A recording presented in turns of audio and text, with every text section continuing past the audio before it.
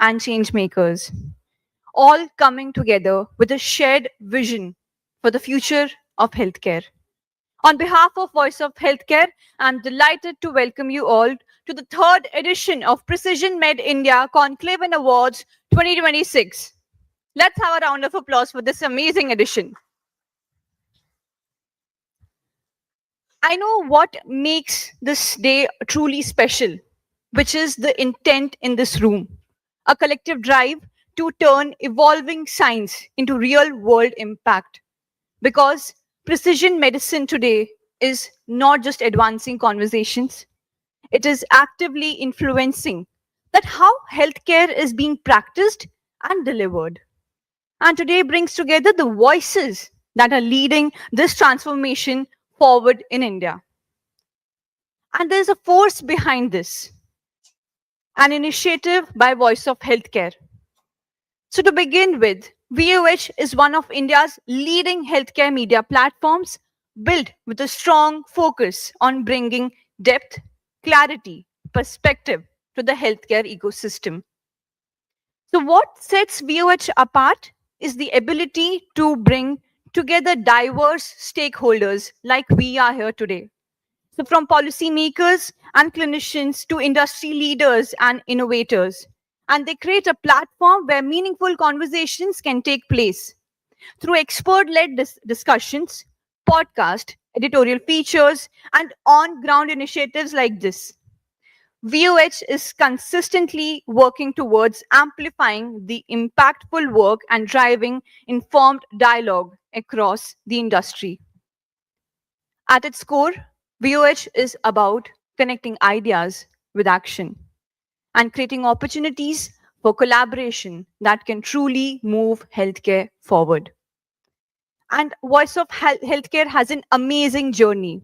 And I would like to take you through the journey through a short video. And I would request everyone's attention on screen. And I request to please dim the lights.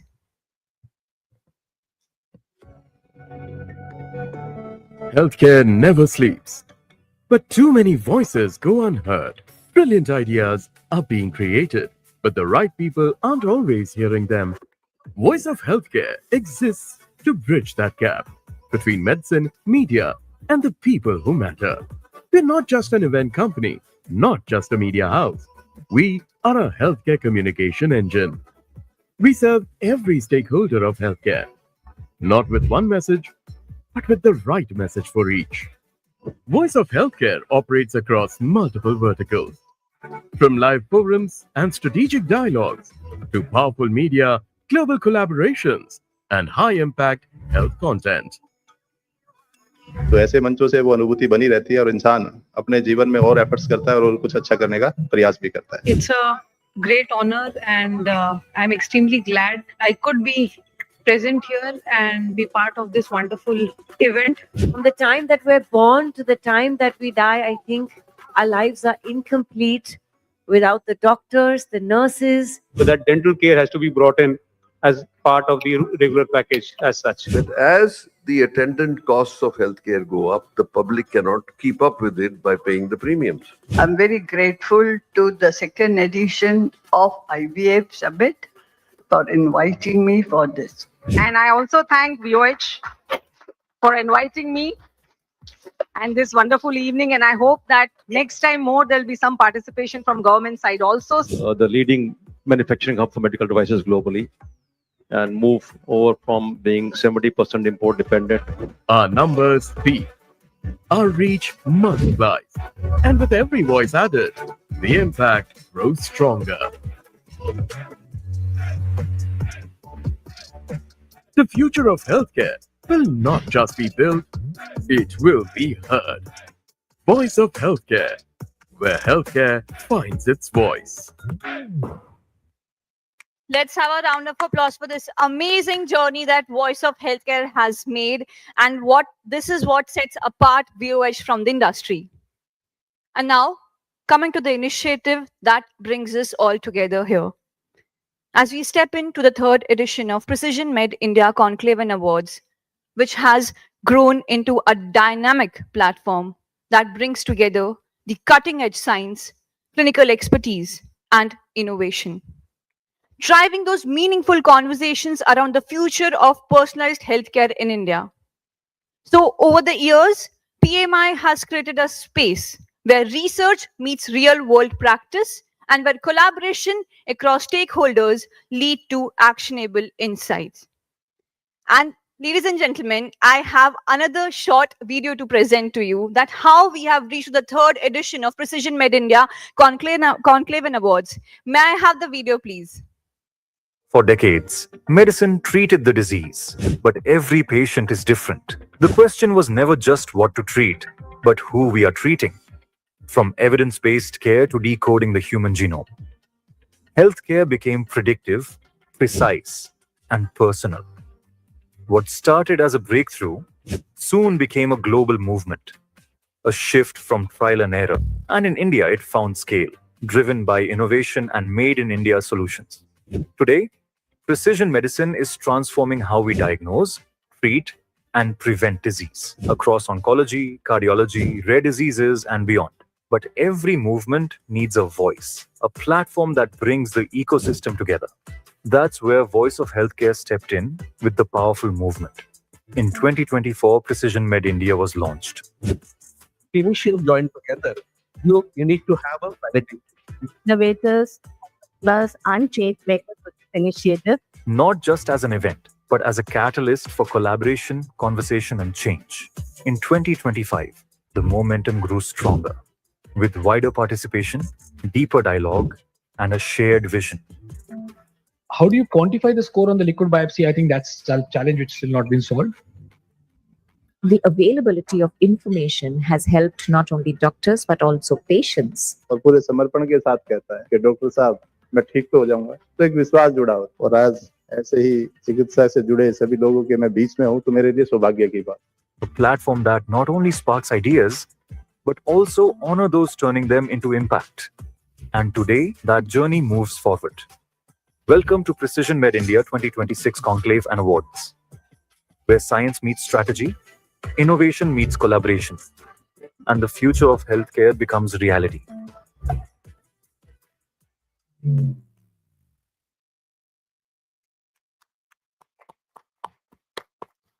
Thank you everyone present here for making third edition Precision Med India Conclave and Awards possible. It is all because of you. And also, we would like to take a moment to acknowledge and thank our partners and sponsors whose support has been instrumental in making this platform possible. Their support truly brings conversation like this to life. Our supporting partners, Molecular Pathology Association of India and We Care Foundation. Our session partners, Cytiva and Zydus Life Sciences. Our associate partners, Pfizer, Premas Life Sciences, Anand Chemiceutics, Rhinomite, and ImmunoAct. And our hospital partner, Jupiter Hospital.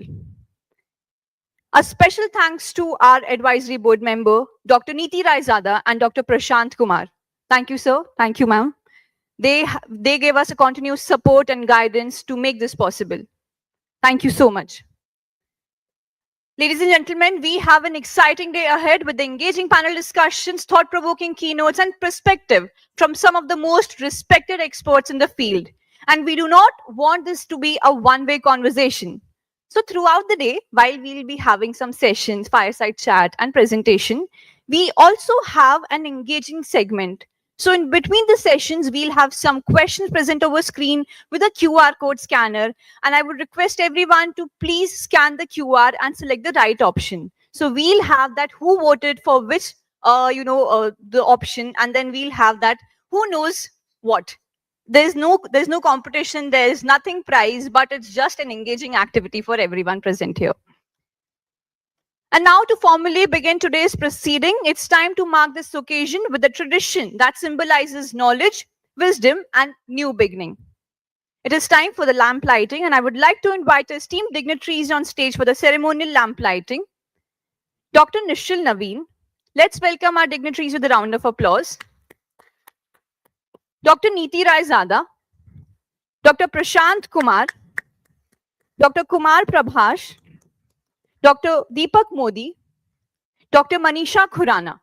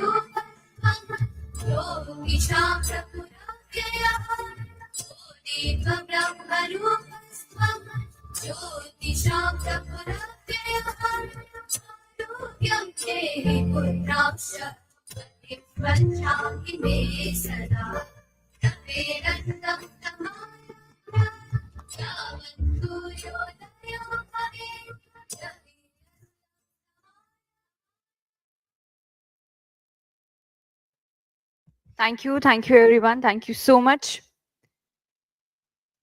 And with this, we now step into one of the most defining moments of the day, the inaugural session.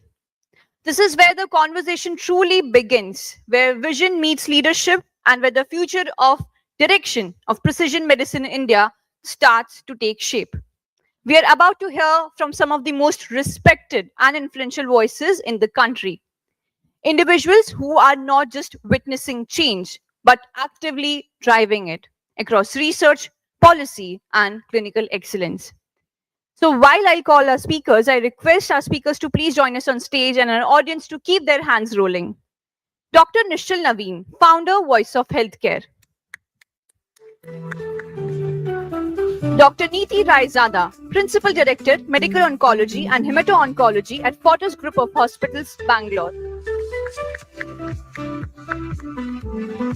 Dr. Prashant Kumar, Chief Scientific Officer, Datta Cancer Genetic, Visiting Professor at IIT Bombay, co-founder of Liquid Biopsy Foundation, India.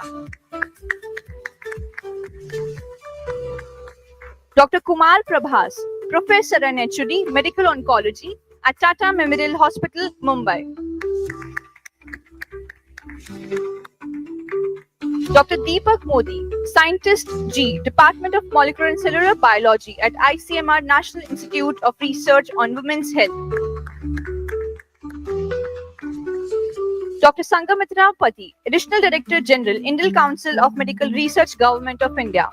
So ma'am was supposed to join us, but due to an official meeting and ministry, last moment, she's unable to join right now. However, she will join us at the award evening and she will present her address to our audience. And I request everyone to please stay back for her. Now to begin with the address and opening remarks, to set the context, I would like to invite Dr. Nishal Naveen to deliver his opening remarks. So, may I please have you? Thank you very much, Simran. Good morning, everyone. Respected dignitaries on the stage, Dr. Neeti Raizada, Dr. Prashant Kumar, Dr. Kumar Prabhash, Dr. Deepak Modi, fellow speakers, doctors, healthcare professionals, our audience watching us live through various social media handles. A very warm welcome to all of you on behalf of Voice of Healthcare. I'm truly honored to welcome you all to third edition of Precision Med India Conclave and Awards 2026. Precision medicine is not just progressing the way care is delivered or health is protected, but it is transforming everything we do in healthcare. I'm waiting for a tsunami of innovation in precision medicine, and that tsunami is going to replace traditional medicine in coming years. I'm not talking about 50 years, 100 years, next 10 years, 15 years, maximum 20 years. We started with, while talking about this journey, precision medicine, we started this with genomics. And 5 years back, data was big thing. Data is gold and data is everything. But nowadays we have started talking about artificial intelligence. I think AI is acting like a rocket fuel for precision medicine. The way we are using AI in precision medicine, we are not using the same in other fields of medicine. So genomics, data, and AI are core to innovation of this field. And precision medicine is no longer confined to oncology or rare diseases. It is making its way into all specialties, right from cardiology, neurology, gastroenterology, reproductive medicine, or chronic lifestyle diseases. While we are doing so much progress, there are, a lot of challenges in this field as well. The biggest, I'll just, talk about 2, 3 challenges, because we have experts sitting in this room on the dais and off the dais. They know better about this field. But when I, look at this field from public health point of view, I think there are a couple of challenges which come to my mind. Our first is awareness. I'm not talking about that general public is not aware about precision medicine. I'm talking about even within our field, within medicine, doctors, healthcare professionals, they also don't know much about this field. Secondly, I think just like any other healthcare issue, accessibility and affordability is another challenge. These are another, challenges in precision medicine. Precision medicine is costly. Not everybody can afford it.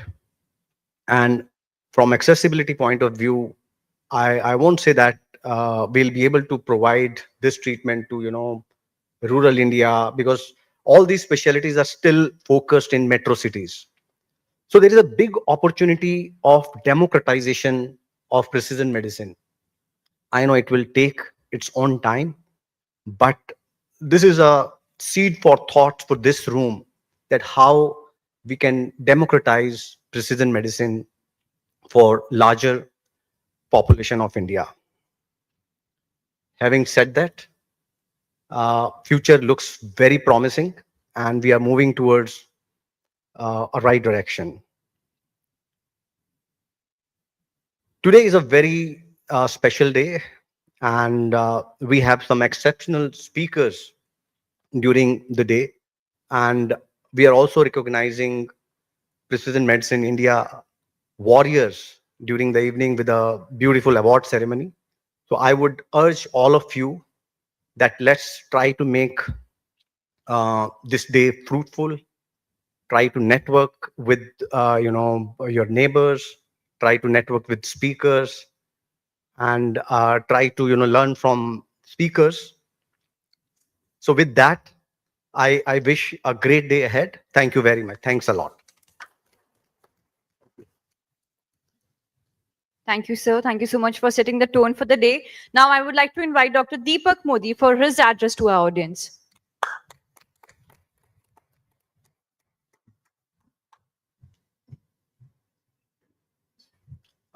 Very good morning. And first of all, thank you for inviting me here. This is my first interaction with this forum, and I saw it on social media. It's really, really amazing. And it's a privilege to be here among seniors, colleagues, friends who are shaping the future of healthcare. And once again, I thank everyone for being here. When we talk about precision medicine, as Naveen really pointed out, what things flashes in our mind is genomics, artificial intelligence, big data, data science, and digital pathology. And I feel very proud to see that India has already set its footprint in all of these areas.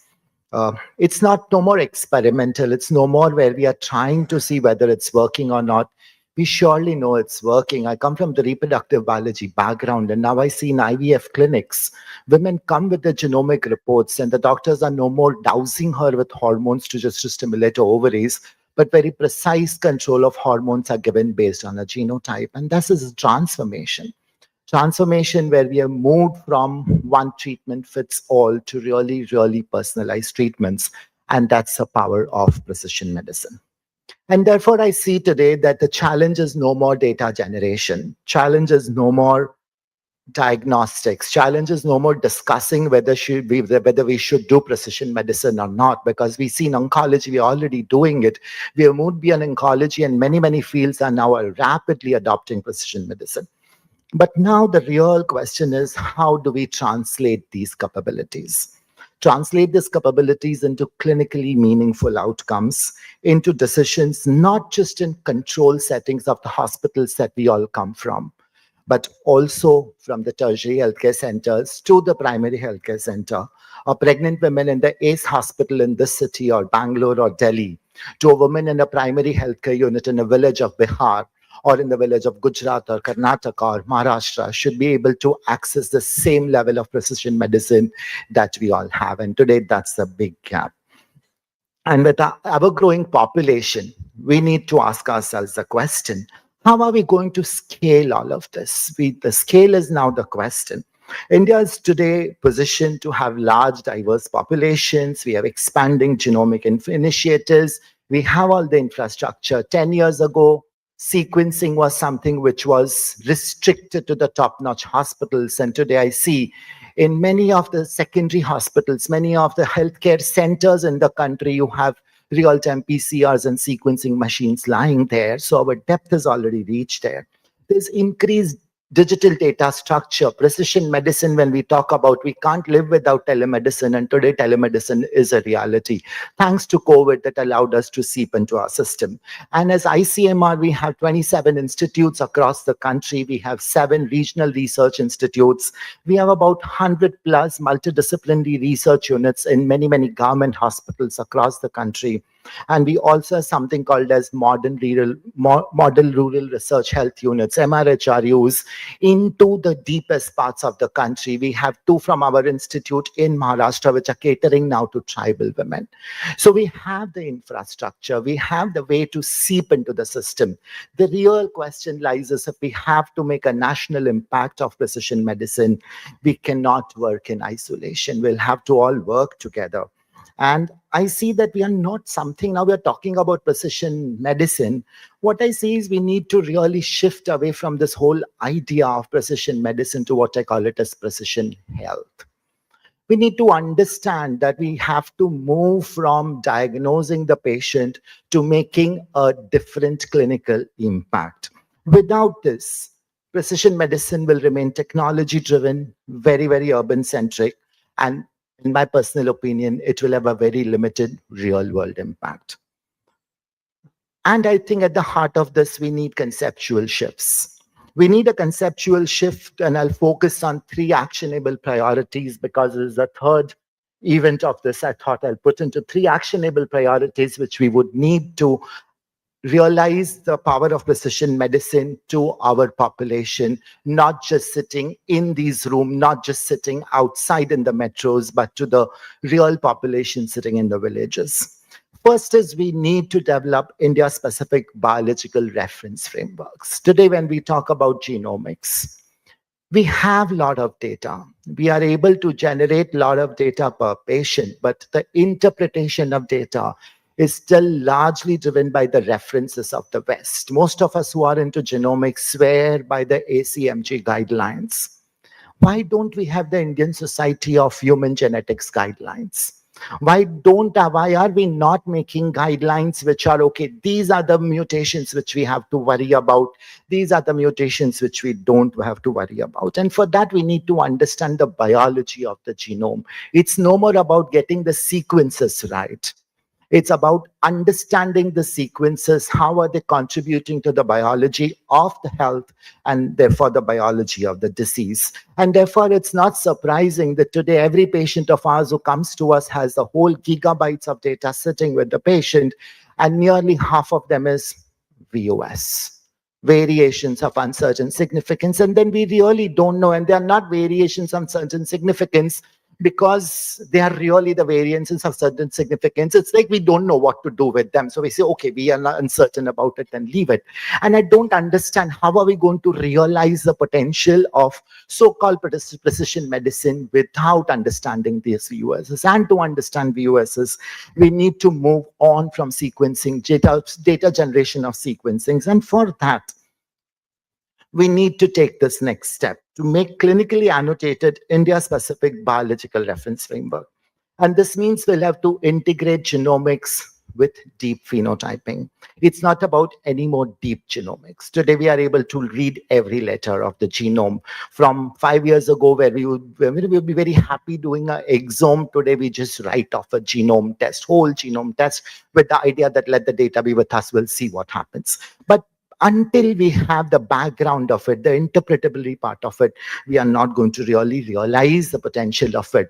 No more we should rely on those cross-sectional cohorts where we get this beautiful p-values of statistical significance, which to madam has absolutely zero significance, because then the patient sitting across your table is no more p-value of 0.05. It's patient will ask, madam, will I have this problem or not? Will this treatment work for me? And for that, we will need longitudinal cohorts of our patients. We cannot no more import the data, put it in AI tools and accept that, hey, it's going to work for us. It doesn't work for us because Indian genomes are different. The way Indian genomes express themselves are different. The second important point that I would like to make is building a decision layer from data to clinical evidence. We generate high quality data, but do we ask this question that how is it going to make a clinical difference? When I sit in committees and when I review projects coming from different parts of the country with the best scientists in the country, I really love to read them. I see, oh, such a beautiful science. But when I look at the end of it, I realize nobody's really asking the question that, okay, by generating this data, how is it going to change the practice of the clinician? Will the clinician be able to make a precise decision on not just diagnosing the patient, but treating the patient? And here is the challenge. Will tomorrow morning with this data, when the patient goes to the clinician, will the clinician be able to pick up the right diagnosis and therefore give the right treatment? The answer is unfortunately no. Today, the sequencing pipelines exist. Phenomenal amount of data is gathering. You'll see AI tools coming to yourself and you feed in the data inside and you will get a very beautiful report come out of it. But at the end of it, most of these reports that we see, I'm sorry, it says correlate clinically. I don't understand what it means. Here you say there is this genome data of the patient and beautiful little handwritings we write there. Correlate clinically. I mean, how can we work in isolation in the area when we want to do precision medicine? I think we need to wake up ourselves. We need to wake up and ask this question of elephant in the room. The elephant in the room is that how is this change in clinical practice? And this is a second layer, which I feel we need to really, really remind ourselves every morning that we are not doing this entire business of precision medicine to generate the whole of the data, but to rather change the clinical practice. Finally, the third point that I'd like to put across is about population scale stratification. Precision is not about infinite granularity. Precision doesn't come from the ability to accurately read every alphabet of the genome, but it is about getting to a resolution which is clinically meaningful. A resolution which is going to change the patient outcome, because by the end of the day, all of us sitting here are no more technocrats. We are responsible citizens for the lives of our patients. And this is where we need to ask ourselves that now we have to scale this entire business up. How will I scale it? Will we be able to sequence every individual in the country? Will the woman sitting in a tribal area of the country get her genome sequenced, and will the doctor read every portion of the genome to give her treatment?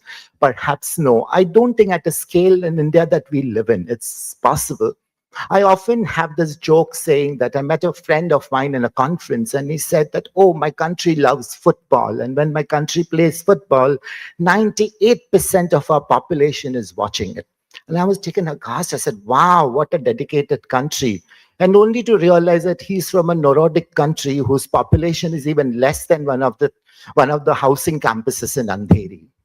Right. We are not talking about that level. I mean, they can afford the precision medicine, that the model which we are talking about. But in our country, will never be able to reach that scale because we are a dynamic population. We are very deep-rooted population. We have diversity. We have a lot of economic diversity, social diversity, medical diversity, and genomic diversity. And therefore, talking about precision medicine as personalized individual medicine is not going to work for us. What I believe is going to work is that we'll learn to stratify which are clinically relevant decisions. And to give that, we know of my favorite example lies here is about the EGFR mutation. When you have a patient with breast cancer, you do this one test and it makes a clinical decision change. What treatment the patient is going to get is based on this one test, and now we're able to stratify these patients. You don't need, I mean, breast cancer is a very complex disease. Today we are able to do single cell RNA-seq and tell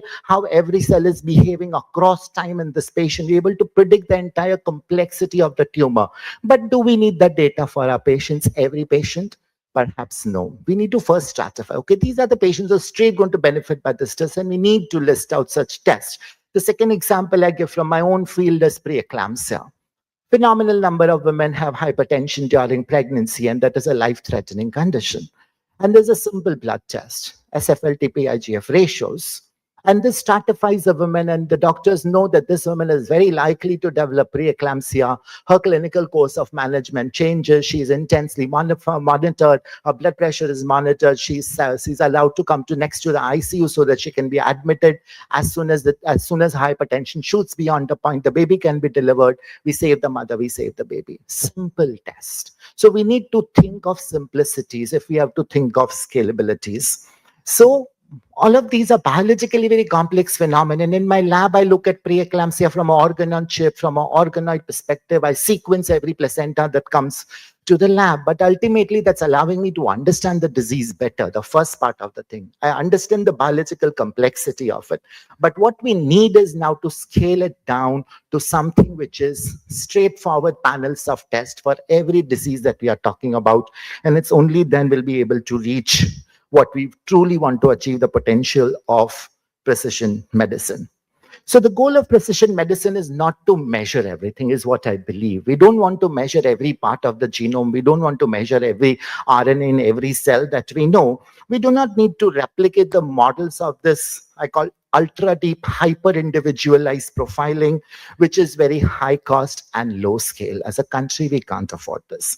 Instead, I feel we need to have precision systems that are biologically grounded, clinically actionable, and scalable. So to conclude, precision in India will not be defined by how much of data we generate, how much of advanced technologies are we using, or how we are using all the digital healthcare or AIs, but how effectively we identify signals from this data and translate it into biology, backed by practice decisions and improved outcomes. Because again, I repeat, precision is not about infinite granularity. Precision is about identifying the right level of resolution in which clinical decisions actually change. And if we get this right in India, and if we adopt this, we'll set up a model for the world, where we'll redefine for the world what is precision decision, from individualized care of a few to an intelligent, scalable precision medicine for millions and zillions around the world. Thank you so much. Thank you so much, sir, for that powerful address. And what better start could we have? Now, I would like to invite Dr. Kumar Prabhash for his address to our audience.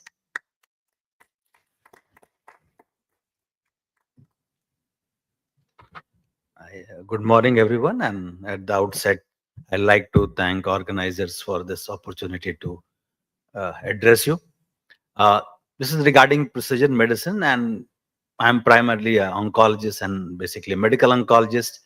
So in every part of healthcare, you have a development as far as the precision medicine is concerned, more so in oncology. And in oncology, we treat our patients, you could say, in three different ways. Now there are multiple other ways coming. We say surgical oncology, medical oncology, radiation oncology, and now you have what we call nuclear medicine also becoming part of the treatment. And all these fields, you will see that you do have a more precision way of treating. So our surgical guys, they are more focused on, can they have less complication, more focused way of removing tumor. So you will hear those laparoscopic surgeries, you will hear those robotic surgeries, and what it does, it harms the patient less and allows more tissue to be removed where and what is required. Our radiation oncology colleague, they also moving in this direction, and you will keep hearing these words like proton therapy, IMRT, many other these words which will be there for newer technology. And this is to way to give radiotherapy in a area where it is required, because this is one of the problem with the medicine or treatment of our health sciences, that when we treat the disease, we end up harming lots of our patients, because that's the way the treatment works. You treat the disease, but you end up harming, and that is what it leads to, having lesser side effects and hopefully more cure with this precision in radiotherapy. Similar for our nuclear medicine colleagues, and what they do is they do radioisotope is there. They tag it with something which is there in the body where they can get attached, and they deliver that. And when it get delivered, that radioisotope kills that tumor. Again, now you have a therapy for it. You will hear this lutetium based, PSMA based therapy. Many others are on the pipeline. Other one which I practice is medical oncology. Partly you heard from our previous speaker that you find targets. Genomics is one way to find targets in the tumor, and then try to see that can you deliver a treatment which works on tumor and spares the normal cell. And now there are quite a few of them.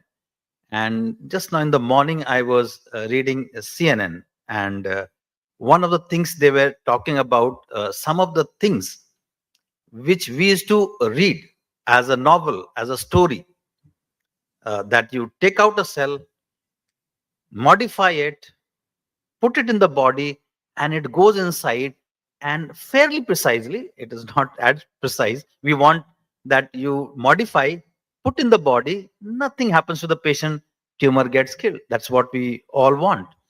But today, that has not happened. But yes, you can today in real time, it's happening in India also, absolutely abroad, that you take out cells, genetically modify, and then put in the body, and it kills cancer cell more than the normal cell, and that's why it is one of the standard treatment. And it happens. And yes, this is true. When I was reading CNN, that this is what we used to read in our fiction novel around 20 years back, in that in future it can happen really to the people, but yes, it is happening. So precision medicine is going to stay.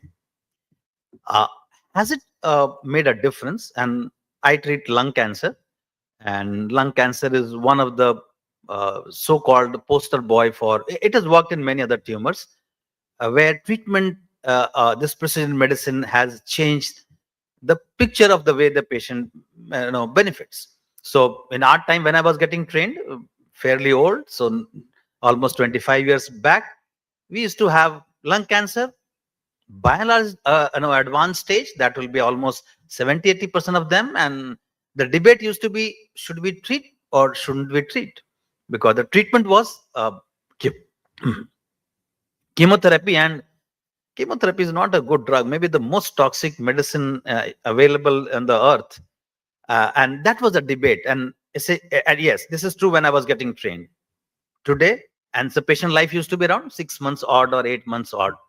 Today, if you take tumor, do some sequencing, many machines are there, and as our previous speaker said, you have very cost-effective sequencing, and give the patient a tablet the way you give for diabetes, the way you give for hypertension. And many of those lung cancer patients, almost 80% of them will survive beyond 5 years, and in many subgroups, so not all of them. Now, this was unheard of. So I again repeat, in my time remains. I'm not saying my time has gone away completely, but yes, I'm fairly old now. When I was getting trained, we used to say 6-8 months is the average life. Do you want to really treat those patients with chemotherapy? And now you have those patients living for decades if you are able to do those certain tests and you are able to give certain treatment. Again, I repeat, this is not for all lung cancer. This is something, lorlatinib is a drug and ALK is one of those mutations. Don't have to remember it, just example. That yes, and it is true, a part of a standard care. This is not something, again, in fiction we used to read.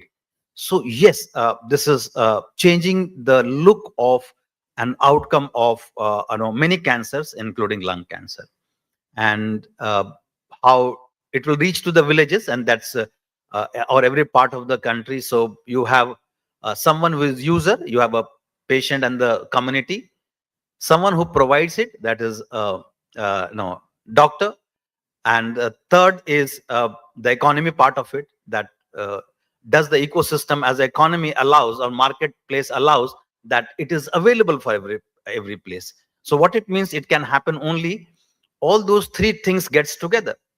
Not easy. Sure, it is available now in all the metros with the cost implication which is there. So we did one small experiment. Apart from Tata Hospital Mumbai, I also work and look after a center in Muzaffarpur. We have a center in Bihar, one of the poorest district, and at this moment I am heading it. So what we did, we said, can we have a precision medicine there? So we partnered with the NGO, got a fund, so established the NGS lab there. Got some smart people from around Calcutta, other places, to see that can we attract them? Manpower, very important. So we got some smart people there. They do run it. So where the money comes from to the test. So we did partner with the NGO and Bihar government to see that lab runs. Then another component was, how do they get the treatment? So there are many ways today, apart from Prime Minister Fund, the Chief Minister Fund, the Ayushman, the state government insurance schemes. There are many of them where not all, many of this treatment is available for patient, which may be a free of cost. So then we did realize that yes, in the poorest district, and today the lab is running, and we do almost 1,000 tests a year. We do plan to scale it up for many more thousands in near future. So yes, it is possible to do it in the one of the poorest district in the country.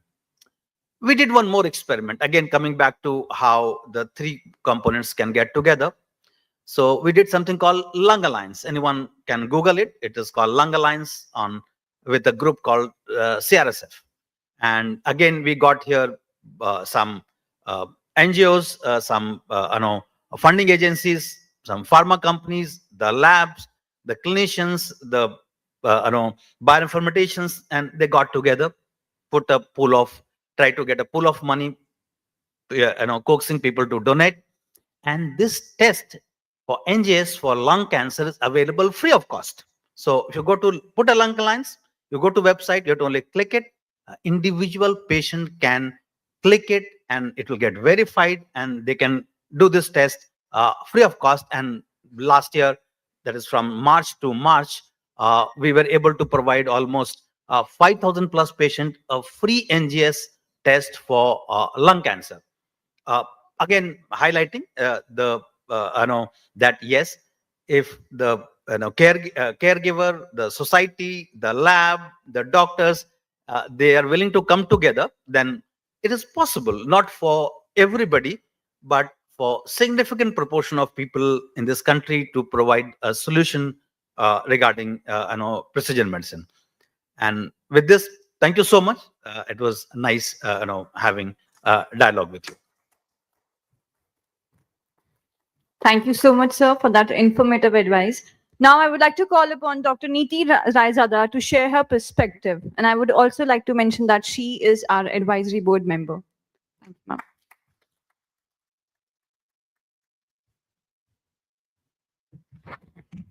A very good morning to one and all. Greetings to all the distinguished guests, faculty, and my dear friends. Firstly, sincerely want to thank Voice of Health.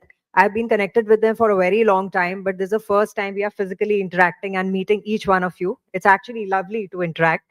And well, I'm a medical oncologist. We have rephrased ourselves as precision oncologist. Precision medicine is the core of what we do. That's the reason in this panel we have two medical oncologists sitting. And of course, Dr. Kumar Prabhas rightly illustrated that everything we do is with trying to do with precision wherever we can deliver. Precision medicine, precision surgery, precision radiation. We have radioligand therapies now which have tagged molecules which attack precisely at where the tumor is located. But remember, we have 14 lakh cancers diagnosed each year, out of which 9 lakh die of cancer. This is still a dismal number in our country only because we have not been able to deliver, we have not been able to diagnose at the right time. And when we talk about precision diagnostics, what we need to do in almost 90% of the people, we have had a penetrance of only 5 to 10% of the people. So the patient, 65% of this number is diagnosed in advanced stage. All of them needs genomics at one point in time, and only 5 to 10% get it. So let's talk about what is our infrastructure, what is there in the pipeline to deliver, and what are we talking about in terms of delivery in tier 2 cities and tier 3 cities. Well, I think this is the reason we collaborate between clinicians and the people who can actually deliver, right, whether it's in corporate settings or in public setting or in government settings. And this is what we need to change. Well, there has been in terms of oncology, in 2003, there was something known as the TCGA, the Cancer Genome Atlas. And that's what a major launch of $3 billion US. Now, if you calculate the worth as in today, it was $100 million, $100 billion. And TCGA actually revolutionized oncology. So we would call it as gastric cancer or lung cancer or breast cancer. But now we classify based on genomics. It's not just gastric cancer, but the subtype. It's not just breast cancer, but the genomic subtype. And now not just genomics, oncology is multiomics. Multiomics means genomics is only when you see DNA or larger genes. Now we look at the RNA, we look at transcriptomics, we look at epigenomics, what are the environmental agents, what are the methylation factors. We look at metabolomics, what is the metabolites, how they act in the tumor microenvironment. What is the protein nature, known as the proteomics. We see about pharmacodynamics, how the pharmacogenomics work. So every level of oncology has changed, and there's so much of data which needs to be integrated in clinical practice, and that's what has changed with AI and machine learning. We have loads and loads of data, small time publications, larger publications, but to convert it into clinical medicine, we need integration, and that's what we are reaching at a global level. But at India level, as Dr. Modi rightly said, we have data lacking from our ethnicity. And what we are trying to do is there's something known as a GIP, Genome India Project. This was launched in 2021 with obviously a large investment from Government of India, in which we try to do whole genome sequencing of Indians' ethnicity so that we have larger pool of data for cancer cases in India. DBT has been funding it. 10,000 whole genome sequence are already there. The target is 1 lakh. We'll probably get more data. But now the next step is, how do you integrate this data of Indian subset into actually population? How do you actually make sure it goes in practice? And that's where government role comes. There's Ayushman Bharat, there's digital health. And what we are looking forward is how to integrate this Indian genomic data to digital India. And I think there's a long way to go, but yes, with these platforms, that action has started. And so let's kind of come together and think about it and do whatever is possible. Thanks so much.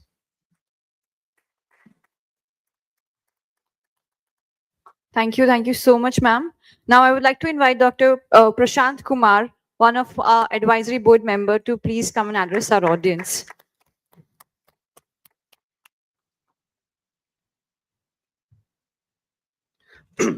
Hi, a very good morning, everyone. I think you have been understood the precision medicine a lot. I'm not going to go the nitty gritty of precision medicine. The first of all, I thank Voice of Healthcare and Mr. Nishal Naveen and whole of his team. Khushbu is sitting here, and I see the kind of enforcement and relentless effort they are putting to make people aware what is Voice of Healthcare. And while I was coming and entering in the room, what is something which really excited me to see Sunday morning, and almost room is filled. And when I turn my head left, right, and center, what I realize is a women centric. So I'm sitting all women. So kudos to all the women and clap for them. So I was thinking that what is Voice of Healthcare? Each of you may be coming for this meeting thinking that what is something you are going to gain by the end of the day. You must be thinking and still struggling in your head. Tons of information, but those information, I think many of us just Googling and chatting and chat GPT. And I think this is the time probably you will keep your mobile away and you will hear from the expert. And this is, I think this should be practiced more.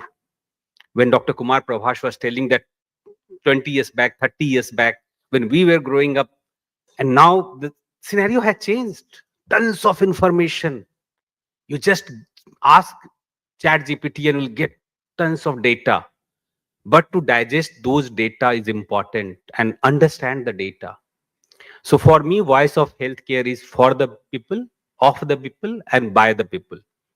And this is very important because why we are doing this? What is their effort? Whole team of Voice of Healthcare. Because it's a voicing. We are voicing about the sports. We are voicing about the politics, the Bollywood. Then why not healthcare?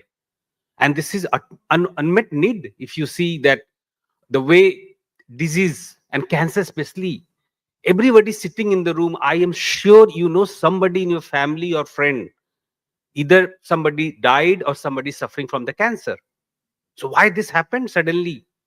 Means 20 years back, when we were growing up, cancer was rare disease. We were just listening somewhere, kisi movie mein gaye to dekha, okay, this protagonist of the movie got cancer and they are flying. That's all. Movie ended. And I'm just quoting a movie called Millie. And we were small and we were like, okay, cancer, no idea. Now, everywhere cancer, and what is predicted by 2050, there would be 70% surge of cancer cases. Just imagine. So what has happened in these many years or decades that the number of cases are growing? Is it our food habit? And people keep complaining and asking that what should we eat? Now, if I tell that, okay, don't eat non-veg, eat vegetarian, then you'll come and tell, sir, vegetarians, but it's all loaded with pesticides. So, and India, 1.5 billion population. So how you're going to feed? If everybody stop eating non-veg, trust me, we do not grow enough vegetables. Trust me. And I'm telling you, you see potatoes. The time will come, there will be no potatoes. The next generation, because land, where's land? We are going every metro cities and we see that high-rise buildings coming up. So many things what we can see now, it may not be possible. The water contaminations. We call Punjab the state loaded with the cancer cases, and many of you know that there's a train from Bhatinda which goes to Chandigarh, and it is called the cancer train. So these many number of patients are growing. And what has changed in last 20 or 30 decades? We are eating milk, adulterated milk. We are eating many fruit items. Our lifestyle that we want everything on remote. We don't want to walk, correct? We want sitting, whole day sitting. Ultimately, we are feeling very good. Air condition. But I go back and see my grandparents. I do not remember that there was air conditions and they were traveling. They're all walking. And I'll tell you one study from China. It was a study where they tried to identify the people who lived long. What was something common in all those people? They traveled 10 kilometers every day. So answer is with us. We know that how much hard working they were doing and what we are doing. Coming to the precision medicine, and term also evolved. I was again keep asking myself, precision, why precision? 10 years back, there's no such term quantified precision medicine. Precision, but now we realized because we understood the importance of genome. Do you know that the first human genome, when it was sequenced, how many years it took? It took 13 years. More than 2,000 scientists were working to sequence first human. And it cost almost $2.7 billion. So now technology has evolved. And I truly feel everywhere. I'm not talking about the medicine. You go any field, any area, you find that, okay, wow, we grew. Now you can sequence in 24 to 48 hours. 13 years become 24 hours. The cost from billion, it is costing now 1,000 USD. You can whole genome sequencing you can done. It could be done. So we evolved and we can access. We were discussing about affordability and accessibility. So we can afford many things now. We can access. Still, many villages and many remote areas we may not able to afford, or not everybody can afford. But that is one of the bigger goals, that how collectively we can make things affordable and accessible. Indian centric, this vibrations, each of us sitting, and we are very proud, incredible India. And I always go abroad and I come back India. When I always tell my foreign colleagues that India is incredible, no doubt. One part of India you go and see, wow, what India. Other part you see, oh, we are very poor people. So but I always tell that, okay, we are 1.5 billion population. If I will make the US triple of the population and 1/3 of the land, they will have similar kind of chaos. So perfectly fine. We are in chaos, but we are running. We are doing incredibly good with the population, the catering, the need for each of the people. Everybody is getting food, no matter what background the person has. So India and Indian thought amazingly good. But one thing also we need to realize, that Indian centric problem, we should be leader. If somebody coming and teaching us about the tuberculosis, it is our problem. We should teach the world. Malaria, we should go and teach the world, not the people coming from abroad and teaching us, okay, this is how you need to treat the disease. Cancer, if gallbladder cancer, it is our problem. We need to lead. Head and neck cancer, cervical cancer, these are Indian centric cancer. So we should really put an effort. There are data, but we are still relying most of the data generated, especially in cancer, from Western world. And Dr. Niti Rajada was telling about the TCGA, and we are still referring TCGA.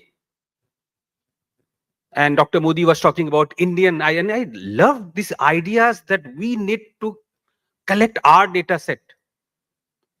And this is the time when we have to find an avenue to generate the data, which would be Indian centric. We don't need always reference. Why not the other part of the community and the world refer our data?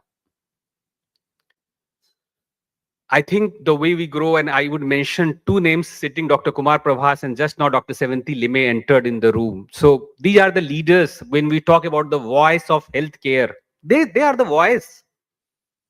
Means Dr. Kumar Prabhas, I think just clap for these clinicians. So every time I get to interact with Dr. Kumar, and no matter what, 11 o'clock, 2 o'clock, 4 o'clock in the morning, he picked the call and answer. Every patient referred, and I know he has amazingly hectic schedule, but that is what motivating. I get motivated seeing Dr. Sevanti Lime. No matter what, how busy she is, she finds time to call me and discuss the research. So that is another thing we need to understand, bridge the gap. And the gap could be bridged only when we start communicating. If we start speaking that, okay, clinician, they do not give us time. And they will tell researcher, they do not give us time. It is not going to work. We need to find whatever avenue, whatever timeline we have. We need to collaborate, and not collaborate, hyper collaboration, we call it. So I think very youngster, I'm very happy to see room filled of the women first and all youngster. So the time had changed. It's not that I have to come and become Baba and giving you lecture. I want you to give me lecture. I want to learn from you, each of you. Why? Because each of you sitting have some expertise, something you must be better than me. You have your thought process. Hone your thought and speak. Network. I think this is extraordinary platform. What you came early morning, Sunday sitting, and whole day you are going to listen from the experts. You may gain something, you may understand something, and many of things you may not understand. Don't worry what you don't understand. Worry what you understand and try to go much deeper. I truly believe that none of us, and not everybody, need to become champion or by born champion. We call child prodigy. I never understand the word, this child prodigy. I only understand that ordinary become extraordinary. So if you are ordinary, you have chance to become extraordinary. Trust me. But if you are born with extraordinary, I don't know where you will go. I don't want you to crash. I want you to always search of ideas, thinking, understanding. An entrepreneur, it changed over the time. That when we were growing, if I will go and tell my parents that I want to be entrepreneur and I want to start a business, they will tell, okay, sit. Now the child's coming and telling that, okay, I started a company. I was in California. I met 5 leaders. They were 20 years, 24 years. What you are doing? AI-based company. An AI-based company. AI, what is AI? Artificial intelligence. Are we oversolding the term? This also you keep asking. But if you try to understand AI, it's something called, in a very simple word, pattern recognition. We're trying to understand the pattern. And we are trying to do the intelligence of the computer. But from where this pattern will come? From the data. And data means tons of data. Millions, billions of such information from the patient, from the cancer, from the disease. And we are sitting this country, India, where the population 1.5 billion. And diversity. Every state has diversity. The way we dress, the way we eat, the way we having the food habits. And there are studies which just tells that even a single mutation, if you go from one state to other state in India, you find that those mutation frequency varies. Enough of data which is supporting. But this is the time for us to understand that what is something need to be done collectively. I'm telling you the term. Oncology is a branch, where we call that we need collective effort. We need a surgeon, we need a medical oncologist, radiation oncologist, a bioinformatician. Why? Because the disease is really, really very difficult to understand. If I talk about COVID, you know COVID from where it is coming. And then we learned that, okay, we need to make distance and mask because we knew that this is a single strand RNA virus, HIV. But cancer, which is happening inside the body, we have no clue. A normal cells get transformed. And due to this transformation, there is a growth. So for you to battle with cancer, to understand clinically that what is something wrong, not easy.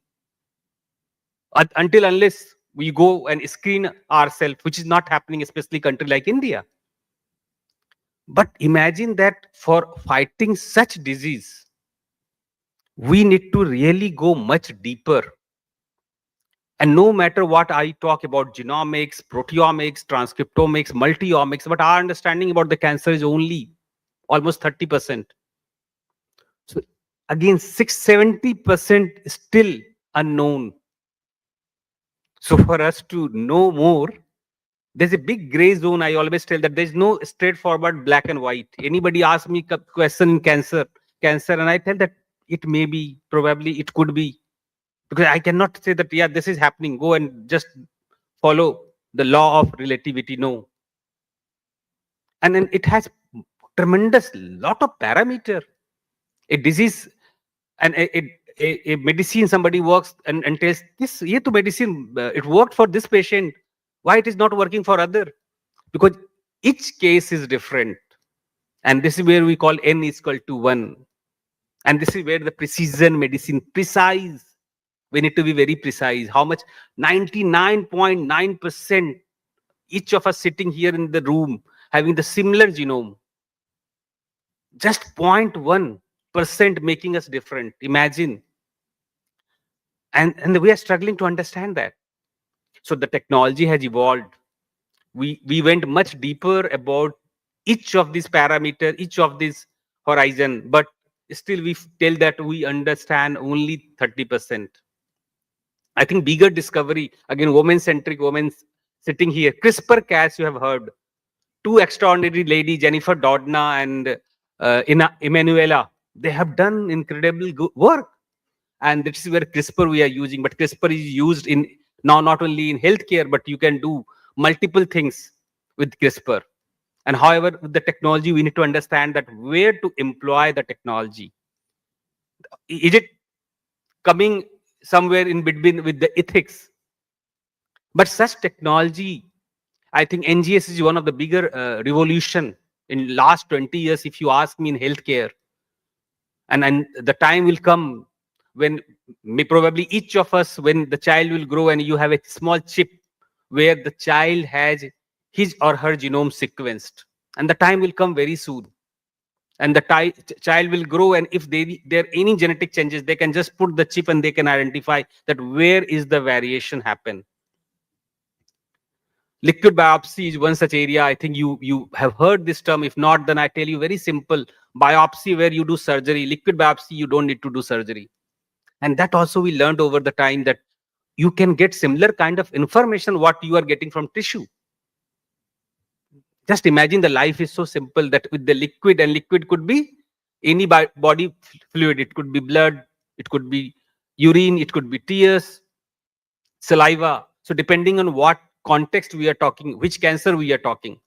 But our understanding grew over the time, and this is where we are in the era of precision medicine, where we know that how precise we need to be.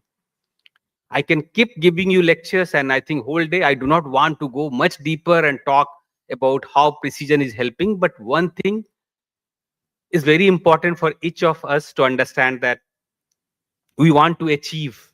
Everybody sitting here, you coming Sunday early morning, thinking that you are going to receive and learn, and we dream to become bigger and bigger and bigger. But one thing is very important, that in each of our dream, we should definitely remember that how can you contribute to your society, your neighbors, and then your country. If you help your neighbor, society will be built. And if you build this society stronger and empower your society, your country will be empowered.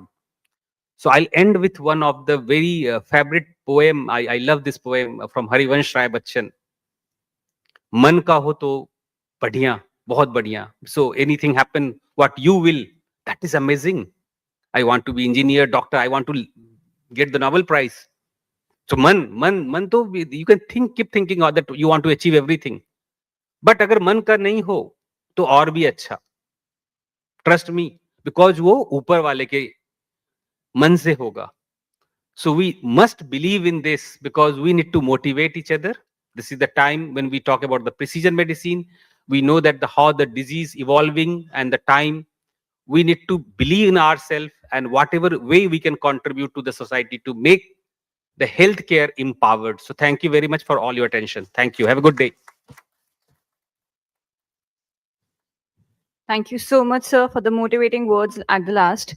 And I would like to thank all our esteemed speakers for sharing such valuable insights and for setting a strong and forward-looking vision for Precision Medicine India.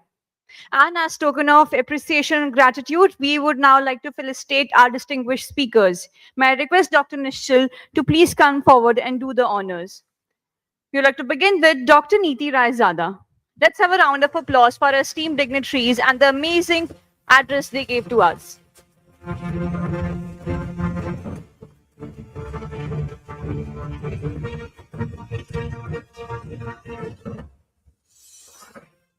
Dr. Prashant Kumar.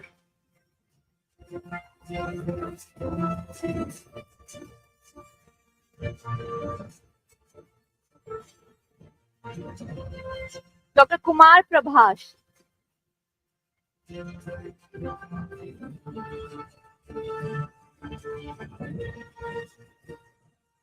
Dr. Deepak Modi.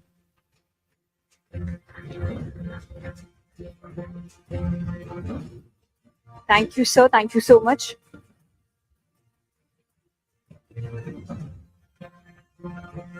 Thank you. And we now request the speakers to please come forward for a group photograph and let's capture this moment.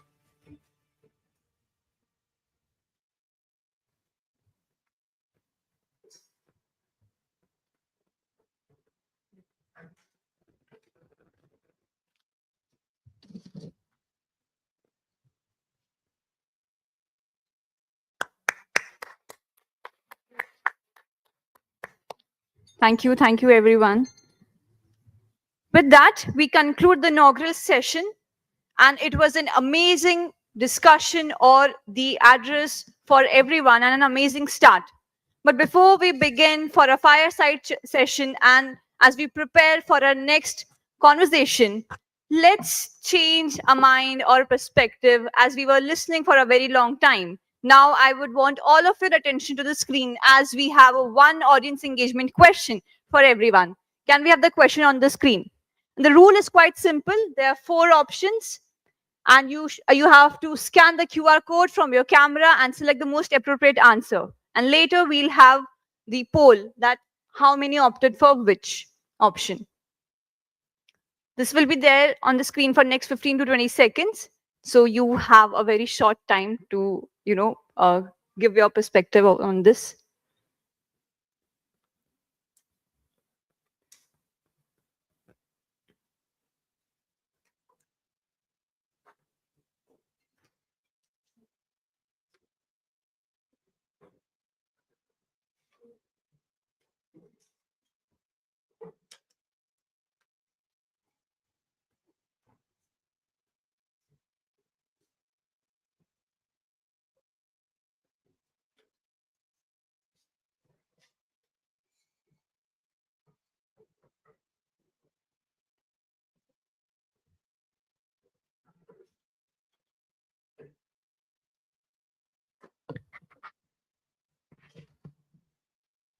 I believe most of the audience has responded.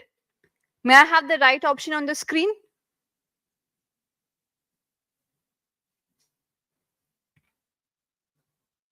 Okay, this is the next question. So the correct answer which I have is Human Genome Project. I think most of us guessed it right. So give a round of applause for yourself. So with this, we move ahead and now shift our gears into a format that is a little more dynamic, a little more conversational, and often where some of the most honest, insightful perspectives comes out. A fireside chat.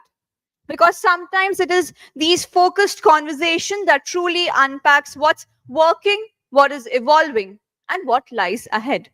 So this next session brings us right to the heart of precision oncology in India, where leadership, clinical excellence, and real-world decision-making come together, which is about building India's blueprint for precision oncology, a leadership conversation. And to lead this conversation, we have someone who has consistently driven meaningful dialogues across the healthcare ecosystem, bringing together the voices, perspectives, and the insights that truly matters. So please join me in welcoming our moderator, Dr. Manisha Khurana, Editor-in-Chief, Voice of Healthcare. Give her a round of applause, ladies and gentlemen.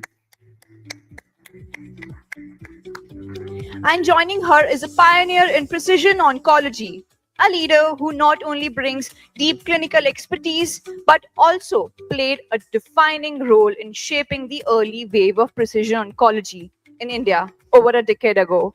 Please welcome Dr. Sevanti Limai, Director, Medical and Precision Oncology at Sir H.N. Reliance Foundation and Hospital. Thank you so much, ma'am. Thank you. Thank you, Simran. And I have Dr. Sevanti Limbe with me. And key question for today's discussion is how to integrate precision oncology into clinical practice. Sure. And So I think this forum is very unique. It's dedicated to precision. It's a very rare feat to have a precision forum, an entire Sunday dedicated to this. So congratulations and kudos to the work that is being done by Voice of Healthcare.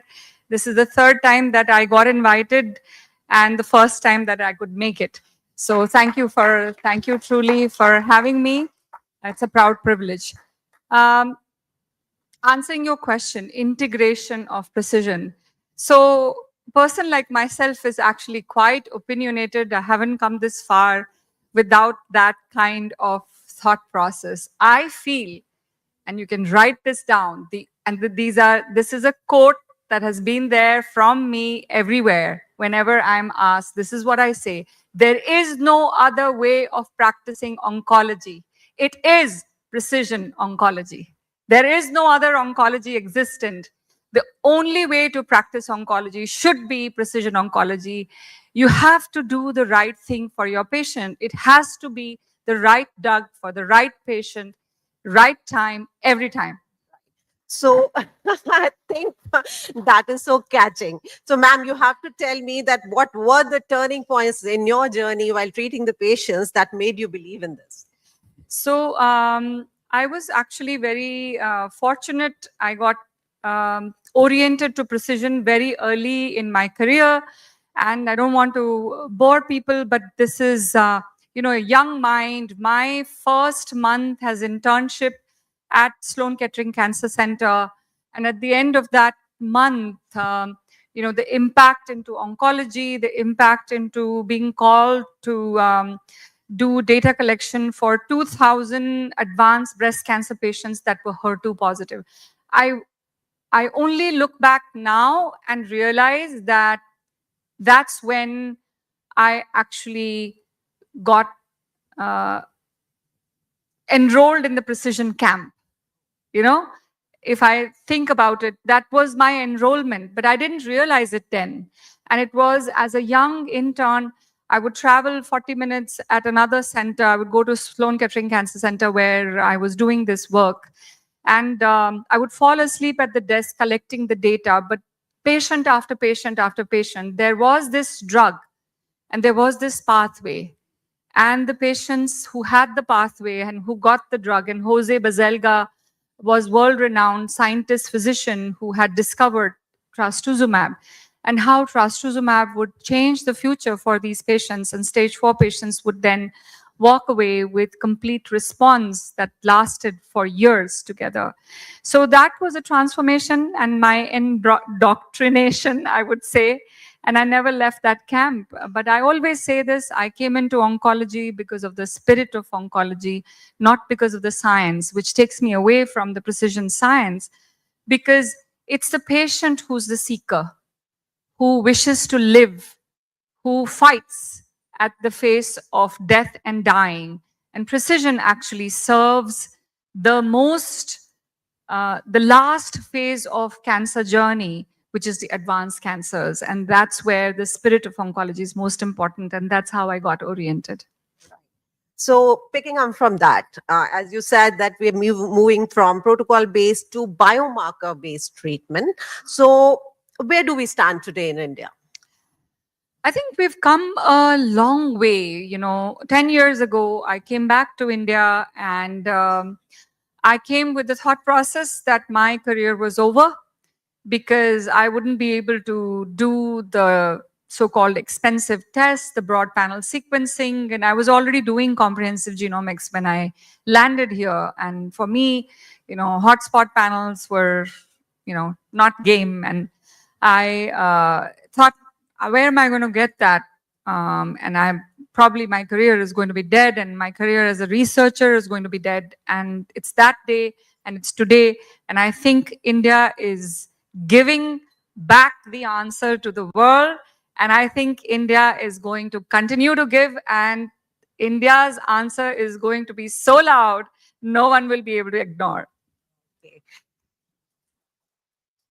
Thank you. Thank you for that round of applause.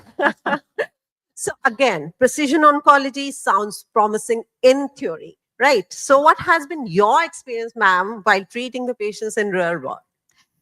So I have now walked this journey as a believer, and I've walked this journey for a very long time. And talking about orientation, right at Sloan Kettering, when I was working as an intern, I would see this cohort of patients that were BRCA positive and that they would develop the next cancer between two screenings. So even when they were getting screened, and these were Ashkenazi Jew families that were housed in there, and sheets of patients would just get diagnosed with diseases and Lynch syndrome and all of that, and very early in my career affected by that, and the brain totally oriented to biomarker-driven treatment. And then I went on to become an early drug development clinician, where as a phase 1 clinical trialist, it was all biomarkers, so it was hot shock protein 90, and it was the OX40, and you had trials mainly for those inhibitors. And so these were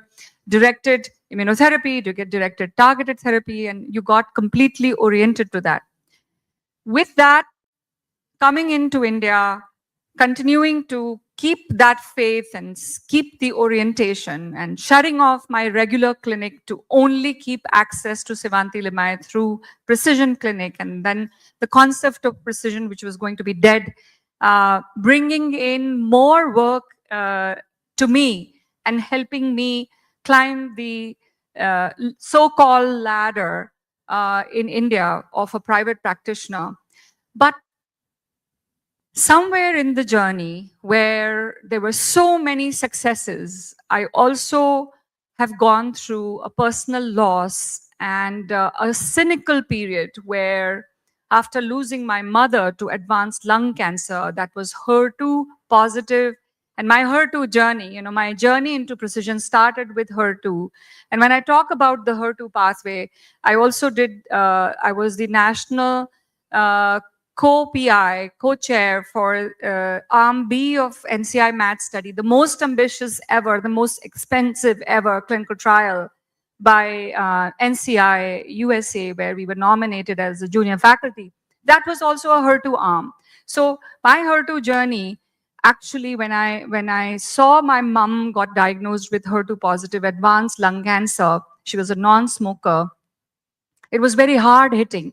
It was a blow in my belly, and that brought me full circle with precision. I feel it started as a journey of my life, a story of my life, and then culminating into this, where I was revisiting my own solidarity, my own internal dogma that precision was going to solve everything. And right in my face was my mother's diagnosis. And that brought me to the realization that precision is the only way to treat patients, but precision is not 100% perfect. It's a journey that is continuing, and it is a journey of discovery. It is a journey of discovery of a cancer that is a 9-headed hydra. I talk about, and Prashant talks about this, and ever-changing, and the 10 heads of the Shanana, and the 4 legs of the elephant, and how cancers are transforming. And if you leave them in the body, they will transform to have 100 faces. And that's where recognizing all these faces, and I'm a very big proponent of multi-pathway treatment, and I practice multi-pathway now. We are about to, with Dr. Prashant from Datar, we are going to publish 1,000 patient data on multi-pathway therapy that we have practiced for the last 10 years. And so we are really going to give back to the world a lot of new data in precision, and we are practicing cutting edge precision, but the defeats are definitely there. And I feel the defeat is because the disease is so complicated, not because the science is at fault. The science is growing. It's not a perfect world, and we have to approach our patients in an imperfect world with an imperfect test, with less drugs, in an imperfect world and environment. But nevertheless, we are fighting, and the precision is the only way to fight. Having said that, there are limitations to precision. And the reason why I lost my mom 2 years ago was because alongside her too, she had an FGFR amplification. And that co-targeting of HER2 with NHER2 and FGFR amplification with erdafitinib was impossible. My mother was 73. She was very symptomatic. And it became a huge challenge to give two drugs together. So we talk multi-pathway and we think, you know, these two pathways and you give these two drugs and everything is going to get solved. But it doesn't happen like that. And there are feasibility issues. There are issues with being able to deliver it into that patient. And those are the limitations of an oncologist. And I actually lived it personally for my mom.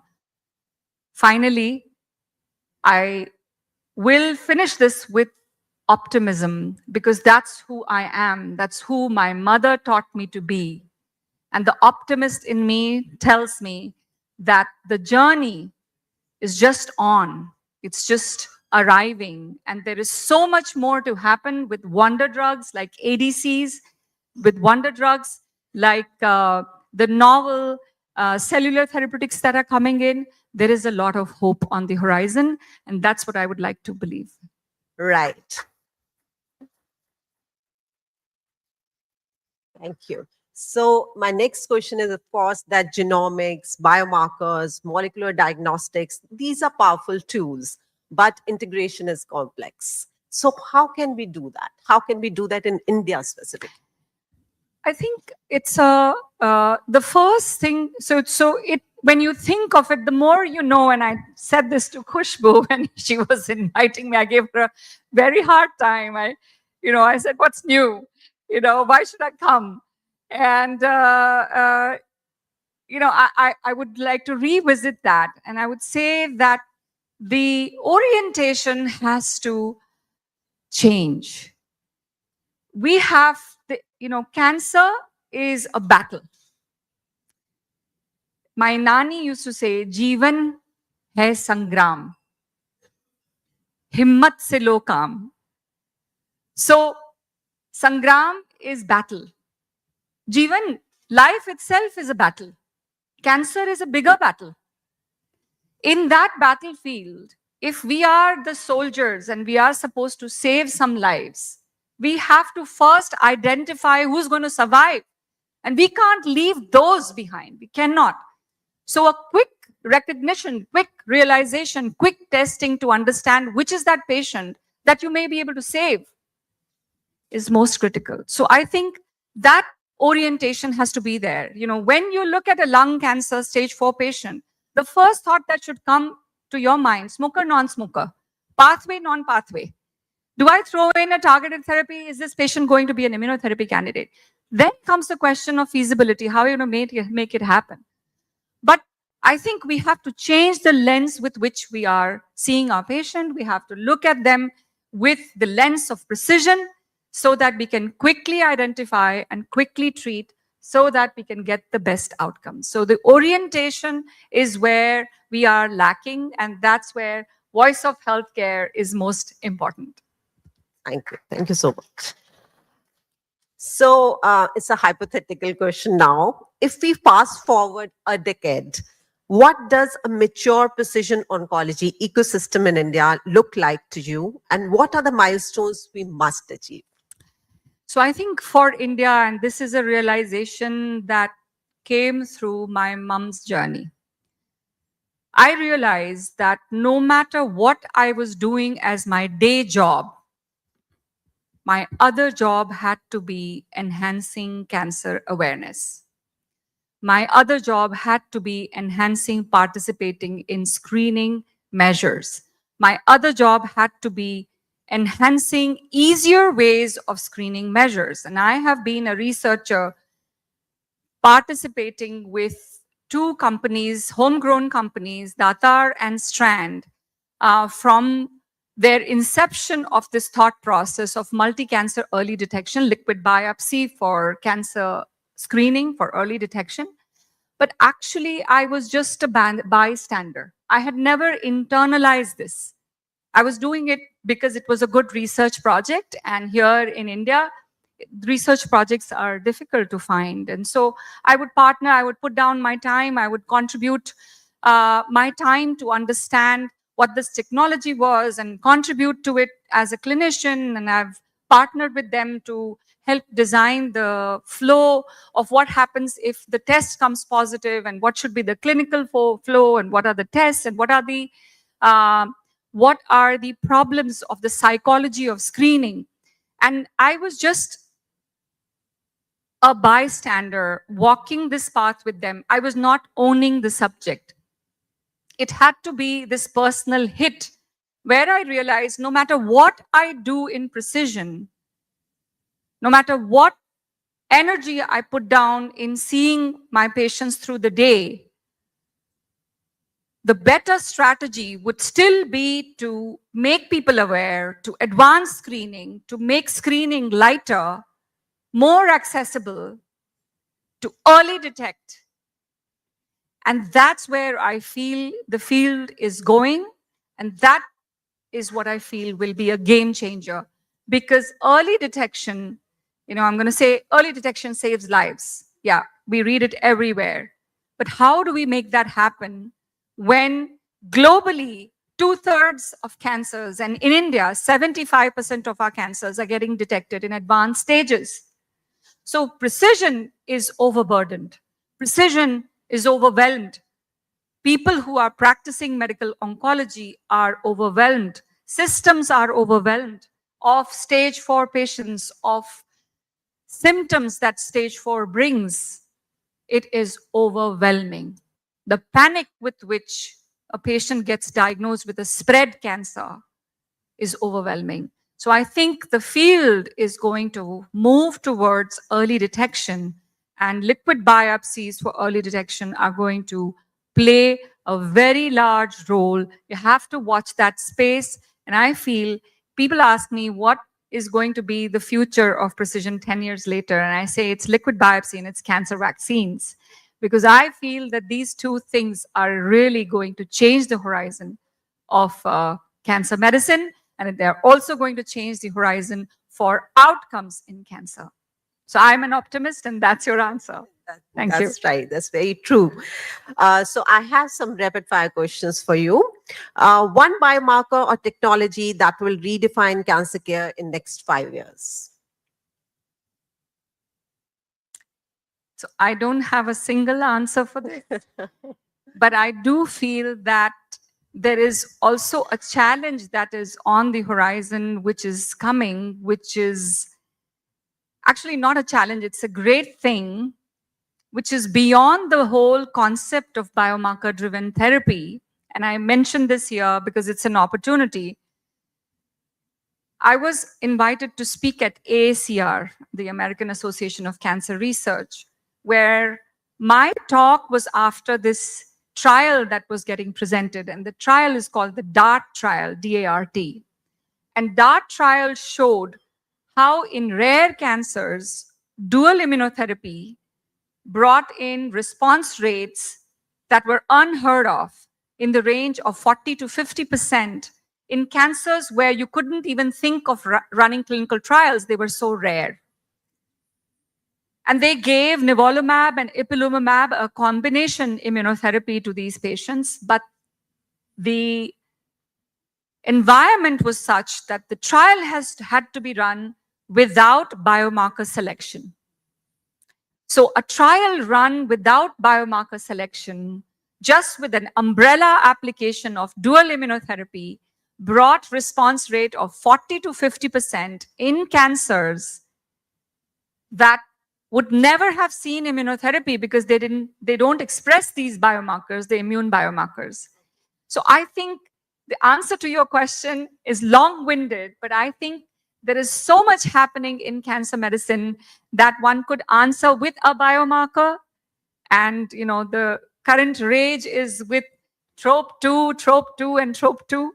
But I think beyond biomarker, there is an entire world developing, including the ADCs, where we actually are unable to prove that there is a TROP2 depth of expression that leads to the response. I have a patient on Enhertu, another ADC, currently, touchwood, responding to Enhertu when her disease is not even ultra low HER2 positive.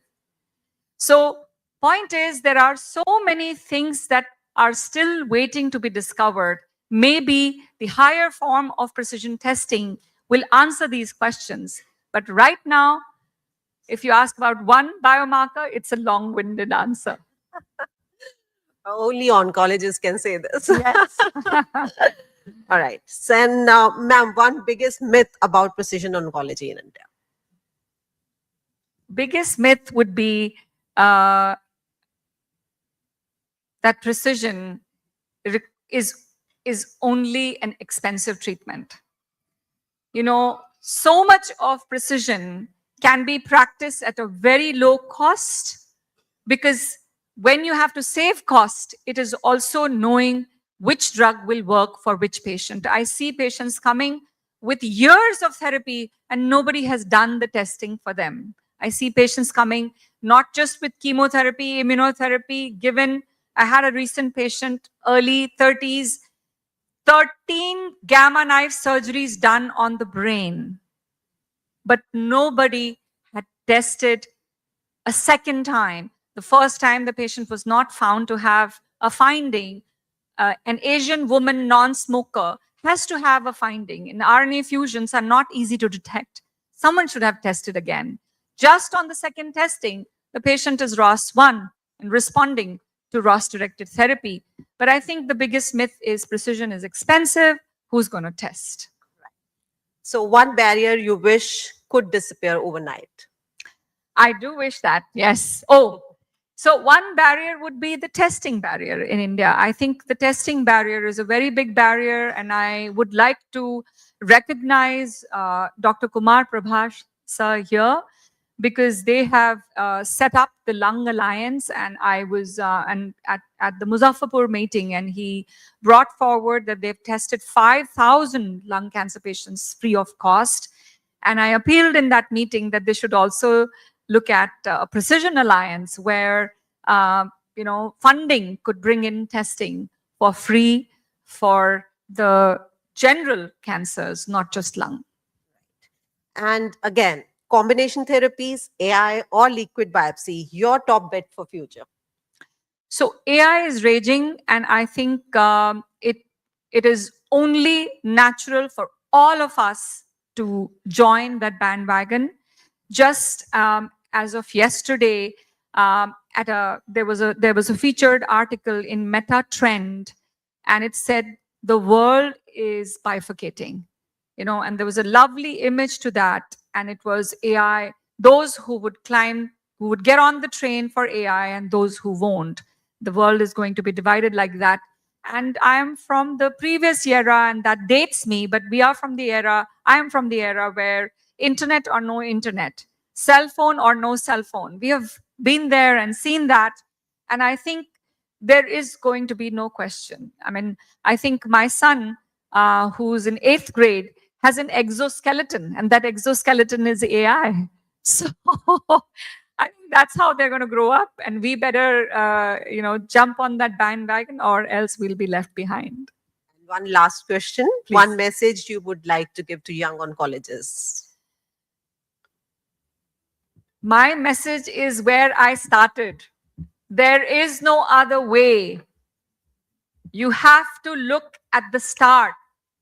Even before the patient makes it into your room, you have to think precision. Thank you. With that note, I thank you all for listening us. Thank you so much for having me, and I hope I've made the loudest pitch for precision.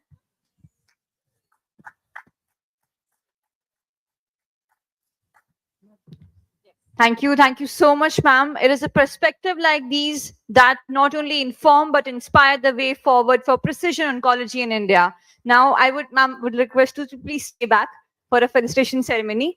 I would request Dr. Manisha to kindly do the honors. May I have the certificate, please?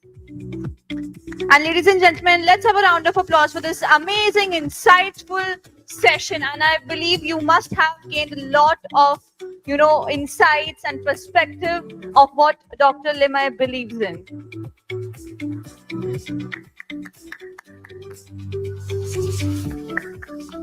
May I request Dr. Naveen Nishal to please come on stage and felicitate Dr. Manisha Khurana for exceptionally moderating and leading this conversation.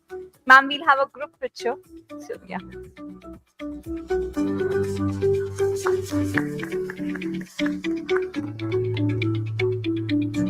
Now let's have a group picture to capture this moment.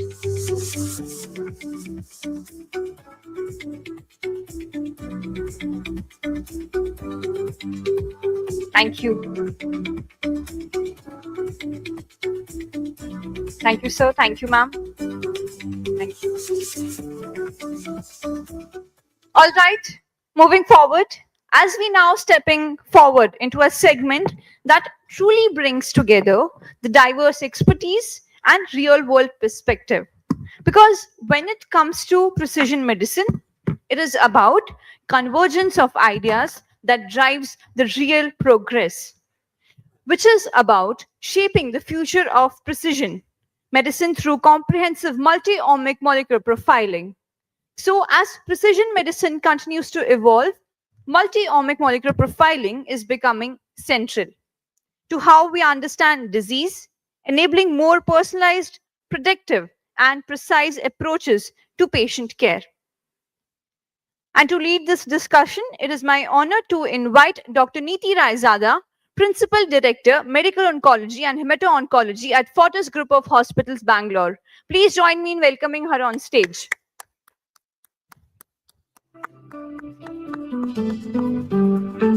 And joining them, we have an esteemed panel of experts, Dr. Rajat Chanana, Director, Medical Oncology at Dharamshila Narayana Hospital, Delhi.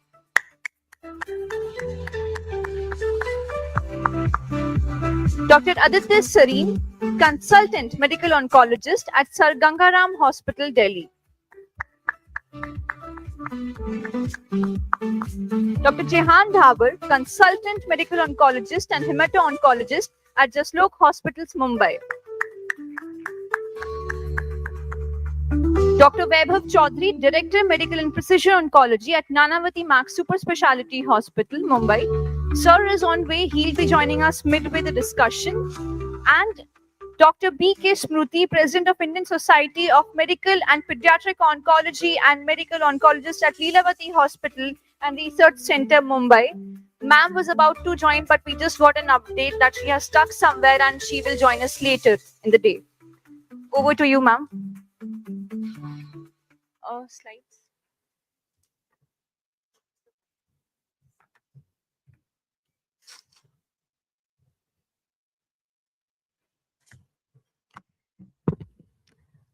So a very good morning yet again. I'll actually try to do a more clinical presentation, and I'll request anybody who has questions in between also can pitch in. And of course, the medical oncologist sitting here also can probably just pitch in and tell what they think. So we'll be talking about the future of precision oncology through multi-omics as the target. And here we know that cancer is a disease of the genome. And genome refers to, of course, DNA, RNA, and not just the tumor, but the tumor microenvironment as well. And then how environment interplays with causing cancer. And when we are treating, we have to keep all these things in mind. Well, yes, as everybody mentioned, probably a couple of decades back, we would only think about non-specific tumor growth, non-specific mutations getting accumulated. And that's what we were treating. But a lot has changed after 1998, and especially after 2016, which was called as the War Against Cancer, which was launched by a US president. But the way we think of things now is entirely different. And we have our esteemed panelists who have been practicing in and day out. And not just that, our training has changed. The way we train our first years have changed. So the entire way we think of oncology is based on this. And of course, this is what is a multi-omic approach. When we target only the genome, it is genomics. When we go at the translational level, when we go at the RNA level, it becomes transcriptomics, epigenomics, which is the environment play. Now we talk about single gene omics. A lot of it is spoken about in cancers like small cell lung cancer. Proteomics, well, it is still not implemented in practice, but a lot of research around it and integrating it with genomics. Not just that, now metabolomics, how the enzyme interplay, how the lipids interplay happens, which is lipidomics. And then, of course, integrating it, all the data which is available by machine learning and AI, that is known as AI-omics. And that, again, that is what we all have been talking about. Lot of landmark papers, lot of clinical work, but has it reached bedside is what we'll be discussing today. So this is what it is. When we talk about the genomics, we talk about single nucleotide variants. We talk about whole exome sequencing, whole genome sequencing. And yes, genome sequencing brings a lot of data, but does it bring actionable data? So we move down to whole exome sequencing, and then of course to structural variants, the individual factors which work on. When we talk about transcriptomics, it's basically RNA sequencing, and that is known as circulating tumor RNA, whereas genomics is circulating tumor DNA. Epigenomics, which deals with methylation and ATAC sequencing, and then chip sequencing as well. Proteomics, in which mass spectroscopy is done. Mutation, when we talk about the metabolomics, it is again NMR sequencing. And again, this is at a research level, even in Mumbai, as at this point in time. Microbiomics, which all we know about gut health, we know about how it plays not just in GI cancers, but in normal lifestyle diseases as well. Spatial genomics and chromatin reorganization. Well, this is investigational, but again, spatial transcriptomics and spatial proteomics, how the entire structure in 3-dimension or even a quaternary dimension it's spoken about. Liquid biopsy is known as dynamic monitoring, which is what we do at a routine level. And then when we integrate it with tissue biopsies and liquid biopsies together have a higher value, as we'll discuss subsequently.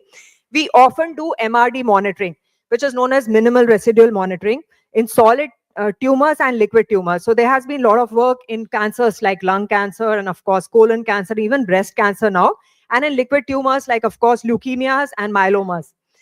Ex vivo and silicon modeling, and of course digital pathology and AI pathomics, which again we practice on a routine basis. The clinical challenges remain standardization and validation of these platforms, and what exactly are the platforms we are using, and is it based on good data? So these are the subtypes of DNA sequencing, and what do we do in that? We look for SNVs, CNVs, we look for tumor mutation burden, and then of course we look for structural variants and gene fusions. We look for homologous recombinant deficiency, known as HRD. And then, of course, MSI or MMR deficiency, which decides whether immunotherapy will work or not, other than TMBs and certain other markers. Some of them are not so perfect, like PDL1. But yes, these are some of the ways we decide immunotherapy will work or not. And a lot was spoken before this about individualized vaccines. So all these data is also need to find out whether we can individualize a tumor vaccine for a patient. So integrating genomics. Now, this is the data which we have, and this is one very large data on lung cancer. Lung cancer genomics have been in practice for almost 20 years now. And what we saw as a disease which with chemotherapy patient may just do well for 9 to 12 months, maximum of 13 months.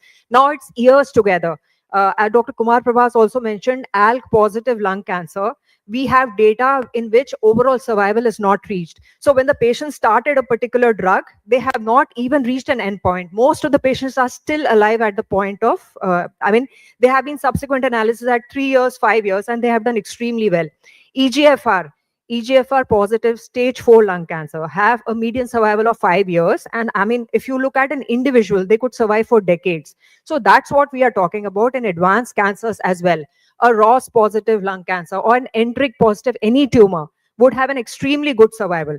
Deficient MMR positive, any cancer, whether it's colon cancer, GI cancer, even endometrial cancer, will probably have a survival as good as a healthy person. So what has changed? When we do a deep sequencing, we may find that almost 17% addition of EGFR mutations, the exon 19, which is the most common one. When we look at point mutations, 22% addition have happened based on the CGP platform we are using. 15% additional HER2 mutations in lung cancer, which is a bad subset. So not just a good subset, we can identify subsets with poor prognosis or those who don't do as well. ALK fusions are another very unique subsets which we need to identify. And that's why the importance of RNA sequencing. And this 25 to 35% new additional ALK positive fusions are detected if you do a good sequencing. So I'll start with all my panelists. With Rajit, what are your experience when you talk about comprehensive coverage in lung cancer?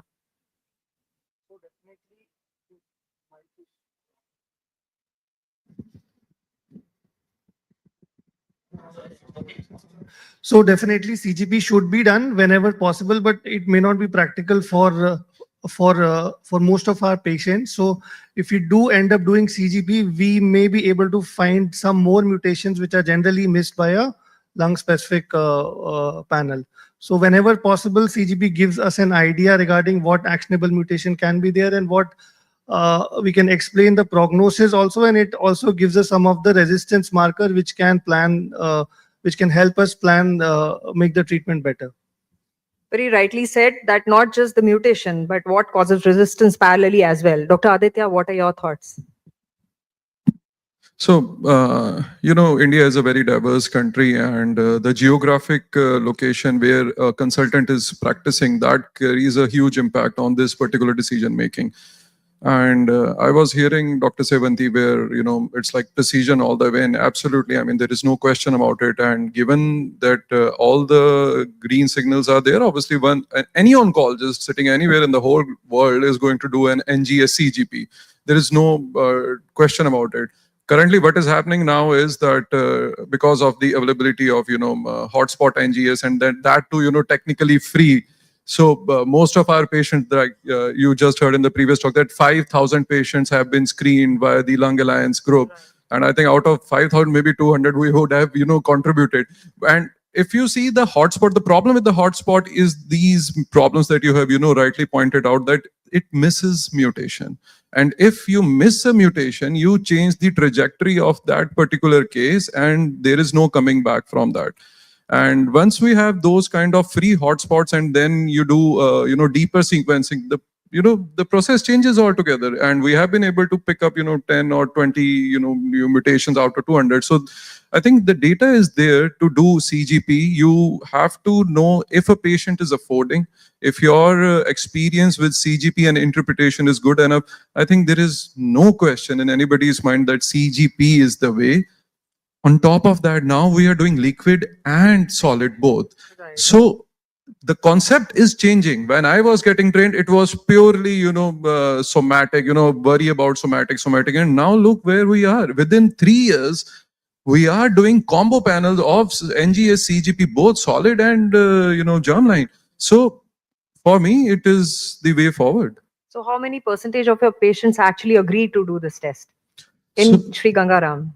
So yeah, at Gangaram Hospital, we have a very diverse practice. I see patients who are, below poverty line, and I see patients who are, maybe running a huge global MNCs. So for me, it has to be in sync with that patient's profile. I can't just ask a patient's family who is earning, maybe a 5,000 rupees per month or 10,000 rupees per month to go and do an NGS CGP. And on a vis-a-vis, on the completely contrasting side, I have a patient, who are, business owners, running industries. For them, it's like the discussion is, yeah, doc, do whatever you want. Just make sure my patient get best of the best treatment. So the answer is never going to be the same. It changes as per the patient's resources and constraint. I don't like to push my patients to do something which they are not comfortable with. Dr. Jihan, what do you see in normal practice, and what do you do? How do you counsel your patients? So absolutely. So I think there are two different things that we do. One is, of course, the ideal scenario where I would like to do a complete CGP, liquid plus solid for all my patients, get the maximum output. But it's not really practical in the real world to send both. Some patients can afford it, some cannot. And just to tell you, I would prefer sending a liquid biopsy for all lung cancer patients, especially it covers the DNA and RNA, because many fusions can be missed out, especially the targetable ones, the good ones, ALK, RET, maybe. I have a patient today morning. I took rounds in Just Look and came straight here. So I have a patient who's intubated on a ventilator right now, came with gross effusion and a brain met. A biopsy was just done. In the meanwhile, I sent a liquid biopsy because my pathologist told me on the phone it's query adenocarcinoma.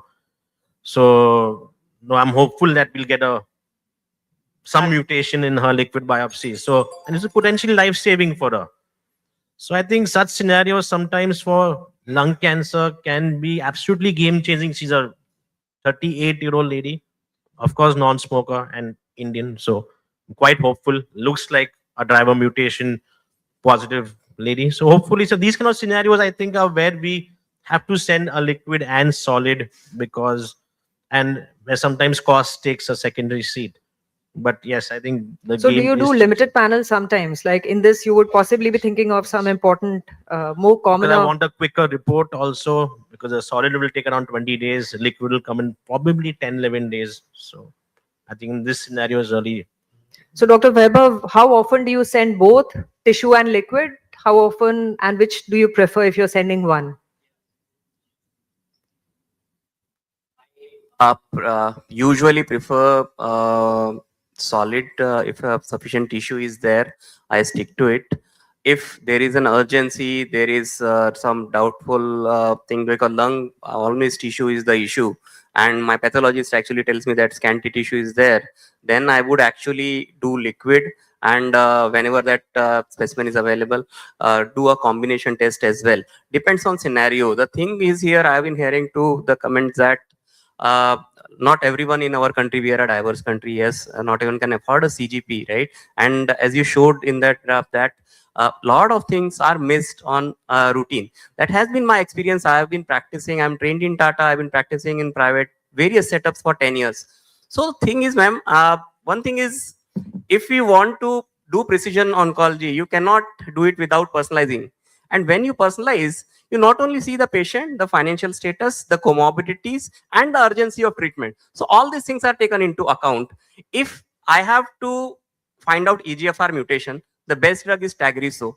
It will cost 1 lakh rupees for a month. If I have to find ALK, the best drug is lorlatinib. It will cost 1 lakh a month, right? So when I see that that is what is at stake, and my patient who is a non-smoker, middle-aged female, I will actually push for a CGP, because I don't want to miss out on such mutations when the treatment cost is exceeding than the one-time CGP cost. So I will definitely counsel them. But on the contrary, if someone is having a like a BPL patients are there, we do see them, charity patients and a lot in our Nanamati Max hospital. So there we routinely stick to small panels, because I am not going to offer them Tagrisso, I am not going to offer them lorlatinib.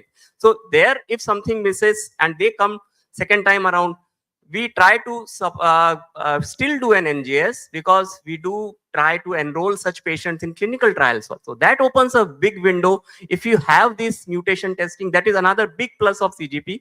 Something is there where some mutation and already approved therapies are available in the market, FDA approved thing. Some things are there which are in the pipeline. We are aware of lot of, across tumors I am talking, lot of promising molecules are in the pipeline. The basic thing which is required for recruitment in active recruiting clinical trial worldwide is a CGP. Based on those mutations only, we can actually guide, or in US actually they guide if they have something in their center.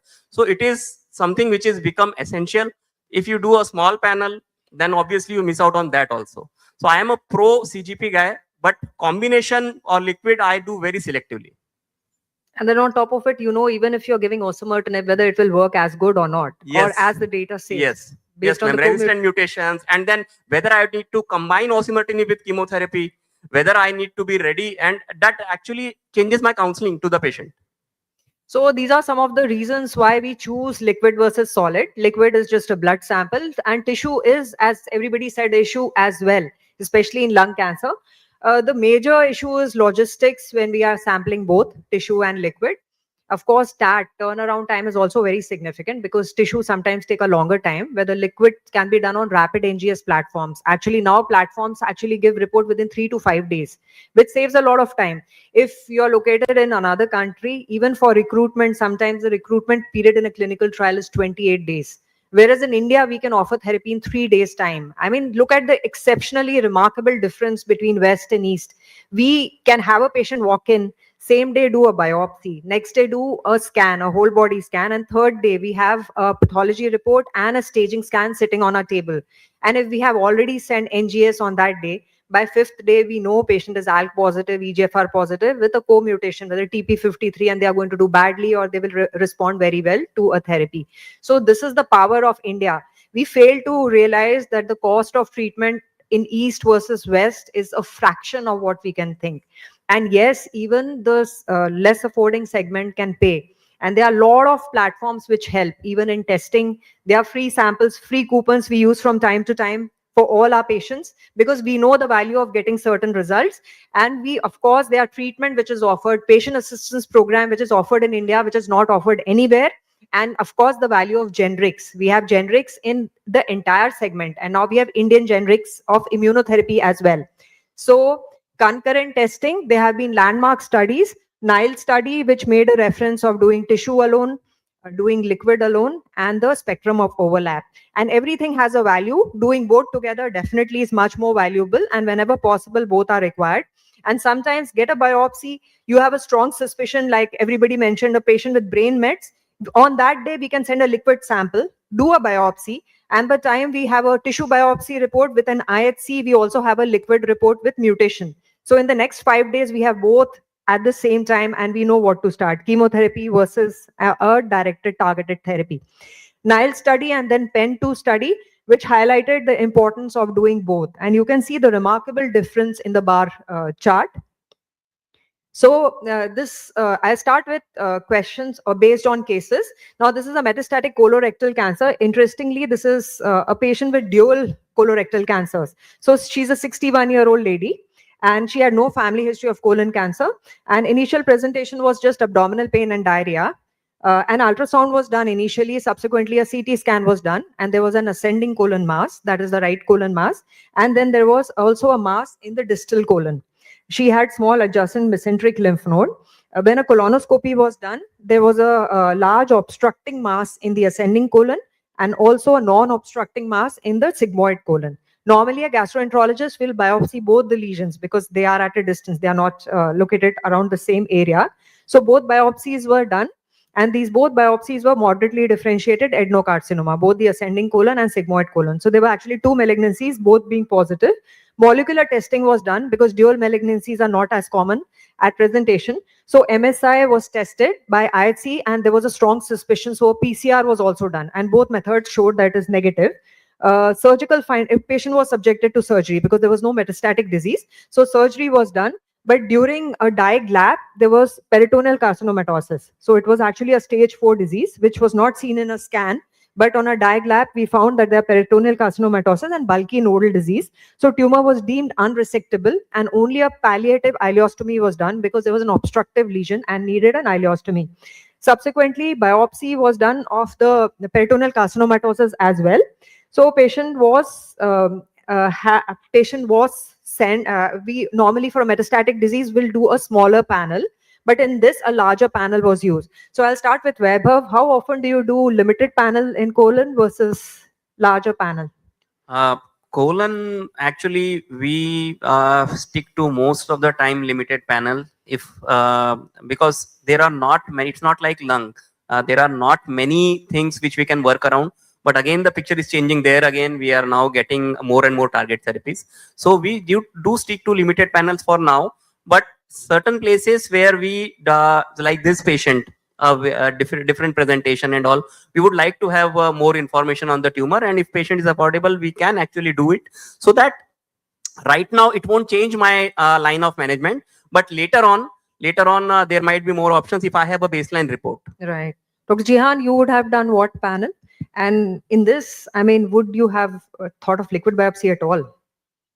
No, in a colon, I usually start with a limited panel only, and I would not have done a liquid Limited biopsy. panel means you would want to do HER2 testing and all extended biomarkers as well? So just what I require is I would not even do a PIC3 to start with, but an ALRAS, an MSI, HER2, and maybe a BRAF also. But we don't have access Dr. to. Aditya, what would you do? And in this case, would you have sent both the samples for colon panel, or you would have sent only sigmoid or only the ascending colon? Both. Both So samples.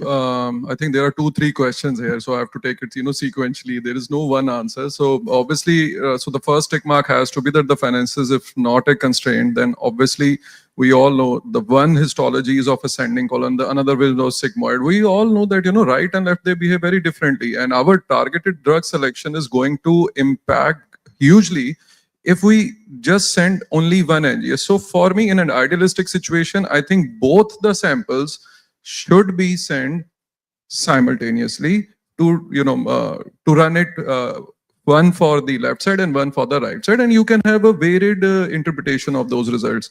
And on top of that, again, if you don't have financial issue, I would go for the liquid biopsy upfront as well.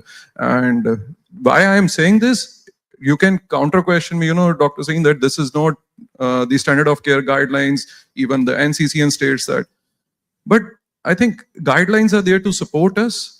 It's the practice and the expertise that we have gained over the years that is dictating my answer in this. If I would have been a student and I have to pass my examination, I would have just said, just send the NGS on the solid. You did not need to send the liquid, but I think another 3 years, this answer will change and the guidelines will change. Right. So for me, either, we adapt right now or So adapt later. would you want to do liquid and then do a monitoring subsequently? Absolutely. I mean, we have just seen the data from Tai et al. For stage 2 and stage 3 patients who are, ctDNA positive and who are ctDNA negative. And there is, the technology is moving. The cost becomes an issue. So let me re-emphasize it again. The message should not be, every patient is getting NGS, CGP, every patient is going for liquid biopsy. No. Like we all have, our own unique identification numbers. We have our own unique Aadhaar cards. So there is a absolutely new way to handle each and every case. You can't just blanketly or put an umbrella to this case, or we are not treating cohorts, we are treating individuals. So you have to individualize, and this is what is all precision medicine about. For me, I would have sent both-sided samples for NGS along with the liquid upfront. So Dr. Rajat, this is the sigmoid biopsy report, molecular profiling, and very similar for cecal biopsy as well. What would we start in terms of treatment? There's a right-sided and a left-sided malignancy. I think first to answer the previous question, since this is a unique presentation and left and right we know are different diseases, so this patient should have been sent for both solid and liquid. And based on this profile and presuming that this was done from Guardant because it's written Guardant, so MAP2K mutation means that probably would not respond to cetuximab or panitumumab. And the markers of immunotherapy are also not good. So I would start with FOLFOX. Would not add BEV because patient is in impending obstruction, surgery not possible. So would start with this patient with FOLFOX. Right. So as you rightly said, FOLFOX was started and none of the targeted drugs was used, not EGFR target, not VEGFR target, because we couldn't have used EGFR, and BEV couldn't be used because of obstruction. So subsequently, as Dr. Aditya said, molecular profiling was done because the patient did not do well and there was progression. So at that point in time, a liquid biopsy was offered, and this is the liquid biopsy report. So what would you do, Dr. Aditya? So, and what would you think when you see this? Yeah. So I think there you can see the BRAF, which is classical, V600E, and you have these MHC clone along with the BRCA. I think it must be a duplication. ARID, all are, I think BRCA, ARID, these are components of the HRD. Along with that, the most notorious mutations, TP53. I have still not been and able look to at the counter blood this. TMBs. Yeah, I was just coming to that. And a tumor mutation burden of 141. Obviously, your sensors are up now. Your sensors are hugely up because you have two confounding things in this patient. One is you have BRAF V600E. We all know you have the tumor agnostic approval for these agents. And side by side, simultaneously, you have a TMB of 141. Okay, so a very difficult question. But then again, there can be two scenarios here. If patient is progressing beyond FOLFOX and I have this report, I would like to go for a combination, if feasible. Then again, minded, if feasible and patient agrees to go for both BRAF V600E and IO. In idealistic world, let's say if I have to practice tomorrow, I'm not saying now hypothetically, I will straight away start him on, IO with at least some chemo backbone. So, Dr. Jihan, what would you do? So I think we're treating two clones out here. One is the MSS clone maybe, and one is the MSI high, no, molecularly hot immune sensitive tumor clone. So, and his patient has progressed on Folfox. So I would change my chemo backbone and of course, add immuno. Can we treat him with only immuno, like a Nivo EP combination? I don't know. I would still add Folfiri with chemotherapy, with immunotherapy. And you're saying any IO works. In colon, we have data for all the immunotherapy agents. Exactly, yes. So I'm more comfortable if I'm using a single agent. I would think of pembrolizumab or Nivo EP in a combination, which is Whether, considered would you magic. have an indication of whether it is sporadic or heritable or something when you see this report? There was no family history. Yeah, no family history. That is one thing which goes against it. But with BRAF, actually, typically we don't look at the lynch if BRAF is visible Right. there. So I would, but still, that doesn't change my treatment choice. I will still Right. go for immunotherapy. And BRAF, yes, I will keep in mind. I can add on later on. Yes. So that is what. So basically an MH6 only positive with a BRAF positive. We would think of sporadic, not, not Lynch. And of course, with such high blood TMBs and MSI high, we would definitely want to add one of the IOs. And now we have evidence of Chinese IOs as well in colon. So that's where we are. So this was a very unique case. This is definitely not a standard case in which actually peritoneal biopsies were done and that showed MSI high. So very, very weird. But then that's the importance of liquid versus solid. I'll go quickly to the next case. Well, talking about RNA profiling. And what do we find in RNA profiling? Well, we look for gene fusions, and everybody mentioned the importance of gene fusions. Finding gene fusions in certain diseases, again, could be, have a huge value addition in terms of patients living for an extended period of time. We often do gene fusions in blood cancers as well. So we do in chronic myeloid leukemia, acute promyelocytic leukemia, which actually just finding out whether there's a PML-RA can have 98% survival. So you see the importance of finding these fusions in any settings. You find molecular subtyping. So that's the difference of diagnosing an early breast cancer and treating them with chemo or treating them with hormones alone. And doing tests like PAM50, a MAMA print or Oncotype DX is based on RNA profiling. And that again decides whether a young patient will require chemotherapy with hormone therapy or only hormonal therapy, and elderly will require what? Based on good genes and bad genes. Immune cell deconvolution is another technique, splice variants and expression, and of course, we are moving to single cell RNA sequencing. And can't forget the value of NTRK. We all know that any rare cancer, very likely to have an NTRK mutation. Common cancers may have unlikely NTRK, but a rare cancer often will have NTRK. So this is integrating transcriptomics, where DNA actually transcribes as messenger RNA, and that's what we are checking. And this is what DNA fails to recognize: certain type of intron regions, repetitive introns, low tumor contents, and of course, complex rearrangements. So moving on to the next case. Now, this patient was diagnosed in January 2022, where the patient had new onset seizures, and which was involving the focal seizures, involving the upper limb, left upper limb, with headaches and intermittent confusion. MRI brain showed a 4.5 centimeter lesion on the right frontal lobe, and therefore a surgical intervention was done. It was a subtotal tumor excision because it was in the critical area of the brain, and the histopathology showed it's a diffuse astrocytoma. The diffuse astrocytoma typically requires an IDH1 subtyping. So this was an IDH1 positive astrocytoma, which was had Atrax loss. There was P53 overexpression, which is unusual, but then this patient had. And of course, Ki67 was 8 to 10%. So it was classified as WHO grade 2 IDH mutant astrocytoma. So anyone, maybe Vaibhav can tell us what we would normally do after excision. Yeah, normally we actually routinely used to send this patient for radiation, and that was the norm. But with this kind of scenario, some people actually might offer vorazidenib also in this kind of scenario. There is the positive study is there, but still currently we have not adopted that. Drug is now becoming available in our country, and we might be able to give that choice to the patient if they want to avoid radiation. So there is some evidence there, Right. but right now radiation.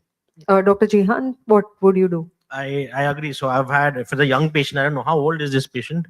62. 62. So then I would probably think about radiation and temozolomide only. I have a 30-year-old patient who I've offered vorasidenib in an IDH mutant. I want to spare him from radiation. But in this case, yes, temozolomide and radiation. I will get an MGMT methylation done also. Right. So in subsequently 2 years later, patient had again clinical progression. And that time patient was already on MRI follow-up and the MRI showed there's a recurrence in the same site and therefore a resurgery was offered. And this time it was upgraded as a grade 3 astrocytoma. And again, a temozolomide re-challenge was done with limited benefit. So Dr. Aditya, would you think of profiling here? So obviously now at any point you feel, you have a window, you go for profiling. You do it, and you do it. Even if it is in the first of the presentation, I would have, loved to do it. But then again, it's not sometimes, these patients are never even referred to us. They are only being treated by the radiation oncologist and they land to our OPD once, they have exhausted those kind of scenarios. But doing an NGS, obviously, we have to do, and we are desperate to find mutations in order to save the patient's life, and So- going ahead with solid and the liquid. You'll go with solid and liquid in this case? Yeah, absolutely. If the solid was not done, and let's say if the recurrence is there and I have to prove it, might as well just prove that recurrence and send the solid simultaneously.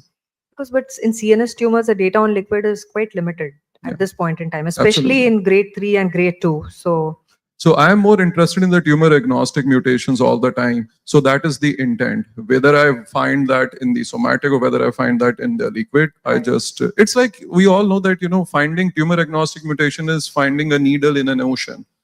If you find that needle, I mean, the whole journey changes. And I'm sure that you will showcase how his journey changed.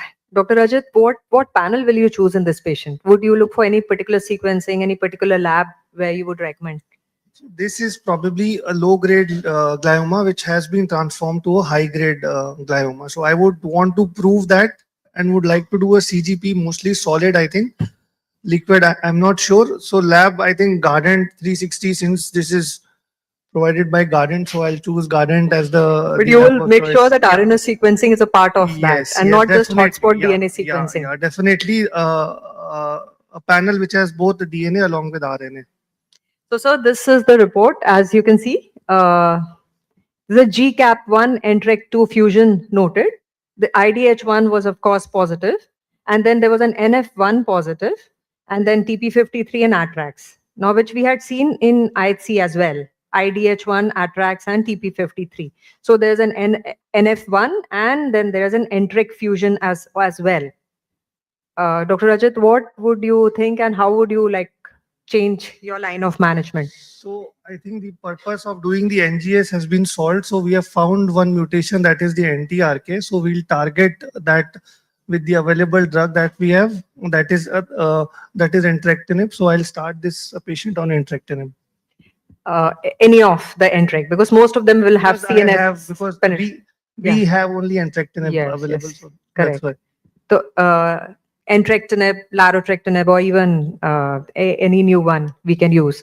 So patient actually had a remarkable response with NTREC targeted drug. All of them have good CNS penetration. So even with the primary CNS tumor, patient had near complete response.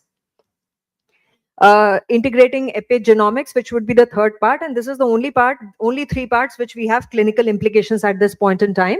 And what do we do in epigenomics? Well, we do methylation, histone acetylation, and BETs. These are the 3 technologies that are used to look for coding RNAs and, of course, non-coding RNAs as well.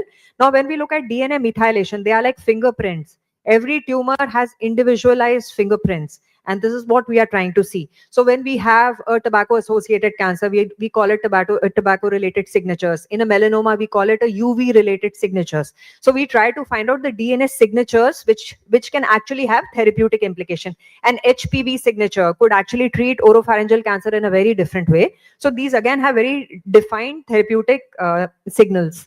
Now, what do we do? First important thing is cell of origin. Sometimes a patient will come with very advanced disease and there'll be disease all over the place, lung, liver, bone, brain, and we don't know whether disease is arising from. So there the importance of finding out the cell of origin, which actually tells us by cell signatures or molecular signatures. And then, of course, there are other implications which include microRNA testing, which includes ink RNA testing, which are long non-coding regions of RNA, and of course, mRNA profiling. And this is what has changed when we do liquid biopsies. So this is focused on doing liquid biopsies alone. And these are the tumor types in which it has done remarkable difference, including breast cancer, which is globally the most common cancer, lung cancer, gallbladder and cholangiocarcinoma, which is a very important cancer in India, head and neck cancer, and of course, colon cancer and gastric cancers as well. So I will go to a question quickly. And where do we do in lung cancer? Well, lung cancer is, everybody said, it's a heterogeneous disease. Most common subtype is adenocarcinoma. The next common subtype is squamous cell carcinoma. But a rare, very aggressive subtype is small cell lung cancer, where we don't have defined therapies. And we use commonly chemotherapies and often immunotherapies. But there has been single cell omics which have been tried and tested, not in clinical use, but then molecular signatures can sometimes define how we do. So I will just go to the question. This is a 62-year-old never smoker woman who was diagnosed 22 months back with metastatic lung cancer. This was an adenocarcinoma on pathology and had EGFR exon 19 deletion upfront. Non-smoker woman of Indian ethnicity and was started on osimertinib. At 20 months, she had a near complete response. And recently, she came to the clinic with progressive cough. There was bone pains as well. And a scan was offered, which showed that she had bilateral increasing pulmonary nodules and there was bony metastasis as well. So, Dr. Dabar, how will you proceed? What will you talk to the patient and do? So I would definitely think of sending a liquid biopsy and also probably do a repeat solid biopsy as well, a proper CT guide biopsy as well, because there are various mechanisms to the osimertinib resistance that we see. Of course, one of them is MET amplification or MET mutations and HER2 amplification, and also rarely histologic transformation. So I would definitely do a CGP at this point of time, preferably liquid plus solid, or at least a liquid for sure. Dr. Weber, what? So this is a typical case. 2 years back, my decision would have been to actually push for and try to convince the patient to take a biopsy so that we rule out transformation. That is very well known that these EGFR positives do transform, and you sometimes miss the plot when you are progressing. So now with this liquid biopsy where epigenetic signatures are there and they are pointing out towards the cell of origin and may give some cues towards transformation as well. If my patient is not convinced at all with a repeat solid biopsy, I will not push for it, because it's a multicentric kind of a disease. There is a lot of tumor heterogeneity, which actually you can miss by going on just one target. So, and taking a solid biopsy, the ideal test here would be a liquid biopsy. And what more, if we can get some clues towards transformations as well, then that solves the purpose. So this test actually satisfies both the criteria. I will go for a proper liquid. Very rightly said. But my also question is, there are multiple tiny pulmonary lesions and bone-only disease. You cannot hit it. We may even not get a very good tissue profiling of this because we only have bone to target. So as all said that, well, we went ahead with liquid biopsy alone. And this came out to be the Gardner report. Dr. Rajat, your comments. So there's an EGFR E746 to A750 deletion positive, which is exon 19. And then there's a MET amplification as well. There's a EGFR amplification as well. And of course, a TP53 mutation, which is 6.2% on, and then an RB1 mutation. You see a spectrum of things. So, TMB is 28, MSI is not detected, and tumor fraction is 11.9%. So adequate tumor fraction. So I think we need to discuss with the molecular oncologists regarding how do we approach. Either we follow a Mariposa 2-like approach, or we treat the patient as transformed to small cell lung carcinoma, because I'm not sure whether in liquid biopsy can we actually comment the patient has transformed to a small cell variant. So I would be probably more comfortable with treating something like a Mariposa 2 approach and treat with combination. Yeah, actually rightly said. But then, I mean, that's what we are trying to find out, whether molecular signatures could have importance. And we see TP53 and RB1 both positive. So Dr. Aditya, your comments? Well, just taking a step back, why are we afraid of getting the bone biopsy done? No, actually, the process of decalcification sometimes can destroy DNA, and then Yeah. So, because then again, it's an anchor patient for me. And so she was again a 62-year-old female having just tibial lytic lesion along with some fibulary lytic lesion and some metatarsal lesion. And that's how that lady presented to me. And this is like 3 years back. And there is absolutely nothing. I have done all the scopies, I have done mammos, and I didn't find anything. So the final, obviously, was to hit that bone and take the biopsy. That showed a GATA3 positive. And it turned out, so I thought, IHC is very much positive. So. fair. And obviously, I was not anticipating and considering, my thought process would be either it can be a bladder, or it can be, breast, or it can be, sometimes in thyroid as well. But then again, I just started her, platinum and taxane. That's our go-to drug protocol. With that single biopsy, I have been able to take that patient on have you ever heard of a platinum or a taxane maintenance? So for the past 3 years, he's on a maintenance. So she was ERPR negative. Completely triple negative. And now my contention was again that how can she being tolerant to that kind of paclitaxel in her life? It's like crossed all the limits. Whenever I dial down the dose, used to, fulminate. And at that point, I did NGS and on the liquid. Showed me BRCA, somatic. And in germline, it was negative. So I think whenever we are interpreting liquid CGP alone, you have to keep all the senses or senses open up. It can never be about lung, or it can never be about thyroid. It can be anything in the whole world that you are treating. And your take on these mutations, I think the driver mutations here being the EGFR, considering the high VAF, I think VAF must be high for it. 35. And for TP53, I think 6.2%. So obviously you have the driver here, and you just chase the driver, and you can just ignore the TMB over here. Right. Yeah. So Dr. Dabar, what are your thoughts? So I'm surprised your patient ended up neuropathy with paclitaxel. 3 monthly. I mean, I have NCVs 3 monthly. So now coming back to this patient, the definite molecular signature is confusing out here. It's telling us it's maybe a small cell transformation, but the RB1 is only 0.1%. EGFR is a driver over here, but still I would not really jump to only amivantamab over here. I would do something that I did pre-amivantamab. I like the ABCP. So atezolizumab paclicarbo or atezolizumab etocarbo maybe for some reason. So it's a desperate protocol, definitely, but a small cell transformation also is a desperate situation. So I would think of combining immunobev with some chemo. Dr. Weber?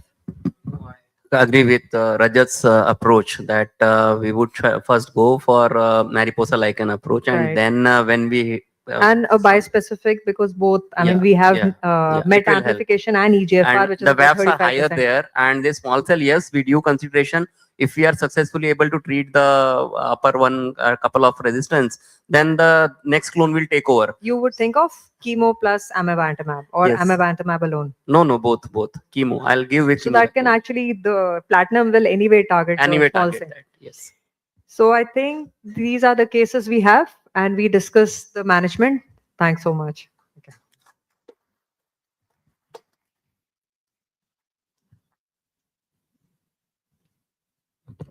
Thank you, ma'am. Thank you so much. And with this, we have come to end of our discussion. And I would like to thank all our esteemed dignitaries for the incredibly insightful discussion that truly highlighted the multi-omic approaches that are shaping the future of precision medicine. Now, as a token of appreciation and gratitude, I would like to request Dr. Neeti Raizada to please come forward and felicitate the fellow speakers for this amazing conversation. May I have the certificates? Dr. Vaibhav Chaudhary.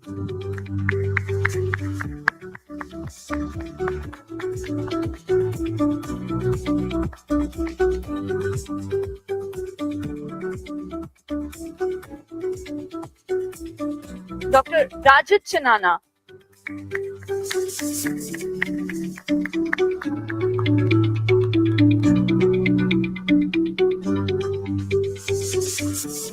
Dr. Aditya Sari.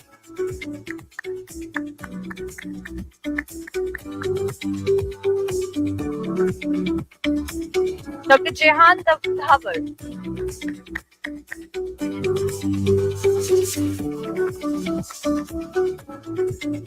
I request all the speakers to please come back on a stage for a group picture, and I would like to also invite Dr. Manisha Khurana to please come and felicitate Dr. Neeti Raizada for exceptionally moderating and leading this discussion.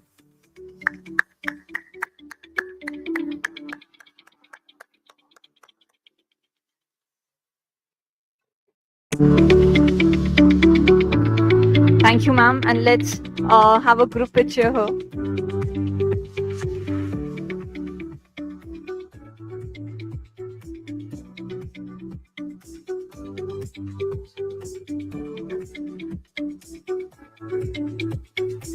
Thank you. Thank you so much, ma'am. So this was an engaging discussion that brought out a valuable insight from the panel. And now with this, we'll move ahead to a powerful presentation. But before that, we have an audience question. So as we prepare our stage for the next session, I have a question for my audience. So can I please have the question on screen? So the question is, which disease saw one of the first major successes in targeted therapies? The options are on screen. You just have to scan the QR code and select the right option which you think.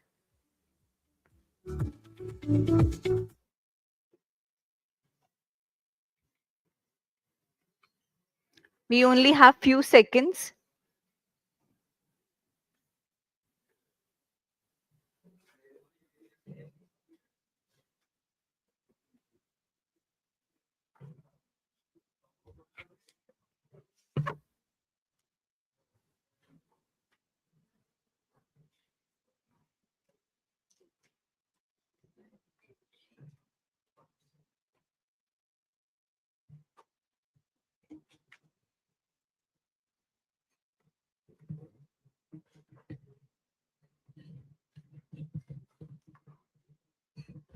Only 50% has participated. We need more participation, guys.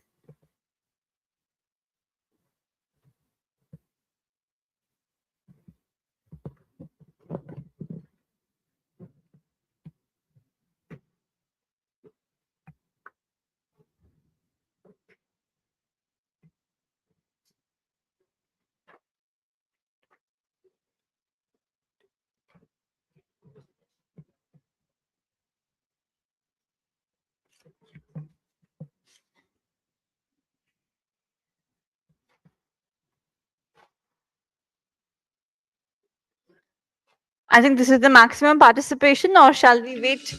Has everybody answered? Okay. So the correct answer, do we have the slide for the correct answer? The correct answer is chronic myeloid leukemia. So everyone who opted for option C, congratulations. And let's have a round of applause for you. And with this, we move on to the next session, which is a presentation, a special segment. And we are pleased to have with us Cytiva, a global leader in the life sciences, playing a key role in enabling innovation across biopharma, research, and precision healthcare. And to present this session, may I invite Mr. Jacob Choka, Director, Market and Commercial Analytics at Cytiva. He is going to present on navigating the future, key trends and insights in the genomic medicine. Let's welcome him with a round of applause. Over to you, sir. Thank you, Simran, for that warm welcome. Can I have my screen up, please?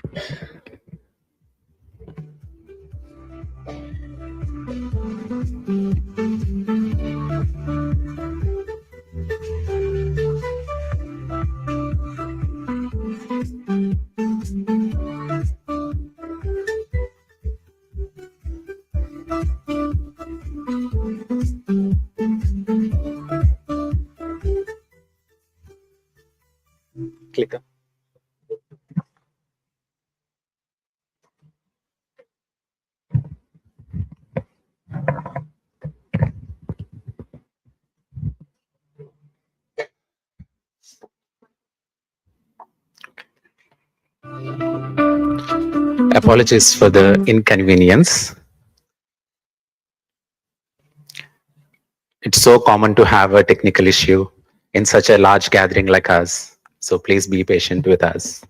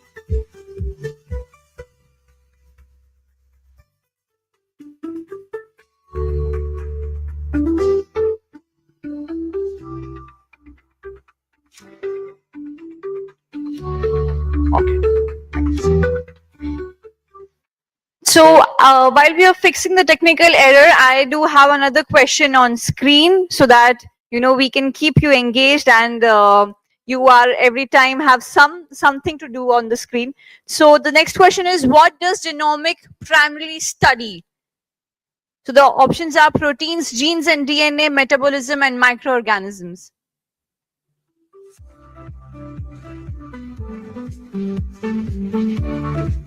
I think everyone knows this answer.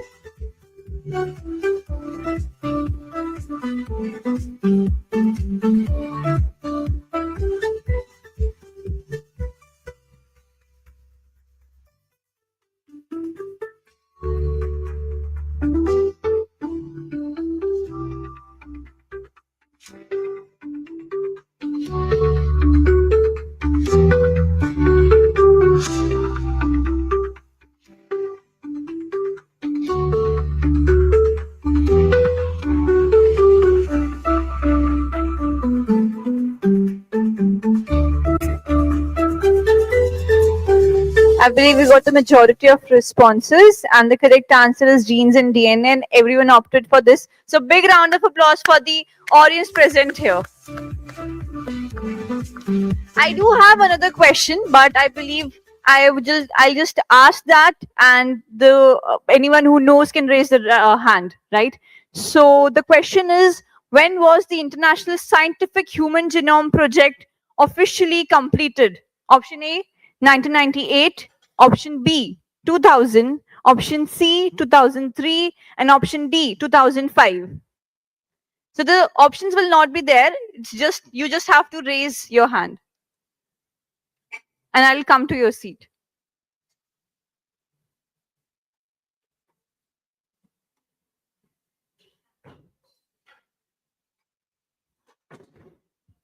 Anyone who would like to answer this, or any guesses for this? I can only see 2 hands, 3 hands. Let's have more participation. Okay. So I'll go back there, the one I saw first. It's 2003. 2003. Any more guesses other than 2003? Yeah, it started in 1990 and it finished in 2003. 2003. Are there any guesses other than 2003? I think the correct answer is 2003. It is the International Scientific Human Genome Project officially was completed at 2003 and it started at 1998. With this, we'll be moving ahead. Session.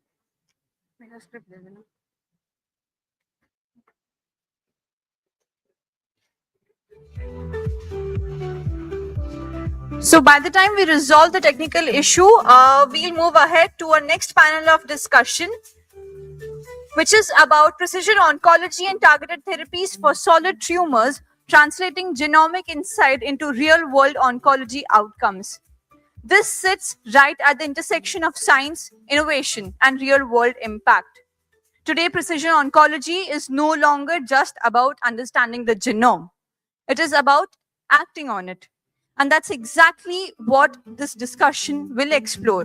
That how targeted therapies and genomic intelligence are being translated into a tangible clinical outcomes. And to lead this discussion, may I invite our moderator, Dr. Kripa Bajaj, Senior Consultant, Medical Oncologist at Omega Hospital, Hyderabad. Let's welcome our moderator with a round of applause. Thank you, ma'am. Thank you for joining. And joining her this power-packed panel, we have an exceptional lineup of experts. May I invite our speakers, Dr. Suman S. Karant, Additional Director, Medical Oncologist at Fortis Healthcare, Gurugram. Let's keep our hands rolling. Dr. Venita Nurana, Professor and Medical Oncologist at Tata Memorial Center.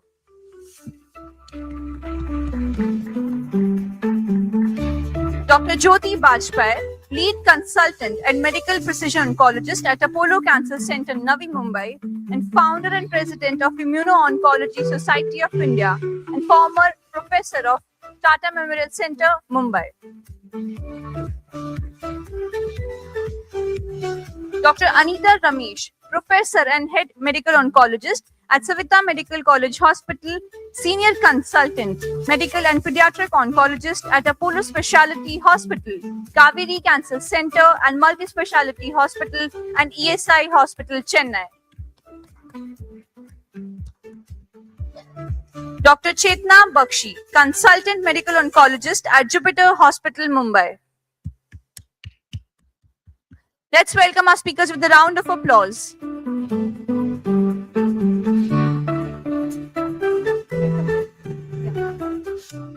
Now I hand over this discussion to our moderator.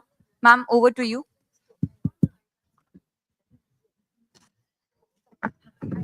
So first of all, I would like to thank Voice of Healthcare platform for this wonderful opportunity to moderate the Power Pack women here. Two of them are my teachers, whom I always look up to for being so, inspiring. And thanks, ma'am, like for being here. And other women are like, so we all know they're very eminent people in the field of oncology.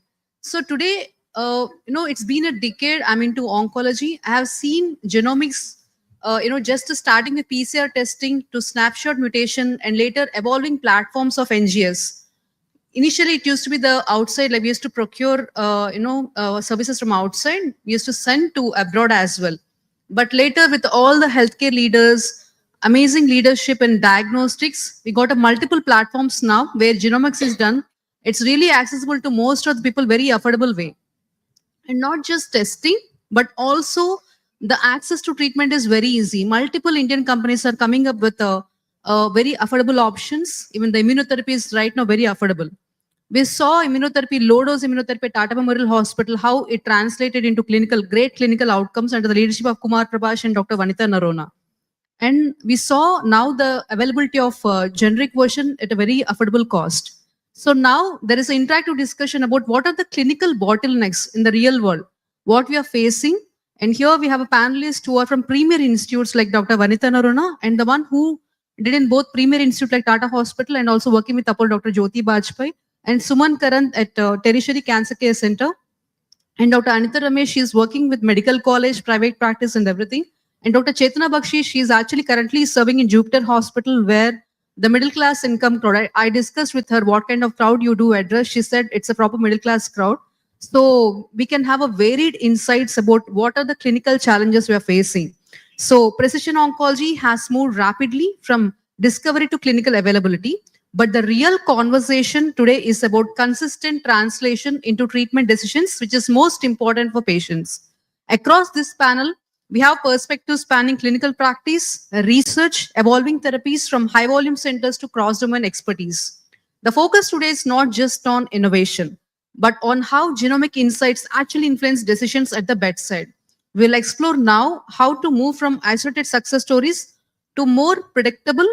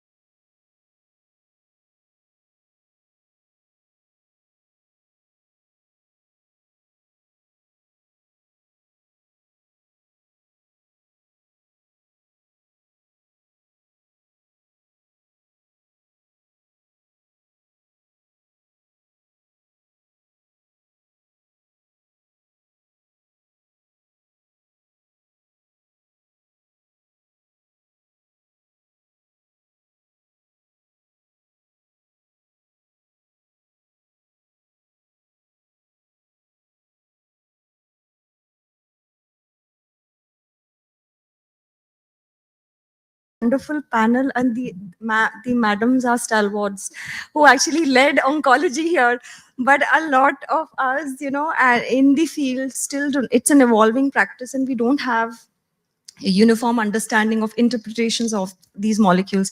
So we should have a hub and spoke kind of model where we have tumor boards and educate help the medical oncologists and help the oncologists to actually tailor the treatment.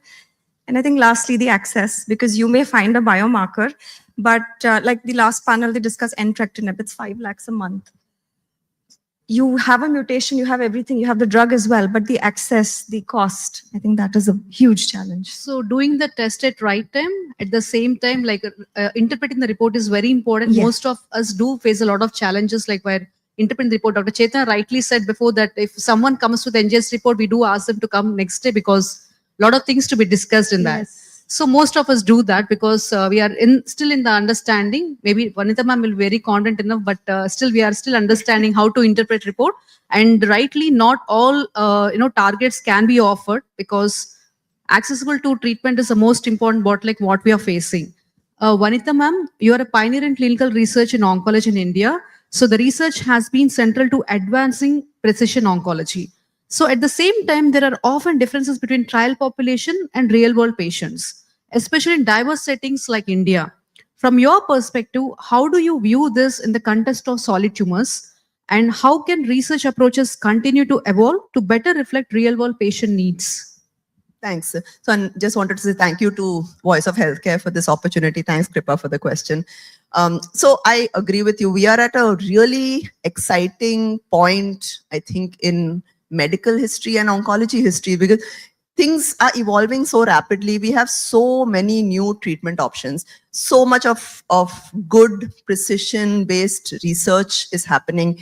But does that translate to our patients? So in general, not just precision research, but any kind of research, the patients who are enrolled in the trial, who actually generate the evidence, those may or may not reflect the patients we see in the clinic, right? Those are fit patients. By and large, they are performance status 0 or 1. They don't have comorbidities. They are younger. And over again, we have seen that this is a very restrictive eligibility criteria.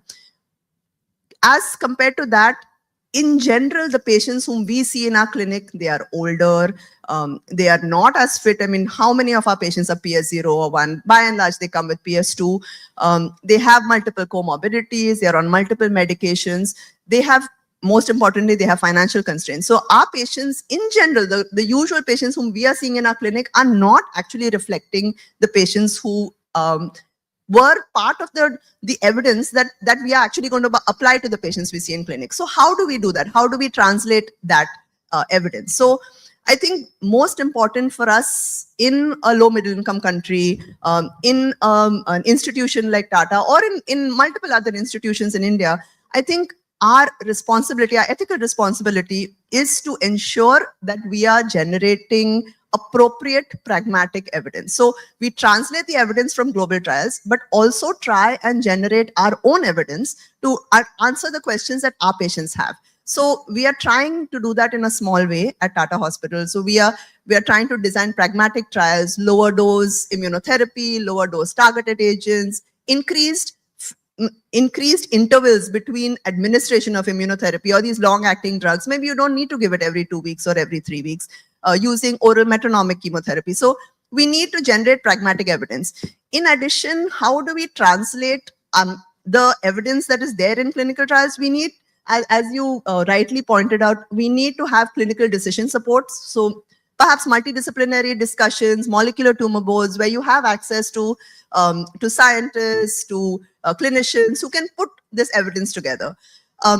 This I think should not be restricted only to elite institutions. This needs to be translatable across a lot of institutions. So perhaps we can have AI that helps us. We can have virtual molecular tumor boards. So I think there are multiple ways that we can translate this evidence, and I think this is the need of the hour for us. Thank you, ma'am, for answering such a question. You're not doing in a small way. You're too humble to say that. You're doing in a very big way. For people who are students out there, like who are not like non-oncology students, I must say Dr. Vanitha as well as Dr. Kumar Prabhash, they curated each and every trial which contributed a lot to the field of oncology in India. The reason why I included this question is real world and Tata-based trial, lot of correlation is there. The thing she mentioned, oral metronomic chemotherapy as well as low-dose immunotherapy. So Northern India, a lot of head and neck cancers are there. So accessibility to treatment is very, very, very difficult. But there are very great outcomes got noted with the trial from Tata Memorial Hospital. Congratulations and thank you so much for contributing such a great evidence, I must say. And actually, I would like to add that there was a time when only 20% of the patient used to take treatment, but because of this trial, I think 80 to 90% of our treatment, we can give them the treatment because it is a low dose and they can afford it. So the low dose head and neck cancer evidence not just changed the landscape of head and neck cancer treatment in India, but also it got translated to, renal cell carcinoma, melanoma. We used to offer 40 mg. We used to say there is a trial in Tata Memorial Hospital. They added for head and neck cancer, but you can try this. But we saw a great evidence even in other cancer also. Thank you so much for that attempt and making accessible to a lot of patients. Dr. Cheta, in solid tumor oncology, genomic testing is increasingly becoming part of routine care, even at every center. And however, translating a test result into clear treatment pathways can be complex, we discussed before, especially when prior workup varies or access to newer therapies is evolving.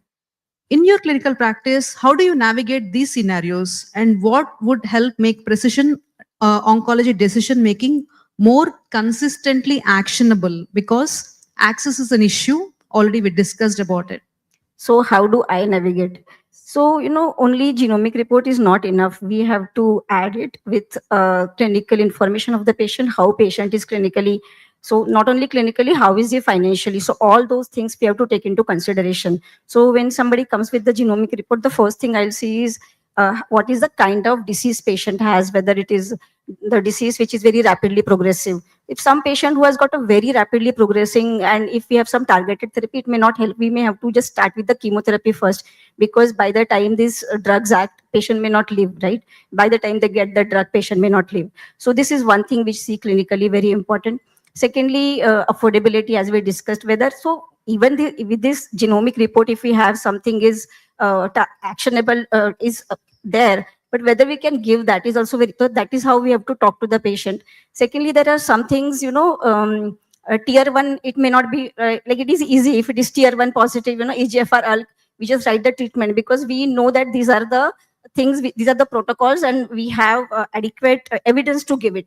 But sometimes there are some such kind of mutations which are actionable, but there is no guideline for that. So when we see something like that, then we discuss, like I discuss it in tumor board, that these are the patients, we jot it down and then we advise the patient, okay, you can take it. So this is how I do. Right. So most of them we do see PIK3CA mutation for many cancers where there is evidence is still yet to be strong, but still we do offer in second line, third line when patient performance status is poor or no other options, they're not willing for chemotherapy. Thank you so much. Jyoti ma'am, you're a trailblazer in sarcoma. When no one was like talking about NGS in sarcoma, you're the one who did it. In solid tumors, the integration of genomic insights into treatment pathways continues to evolve alongside expanding therapeutic options. From your experience, how are these insights currently shaping clinical decision-making in routine practice? And what factors most influence their effective translation into patient outcomes? When TMBs were not really discussed in sarcoma, you found out that high TMB, we have to offer immunotherapy. Now the data is there. So how do you navigate such difficult situations or difficult clinical decision making? So thank you very much indeed. A pleasure and privilege to be with many of my old collaborators, colleagues, friends, students, everybody, and all of you. And I must admit that I'm a hardcore precision proponent.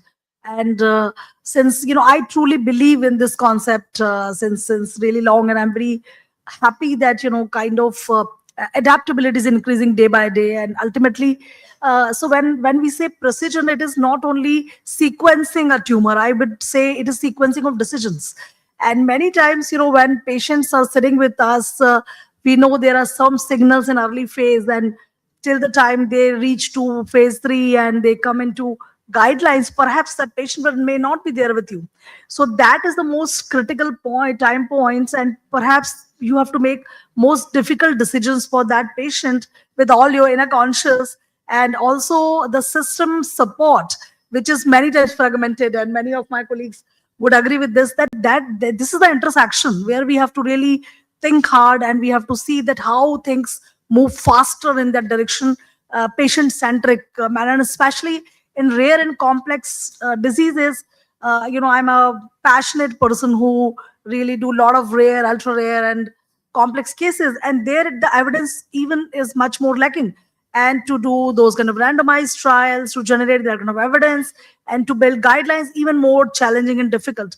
So I think understanding and interpreting data in different scenarios, different disease situations, and implementing that science so that it doesn't only reflect in publication but reach to population medicine, in my opinion, is most critical step, which large time it is lacking, and that's where the benefit doesn't really translate.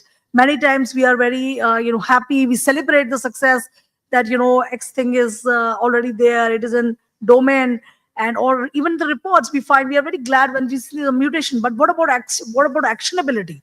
Then many times we are really challenged that there is no access. So I think ultimately, the insights, the knowledge, everything, till the time it is reaching the last person in the queue, our purpose is not solved. So we need to really work on, and a lot of us, my colleagues in Tata Memorial or India Institute, from our societies, from Immuno-Oncology Society, which very humbly I would say that we are making an effort that with this society which is founded by me and some of my colleagues, and we are trying to make that drugs like immunotherapy should be made accessible to everybody. We should bring more and more trials in the country, and provide that stage and provide the chance to each of our patients. So I think till the time all these discoveries not reaching to our countrymen equally, till the time it is only a privilege rather than inequity, I would say, in a little blunt manner. And our we all are from the leader, we call that from the topmost institutions, whether it is a public or private, and I'm very humbled and privileged that I could work from both the sides. So I believe that it's our responsibility that we should move in the direction so that we can make it accessible to everybody. India, I would say, should not be only a recruitment site, or only something that we are implementing what is being discovered in the West. We know our own problems, we know our own solutions, we have discovered, we have worked in different directions, and we have proved that we can find our own solutions. So I think it's very high time a population of 1.5 billion should be the leader in the world in our own way. And cost constraints, when we can see as a constraint, it is also our innovation engine. And that's where this all abbreviated course of immunotherapy from Immuno-Oncology Society, or low dose immunotherapy from Tata Memorial, or some repurposing of drugs which has come in, and it is showing a direction to large part of the world. Remember, developed world is only a fraction. Large part of the world is still low and middle income countries, and we are providing solutions to them. We can provide even bigger solutions. So precision is way forward. We have to work more intelligently and more adaptively. Thank you so much, ma'am, for answering that question. Common tumors with rare mutations are rare tumors with common mutation. It's really difficult for us to handle. And also for people here, Jyoti ma'am did a significant work in publication of research, real-world evidence, especially from Tata Memorial Hospital, regarding sarcomas and rare tumors. She's the key person to found Immunological Society of India, and we had a privilege to hear from Nobel laureates as well. Thank you, ma'am, for such a groundbreaking work. And Anita ma'am, you do work in medical college as well as corporate setup, and you do treat a spectrum of cases, poorest of the poor and richest of the rich. In solid tumors, genomic profiling is increasingly identifying multiple alterations, not all of which are clearly actionable. We just discussed. In your experience across adult and pediatric, how do you interpret and prioritize these findings in real-world practice, particularly when evidence is still evolving in some mutations? Yeah, thank you very much, Kripa, for all of us bringing us together. Yes, we have moved into this era of modern oncology, where we all of us in the on the dais and out of the dais met over here to talk about 10% of the population who has access to revision care. Kripa, we are not discussing about the 90% of the Indian population who does not have access to any of these methods. I work in a private medical college, which is a university hospital back home in Chennai, where we treat patients who comes and gets treatment with Ayushman Bharat. They get treatment with the Kalingar card and Modi card. where there is no provision to do any molecular testing in that card, where is there no provision to do any immunotherapy in that card. Yes, you can do targeted drugs like rituximab, trastuzumab, bevacizumab. And that's what all my patients take. And I think that's 90% of India, and that's India.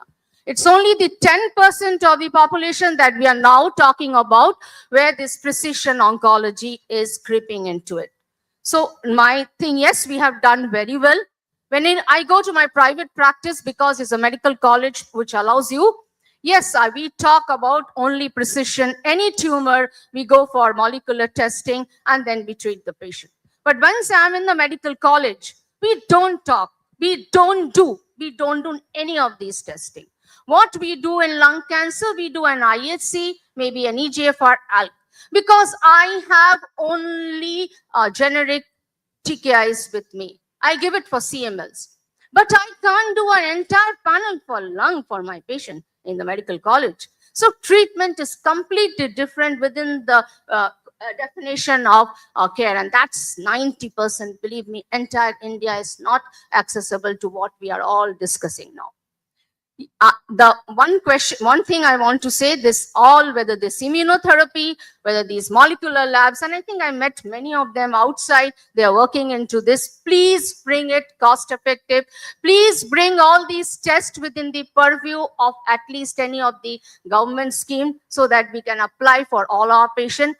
And all to the, like we also appreciate all the Indian companies which are coming with the generic. Now we have nivolumab generic, and we are doing many trials on the other immuno drugs for once they come, and that's the era when we are going to really enjoy.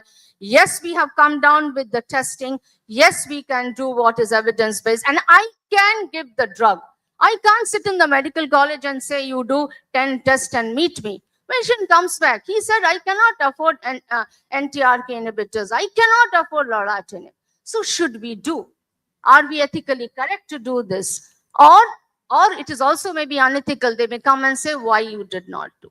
So there's a huge area of unanswered question, not known things, deprived people, which we are not addressing, and that's how. And we are all here now discussing how to go forward to get access to be that 90% is what we are looking into. Coming back to Dr. Kripa's question, BUS, I think most of these oncology reports are little confusing. If you ask me, I don't have so much of knowledge. To read 3 pages, it takes so much of time.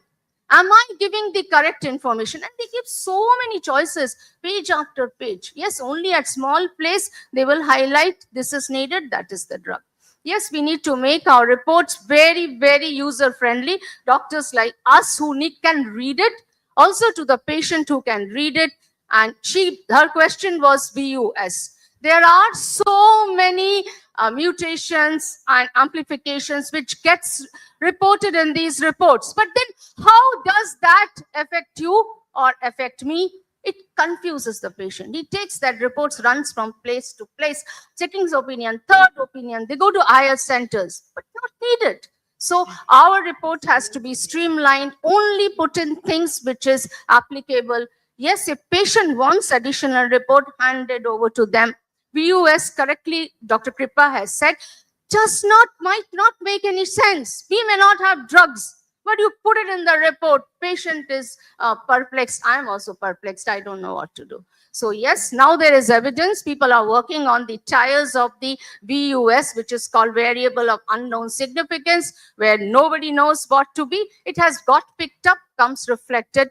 But then how do we sort it out? Second is, firstly, we need to have these molecular tumor boards, get in touch with the experts. Also, we need to have there is something called there are guidelines of ESMO as well as in UK, it's called OncoKB, where you just report those targets where a drug is available to the society. You don't do all these things, and it's called the actionable target and clinically proven benefit. Like in lung cancer, you don't need to run that 500 genes panel. What will I do? I have only 10 drugs with me. So that's comprehensive. VUS, yes, comes into the report. We have to discuss. Secondly, an advantage of a tumor board is that you can link these patients having these rare mutations with clinical trials that's running all over the world. That's a very advantage. And where you also link it with AI, may not be applicable today, but might be used at a later date for interpretation of the report. So my thing to anybody, all this, you have to have a very comprehensive report. Just giving the drugs which I can write in the clinic, because one consultation takes so much of time.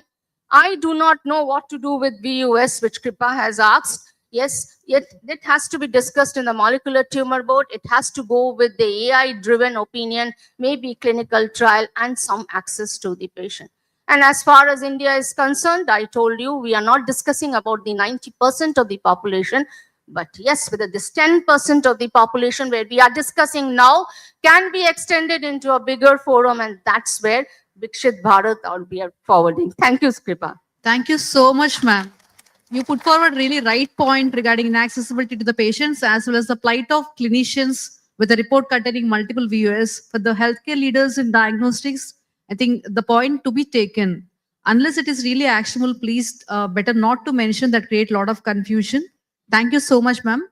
And now we had a lot of insights and discussion regarding genomic profiling and testing. Now let us discuss about how can we build a system which can deliver in a better manner. Dr. Suman, in a setting like India, where oncologists manage a wide diversity of tumor types and patient needs, how can precision oncology approaches be adapted to become more practical, scalable, and impactful in everyday clinical practice? You do practice at Fortis Gurugram, which is a tertiary cancer center. Yes. And what models or innovations do you see help bridge this gap? Like you said, it's Fortis Gurgaon Tertiary Care Center. So like Dr. Anita ma'am said, it is actually catering the niche population who is paying out of pocket, or the insurance has a big, they have a huge insurance to cover the therapies. So we're not actually catering to that 90% of the population where we actually need all of this. But I'll tell you, even in a tertiary care center, it is not like everything is going on the way it should be.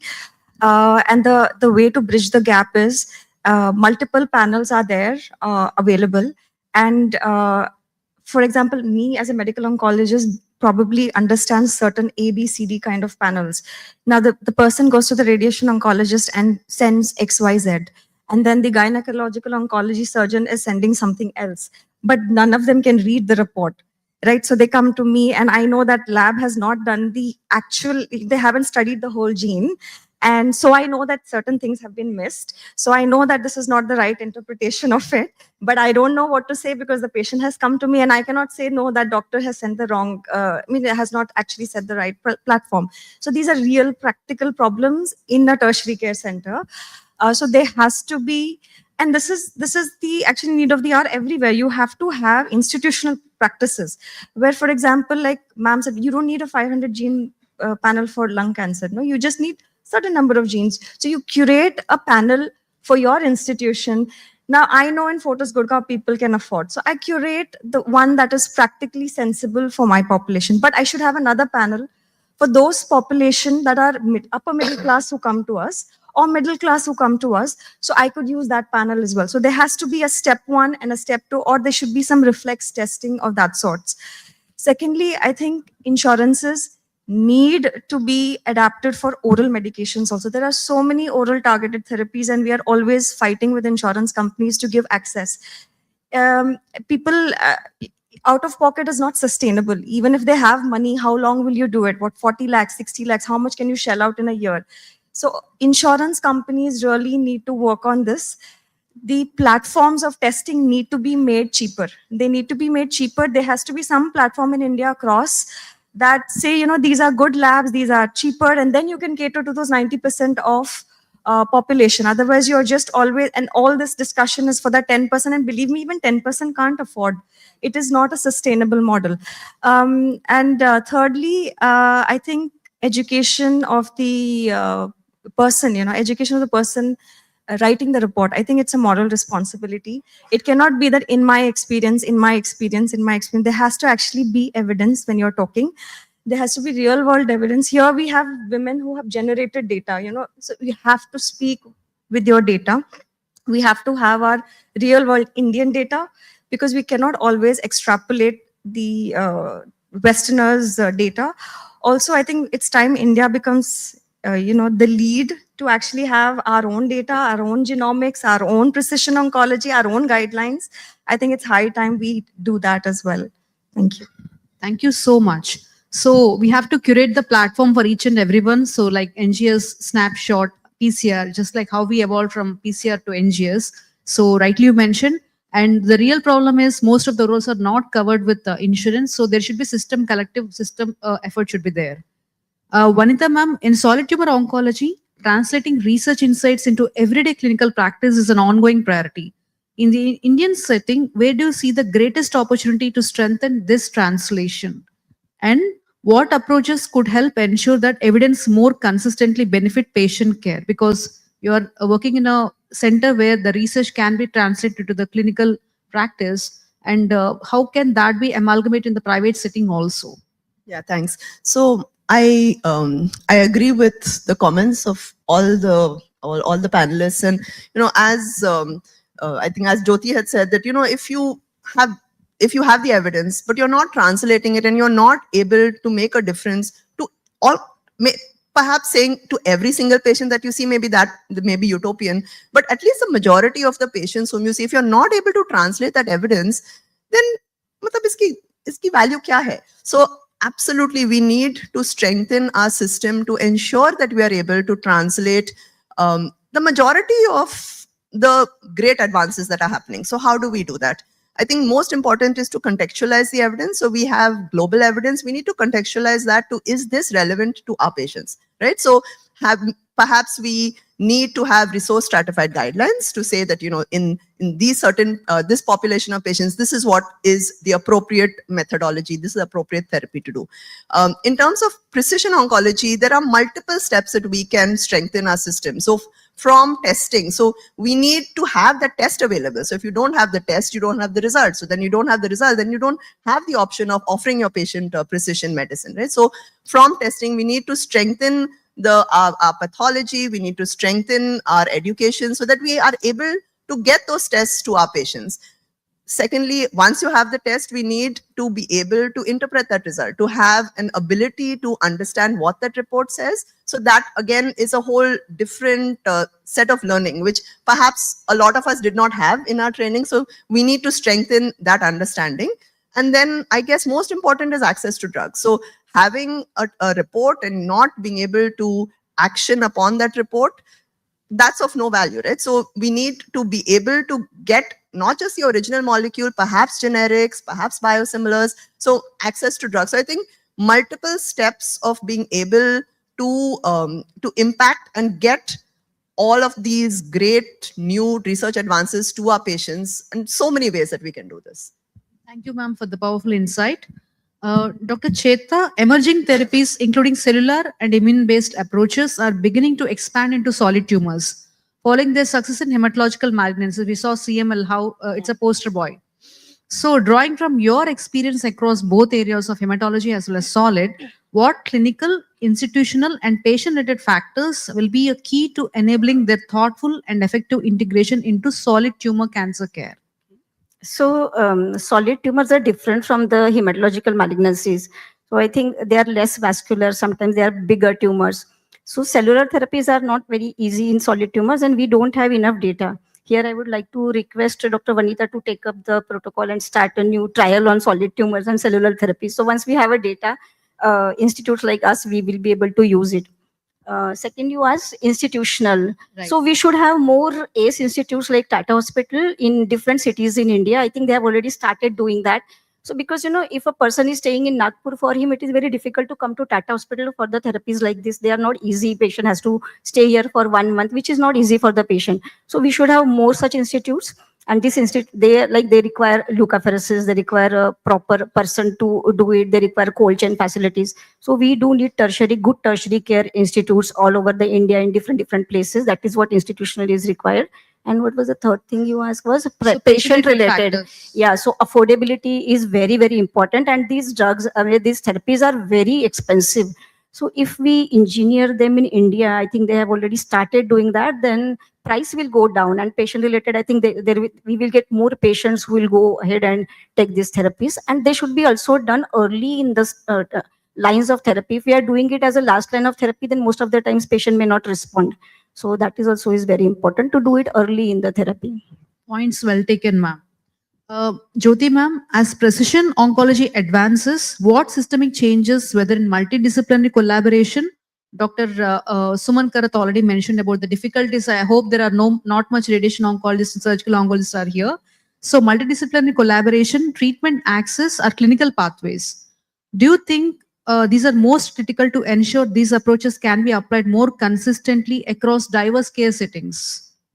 So thank you, Kripa. So I would say, absolutely. There is no doubt about it. We need collaboration. We need collaboration at multiple levels. We need institute level collaboration, while you say different disciplines, and everybody needs to understand the science behind, and also respect boundaries. I completely agree with what was said.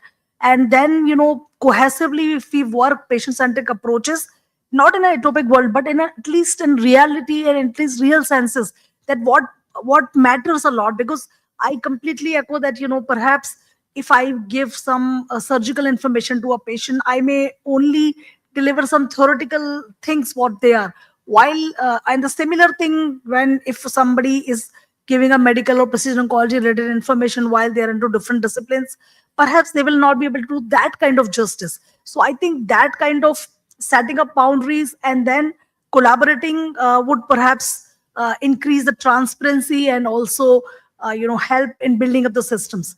Also the belief system, many times still I feel that there's a lot of resistance in other disciplines. Whatever science is moving, the systems are lacking. So unless and until we really sit together, discuss it out, what are the doubts, myths, most importantly, till the time you will be able to convince the community, first you need to convince the doctors among themselves, among the oncologists among themselves. So that kind of dialogue is very, very important. Our open dialogue, understanding there might be some biases in somebody's mind, but that can come up when you discuss and you can get get over with those things. Then national level collaboration, international level collaboration.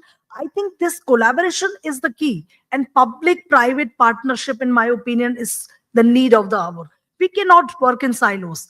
There is so much good institutions in public, there is so much good institution in private, and there are strengths and weaknesses of both. We need to come together so that we can really bridge that gap. Third thing, academia industry. Again, collaboration. I think we should not be shunning away that this is industry, we are academics. It's not like that. I think for to give the best possible care to our patient, to give the best possible chances, I think this all sorts of collaboration and multi-levels should come into picture in all possible ways. And again, as I said before, also till the time some innovation, discovery, howsoever good it is on the paper or it is on the it is available for a fraction of people, it's not really making a difference. Till the time if we can reach to masses, these all collaborations are very, very valuable. So that's what is my approach, and I think we all are we are really privileged that we are in the city of Mumbai. Perhaps a lot can be done. Perhaps a lot can be done with the older colleagues, collaborators in multiple ways, and we can find a way with this approach. Points well taken. Each patient is different, and each patient decision should be collectively taken by all specialties together. So the tumor board is most encouraged not just in one tier city, but also 2-tier and 3-tier city oncology centers also. It's way to go forward with the multidisciplinary team action, not just within, but rightly mentioned with academic collaboration, industry collaboration. All of us have to collectively work together to deliver best to the patient care. Thank you, ma'am. Dr. Anita, as precision oncology continues to evolve, what practical steps, whether in testing pathways, treatment access, or clinical workflows could help make these advances most consistently applicable across diverse patient population and care settings? I think you're the right person to answer because you deliver to different settings. Yeah, yes, thank you. I think we are at the right time. The She Bill is coming in the parliament, and we want that 1/3 for this. And rightly placed, a Voice of Health has brought all the women in oncology out here to make some change, and I'm for it. Okay, and I'm sure you're also for with me. Yeah. Just a big hand for women. I want that 1/3 seat. Maybe I'll stand for election next time. Yeah. Yeah, 2/3. Okay, 1/3, 2/3, everything. So yes, that's how we are all here to bring real changes. And some of the things that really I feel that needs to be done is, I'll tell you some 10 points. One of them is that why don't we have centers, and not why we, it's already started, one aims in all state. Okay, that's what all of them highlighted, and not AIMS or any other higher tertiary institution. As much as I know, with the present government, each and every 22 states in India has one AIMS. There is 22 AIMS. So that gives you a quality care. So why, and this being a difficult disease, it's a killing disease where we have done well. So to be treated in higher centers where all sorts of facilities to be available. This is my first point, and we can refer, whereas spoke and hub model, like many of them has said, done. Next, why do we need to send the samples to 3 lakh rupees, 2.5 lakhs rupees? Can't we have those type of centers done in India? We also want to do our test for the patient. Same drug, same gene, same method, but made in India. So again, I request all the MNCs company to have your outlets out here and build it, because you may charge 3 lakhs for one patient, but if you come down with the cost, I can give you 1,000 cases. So it almost your profit will be the same. So affordable precision oncology lab to be present at India. And definitely there has to be accreditation, because we're going to use bigger drugs. So testing becomes equal. Next, regarding the guidelines, if you see ESMO has a clinical benefit ratio, where also they have a section which tells that this is for the low income countries. We should have in our ICMR guidelines, this is the minimum test we should do. So no patient is derived. If you can't do in my hospital, okay, I send to my, in Tamil Nadu, the nearest AIMS is AIMS Madurai. I can send them. Yes, you do it and you come back to me. So that type of model where a basic testing, which has to be approved by the local insurance, and patient gets it done, does, and comes back. Only limited genes panel for accessibility. That was Kripa's question. How do we? So these genes I do because I have a drug. I should have drugs which are generic. I think most of them are coming into generic. Immunotherapy, we were not able to afford, but now, yes, we have immunotherapy drugs, which is just 40 milligram is 10,000. And that's a big thing that has happened. And we do PDL1, but we can't give the drug to the PDL. Now, with this accessibility, more companies, I want more Indian pharmaceutical companies, more R&Ds, and I think government is giving grants to develop INDs in India. So please use that, bring all these generic so that it is affordable. And here too, I have patients, but I can't write. So what is the new? I have done the test. I don't know what to do. So yes, those type of higher molecules, and I'm sure over a period of time, it will take another 3 to 5 years for us to get into, yes, everybody has access to them. Point number 5, to incorporate AI and precision oncology at MBBS level. They should learn the signal transduction pathway, and then it should be there. Oncologists needs to be trained from their first year in molecular oncology. We learned it after we finished our graduation. So that, and this becomes a part of the treatment. It should come in the ICMR guidelines for limited resource countries, and lot of NGOs, donation, what we heard from everybody, collaboration, public-private partnership, even the machine PET-CT needs to become up. And that's how we will go to Atmanirbhar Bharat. Thank you very much. Thank you, Dr. Vanitha. What if the genomic testing were universally available and free tomorrow? Would outcomes actually change, or is access to testing not the real bottleneck? If it is accessible, but the drug has to be accessible. Yeah, I need both. Otherwise, I will not write. I need both. If tomorrow morning I have NTRK positive, patient, what will I write if we can't buy that? So why did you do the test? So yes, you're right. Both should go parallelly. Industry, lab, technology, R&D, you, me, public and government, first of all. Dr. Jyoti Bajpai, what needs to move first? Better Indian data, better drug access, or better clinical infrastructure? What needs to move first out of 3? I think infrastructure, because if infrastructure is not there, we cannot do anything. So first, you are asking the ladder. So first should be infrastructure availability, and then it will give path to everything else. Vanita ma'am, you're in the premier institute, oncology institute in India. What needs to move first in your thought process? I agree. I think all, of course, all need to move.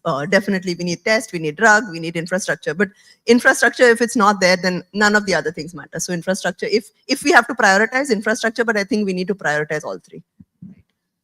Dr. Chetna, precision oncology in solid tumors, are we solving the right problem for the right patients or optimizing care for privileged few? So just now it is for privileged few, but we always start like this, right? Even for immunotherapy, we started like that. I'm sure in the next 2 years, it will be for everyone. One thing in Dr. Suman, one thing in oncology community needs to stop doing. It's a very controversial question though, and one thing it urgently needs to start to accelerate real world outcomes in solid tumor oncology. I think please don't send NGS if you don't have a plan for the patient. Just don't send it just because everybody is sending it and I should also get on the bandwagon. Please understand, have a plan. If the results come, you should have some sort of algorithm that you would do. And I think people have to educate themselves. This is the actual need of the hour. Yes. Rightly said. I would like to add, we also need to have a good data keeping. That is what we oncologists lack. I mean, not in TMH, but I'm in a private practice. I have got so many patients, but I do not have data. Neither I have a collaboration with anyone. So I think we should start doing that in a private practice. There are so many patients so that we can come out with a very good Indian data. Why only they work hard? No, everybody should be working hard on data keeping. Correct. All private practitioners also should come forward to add more data. So the outcomes like we can publish in real world data will be very strong. I think many of the companies have started doing, when you give a free sample PAP program, that gets recorded. So many of these companies who are giving the PAP program are already collecting data. What you said correct, Dr. Chetna, and if you translate that gets into publication, we have huge, okay, yeah. Like how they did for CML. The first drug that we use, imatinib, Gleevec, how the data, when the access program data was utilized for publication, you get it signed. So I tell everybody, if you're giving a PAP, if you're giving a free vial to the patient, utilize the data. I think Voice of Healthcare did an amazing job in curating the panel with the 5 powerful women here. So thank you so much for this opportunity one more time. And I think we overshot the time. And once again, thanks for the opportunity to interact with all of you, the eminent people in the field of oncology, the women we always look up to. Thank you so much. Thank you, ma'am. Thank you so much. And you rightly stated that this was a powerful session and yet insightful.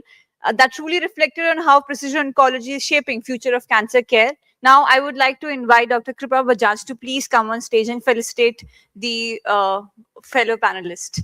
I wish you conduct the session later next time, like with this kind of women panel. Point well taken, ma'am. Can we have the certificates? I would like to start with Dr. Suman S. Karant. Let's have a round of applause, guys.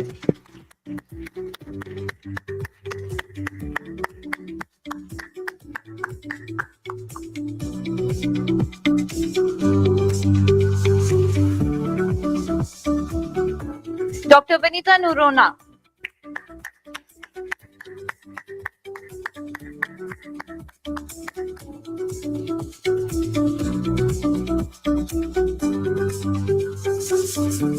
Dr. Jyoti Bajpai.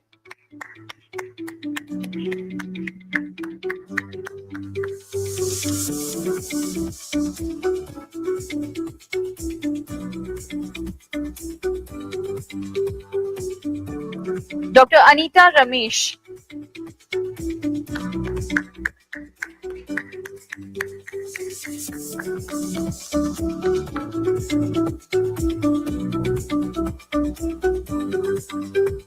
Dr. Chetna Bakshi.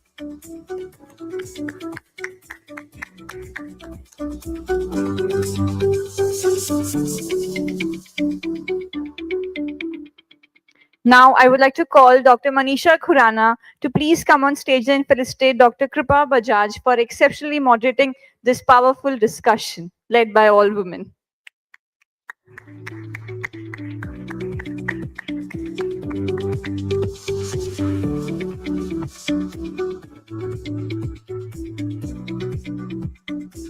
I request everyone to please come on center and then we'll have a group picture here.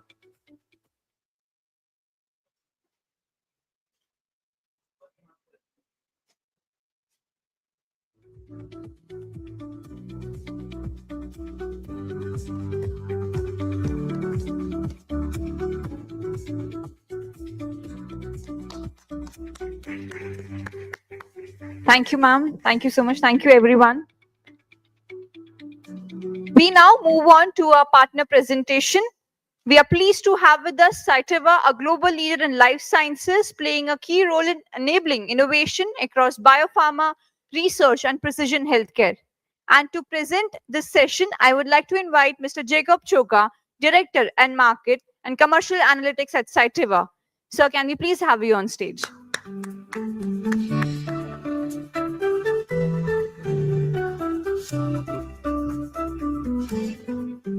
Thank you, Simran, for that introduction. I'm pleased to be here speaking to some of the elite group, brilliant minds, and respected dignitaries who are shaping the future of precision medicine in India. Let me start with a simple truth. Genomic medicine is no longer the future. It's the present. And in this present, India is not just catching up. It's building momentum. We at Cytiva say to our customers, your progress is our promise. And today, let's walk through this journey together, not just as a presentation, but as a story of innovation, investment, and impact. As we move forward, I would allow you to read the forward-looking statement. We made a reasonable assumptions for all the future statements, but we reserve the right to change as the future unfolds. Today, I'm going to cover 4 topics: transforming healthcare, the rise of genomic medicine, and we'll deep dive into 3 modalities: cell therapies, transforming cancer and beyond, harnessing viruses for therapeutic innovation, nucleic acid therapies and delivery system, which is the next frontier. The journey of genomic medicine began with a bold idea. What if we could reprogram the body to heal itself? If we start our journey from 2010, the idea became reality when Provence by Dendrion introduced the world to dendritic cell therapies to treat prostate cancer. It was the first whisper of genomic revolution. Over 40,000 men were treated, but the therapy struggled commercially due to high cost and complex logistics. A powerful start, but a tough lesson to learn. Clinical success needs commercial scalability. Then came Glibera in 2012, the first ever gene therapy approved in Europe. It used AAV vectors to correct a rare genetic disorder. Scientifically brilliant, but commercially a flop. Only 1 patient was treated commercially, but it paved ways to smarter models. Luxturna and Zolgensma learned from Glibera's failure. Fast forward to 2017, world saw 3 seismic breakthroughs. Escarta and Kymriah, both autologous CAR-T therapies, gave hope to patients with aggressive blood cancers. Luxturna restored vision in patients with inherited blindness. These weren't just approvals. These were proofs that genomic medicine can work and can scale as well. In 2021, Zolgensma, another AAV therapy, crossed $1 billion in sales treating spinal muscular atrophy, and Comirnaty became a household name with mRNA COVID-19 vaccine by Pfizer and BioNTech. In 2022, we have seen Escarta crossing $1 billion, solidifying CAR-T as a commercial success, and 23, Elevidys marked an AAV therapy for Duchenne muscular dystrophy, giving new hope to children and their families. In 24, 2 therapies marked major milestone: Embracevia by Moderna, an mRNA vaccine for RSV, and Lifilucel by Iovance, a TIL therapy treating solid tumors. And today, in 2025 and beyond, we enter into a new era with Casgevy, the world's first ever CRISPR-based therapy approved for sickle cell diseases and beta thalassemia. It's not just a scientific breakthrough. It's a commercial turning point of gene editing, one-time curative therapy that could redefine how we treat inherited blood disorders. Let me take a pause here and ask you a few questions. What was Moderna's increase in share price at its peak in 2021? Guesses? It's 25x. So the increase in share showing the world that genomic medicine isn't just innovation that's life-changing, it's also market shaping. And how many patients have been treated with CAR-T therapies so far? Any ballpark estimates? Can anybody shout? It's 34,000 plus patients have been treated so far with CAR-T therapies across the globe. And how many genomic medicine drugs are being developed globally? Today, there are over 10,000 genomic medicine drugs in development. What does this really mean when we say genomic medicine is transforming healthcare? How big is the pipeline and where is the innovation coming from? Let me move forward. Genomic medicine are no longer a niche therapy. They are driving the innovation at a scale we have never seen before. Today, there are 10,000 drugs in development. To put that in perspective, everybody in this room and people watching on live, we know that monoclonal antibodies have dominated this space for a long time. But if I put this number in perspective, there are 30% fewer drugs in antibody space and they stand at a 7,000, where genomic medicine stand at 10,000. Let's look at the diversity. The inner circle represents the pipeline dominated by cell therapies, followed by nucleic acid therapeutics and viral vectors. mRNA therapies are now approved for 2 indications. Oligonucleotide therapies have crossed 20 plus approvals as of last year.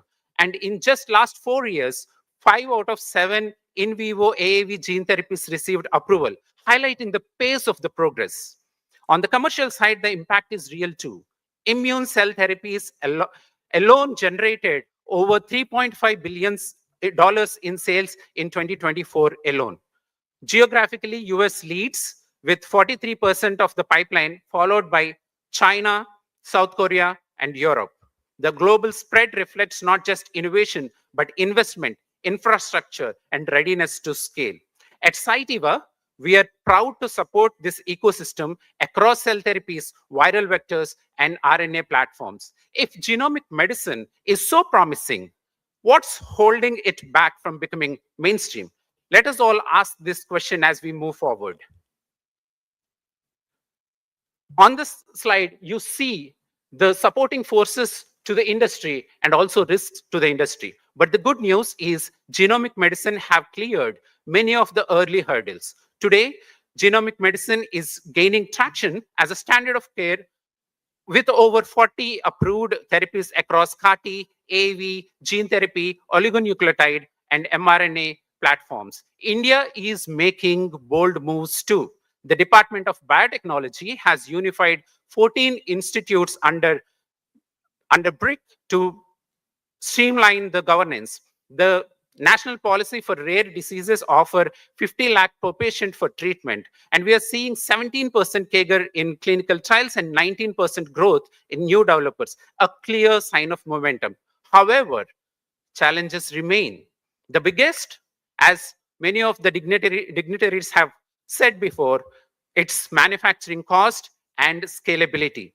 Autologous cell therapies and in vivo gene therapies are expensive and hard to scale. We all know that. So integration into clinical practice is also a complex thing. So we need standard protocols, reimbursement models, and provider training, which is still evolving in this region.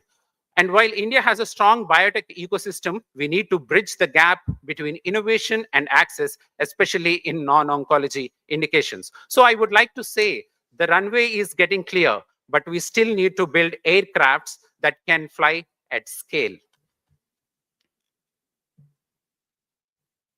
Let's now deep dive into cell therapies. Cell therapies are leading the charge in global therapy development. So if you see the chart, the top one shows us the distribution of gene-modified cell therapies, and the bottom one shows us the regional distribution of CAR-T therapies. So over 5,000 cell therapy assets are in development globally. Autologous CAR-T dominate the pipeline, especially in the early phases. APAC is leading with 40% of global CAR-T activity. India is emerging too, with 80% of its assets in discovery and preclinical. The cell therapy landscape is diversifying rapidly with innovation across modalities. So let's take a quick look at the immune cell therapy approvals in this region. On the top right-hand side, what you see is a crowded area. What does that tell us? It highlights a surge in activity. 12 of 14 approved cell therapies were launched in just last 5 years. CAR-T therapies dominate with major approvals like Yescarta, Kymriah, and Carvykti. India joins the global map with Quatimi by Immunil Therapeutics, Nescar 19 by ImmunoAct. Yescarta alone generated $1.5 billion in sales over the past 12 months. Amtagvi is the first TIL therapy approved for the solid tumors. Cytiva is a key collaborator in over 50% of these marketed therapies. The pace of approval reflects rapid innovation and commercial viability. Let's look into APAC now. APAC is emerging as a key region for CAR-T approvals with India, China, Japan, Korea as leading regions. India's Quatimi and Nescar 19 joins the global leaders like Kymriah, Yescarta, Carvykti in treating B-cell lymphomas and multiple myelomas. Japan has 15 plus active developers and Korea has 50 plus pipeline drugs. The region is rapidly expanding access and innovation in immune cell therapies. So far, we have covered the pipeline and approvals. Let's now shift our focus to manufacturing challenges and scaling opportunities in cell therapies.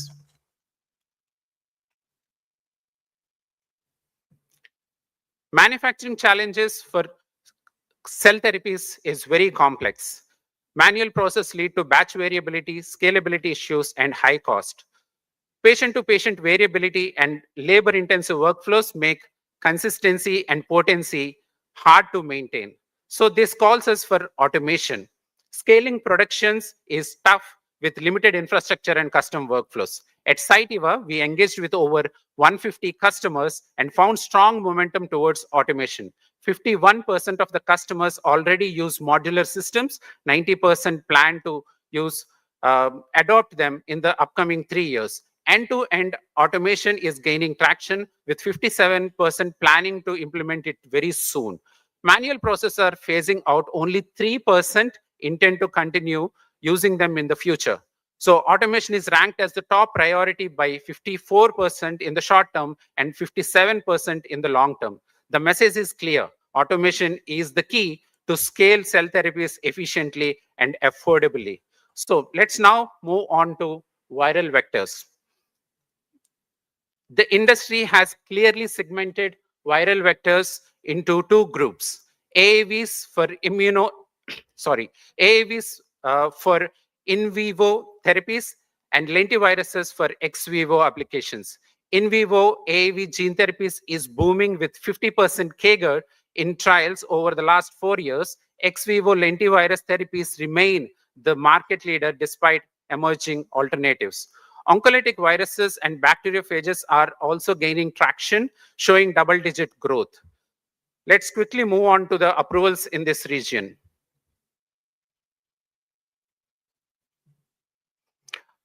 When we see the viral-based therapies, approvals are accelerating. 12 major viral vector therapies approved since 2015, including Zolgensma, Luxturna, and Roctavian. AAV therapies are leading the charge with no signs of slowing down. Customer sentiment is bullish. Over 50% reported increased investment in viral vector therapies from 23 to 24. Key areas of investment include new vectors, manufacturing infrastructure, and outsourced production. Only 1 in 10 customers expect a reduced investment. A quick disclaimer. This research is at a global scale, and none of these virus-based therapies have been approved in India. So let's quickly look at what's there in APAC for us. APAC has approved key therapies using AAVs and oncolytic viruses for conditions like SMA and DMD and glioma, amongst many others. Notable drugs include Zolgensma, Luxturna, Elevidys, and so on. India has no locally manufactured therapy, viral vector-based therapies, despite high disease burden. So this high prevalence, limited treatment options, and lack of India-based manufacturing units create a great opportunity for viral vector therapies in India. Let's now quickly look at some of the challenges that we have. Manufacturing challenges persist. Yes, it's viral vector-based therapies. Scaling up, batch consistency, cost effectiveness, and are the top concerns. Most customers report suboptimal processes, with only 8% saying everything works well. And that number in Asia comes down to just 4%. To address this, 38% plan to increase outsourcing to CDMOs in the next 2 to 3 years. There is a growing interest in stable producer cell lines, currently underused, but 25% customers plan to adopt them very soon. So automation and outsourcing are the key themes in this region. Let's now turn our focus into nucleic acid therapeutics. The RNA pipeline is fast evolving too, with 3,000 therapies across mRNA, oligonucleotides, guide RNA. Let's dive into mRNA. 80% of the mRNA therapies are still in preclinical, with great momentum building up. Focus is shifting towards what is beyond COVID-19, RSVs, influenza, cancer vaccines. These are gaining traction. US-led trials, there are 379 mRNA assets and 44% growth, while India showing plus 41% CAGR, driven by non-COVID indications. The landscape is evolving rapidly with diverse modalities and global participation. So what do we have next?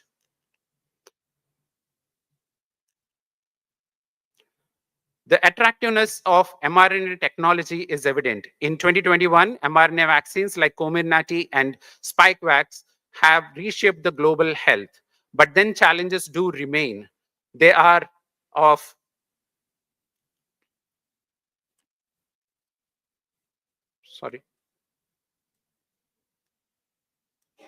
The challenges are instability, impurity, efficacy, which are still evolving.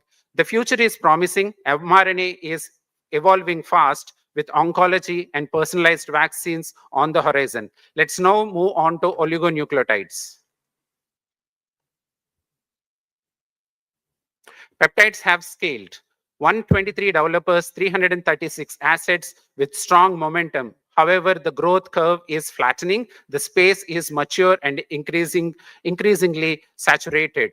So production platforms for peptides and oligonucleotides are similar, making the transition of low risk to infrastructure friendly. Yet many are still focused on peptides, leaving the untapped potential on the table in India. So the key takeaway on oligonucleotides is that oligonucleotides are posed to drive the future.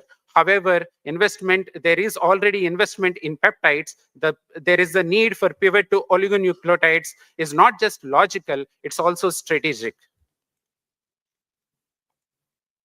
If you look at the APAC is no longer just watching, it's approving the drugs based on oligonucleotides. From Spinraza for SMA to Leqvio for cholesterol, oligonucleotides are tackling high burden diseases. And modalities like ASO, siRNA, and aptamers showing scientific diversity and commercial traction. So oligonucleotides are real, relevant, and fast, and rising fast in the APAC region.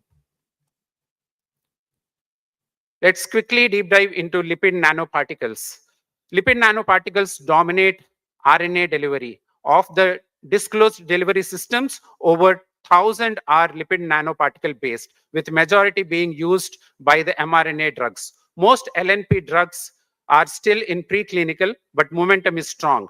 10 approved therapies for infectious diseases and solid tumors entering phase 3. Customers see LNP as the only market-ready option, especially as viral systems and electroporation face scalability and safety concerns. In APAC alone, we have 200 plus drugs use LNPs. India has 5 players already in play. So LNPs are not just leading, they're shaping the future of RNA and cell therapy deliveries. So 40% of the LNP drugs target infectious diseases like COVID-19, RSV, influenza, and even HIV. Solid tumors are next, with assets in lung cancer, melanoma, HCC gaining traction. The pipeline is maturing over 60 drugs in phase 2 and 3, showing real commercial potential. The message is clear. LNPs aren't just a COVID story. They're expanding into oncology and beyond. For developers, this is moment to scale LNP platforms into high-value indications. Let's look at the approvals in this region. So LNPs are powering mRNA, saRNA vaccines across APAC. So we have a range of drugs. And beyond COVID, Spinraza, Remdesivir showing LNPs expanding into RSV and genetic disorders. So we have seen a great momentum. Let me conclude with few concluding statements. Genomic medicine is not just a scientific revolution. It's a transformation in human health. And the speakers who spoke before me, they all have moved my heart, because there is a patient at the end of this value chain, and we need to keep that patient in our mind. So it's not just about curing the incurable, reaching the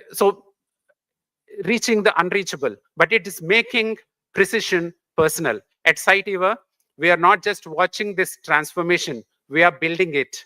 When we say to our customers, when our customers say to us, we are ready to change lives, we respond, your progress is our promise. And in genomic medicine, India's progress is world's promise.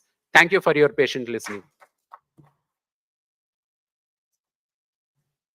Thank you so much, sir. Now, I would like to invite Dr. Nishil Naveen to please come on stage and felicitate Mr. Jacob Shoka for this amazing and insightful presentation he presented.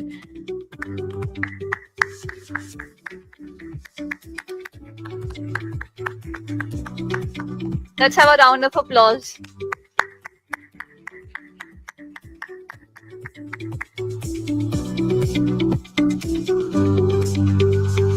Thank you, sir. Thank you so much. And with that, it's time to take a short break. We will now break for lunch for approx 20 to 30 minutes. And please free to enjoy the lunch and also take this moment to network, connect, and continue the conversations beyond the stage. And we look forward to welcoming you back shortly for the next set of engaging sessions. Thank you.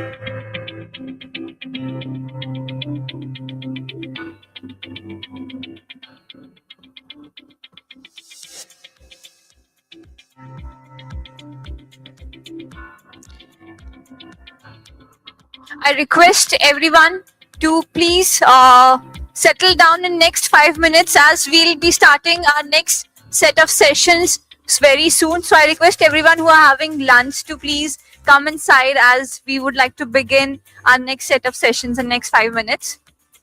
Thank you.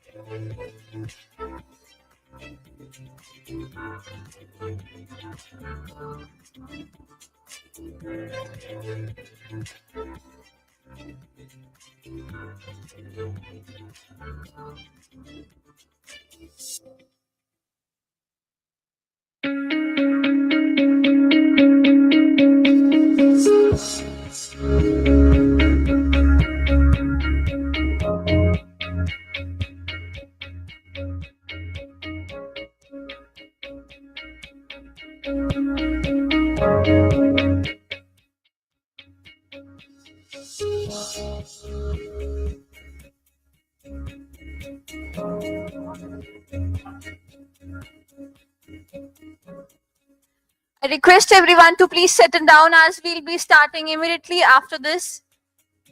Those who are outside, I request everyone to please come inside so that we can begin with the next set of sessions.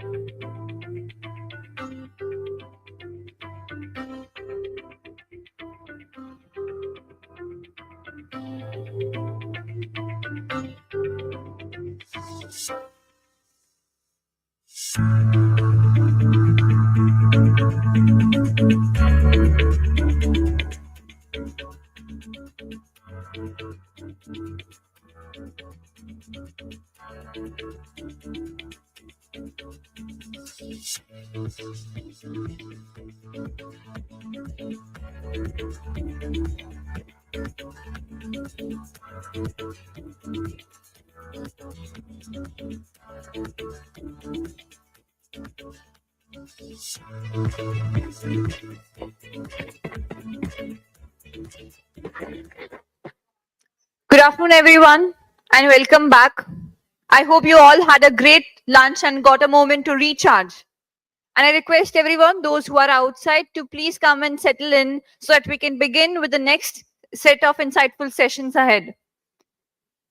After the lunch, let's bring back that energy into the room because we have some very interesting conversation lined up.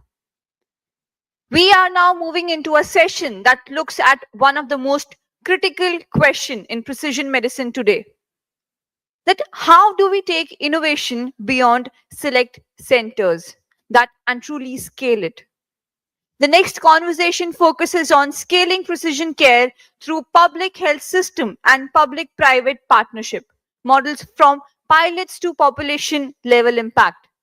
Because we all know that real impact happens when innovation reaches scale, when it moves from ideas to pilots and to systems that can serve the entire population.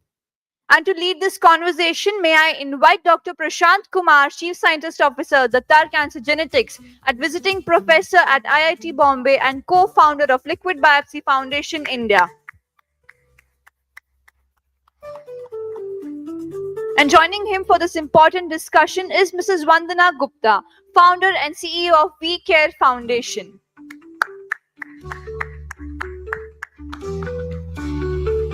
Dr. Aditya Sareen, consultant medical oncologist at Sir Gangaram Hospital, New Delhi.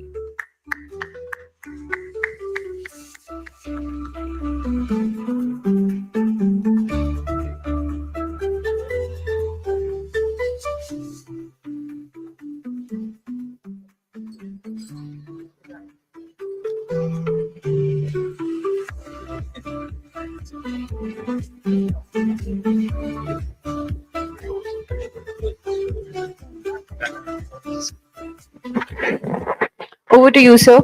Yeah, thank you very much. Hi, a very good afternoon. Post lunch, I think how many people have eaten so much and how much you will able to perceive what we are discussing. And the title have been given very difficult, VOH. I was just thinking that these question, if I read, I'll be reading and I'll be tired. So I don't know, I'll keep it very easy. Let's have an interactive session and discuss something because the topic is very generic. And I think the generic topic should be discussed in a generic way. And I think if we can connect to the audience, I think that's the goal. So scaling precision care. What do you think, is it unmet need for the country like India? And what is the lacuna? What is something which you think in your practice and you have done both, private and public, work. So how you think that we could do something which would also change coming in the coming years? Yes, please, ma'am. Ma'am, you start first, please, please. Thank you for saying that. Thank you for saying that it's a very complicated topic because it has taken me more than 5 readings to even understand what we was going to talk. But I don't know whether I'm going to make sense. So please pardon me if I'm talking off the thing. But I know there's a lot of advancement in technology and infrastructure. But how this will help patients is what we need to see. And I'm not a doctor, so I can only speak from the layman's point of view.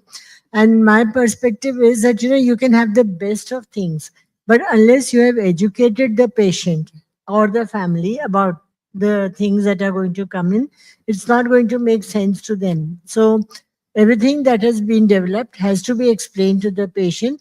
And so we need more time, we need more doctors, and we need more infrastructure to do something like that.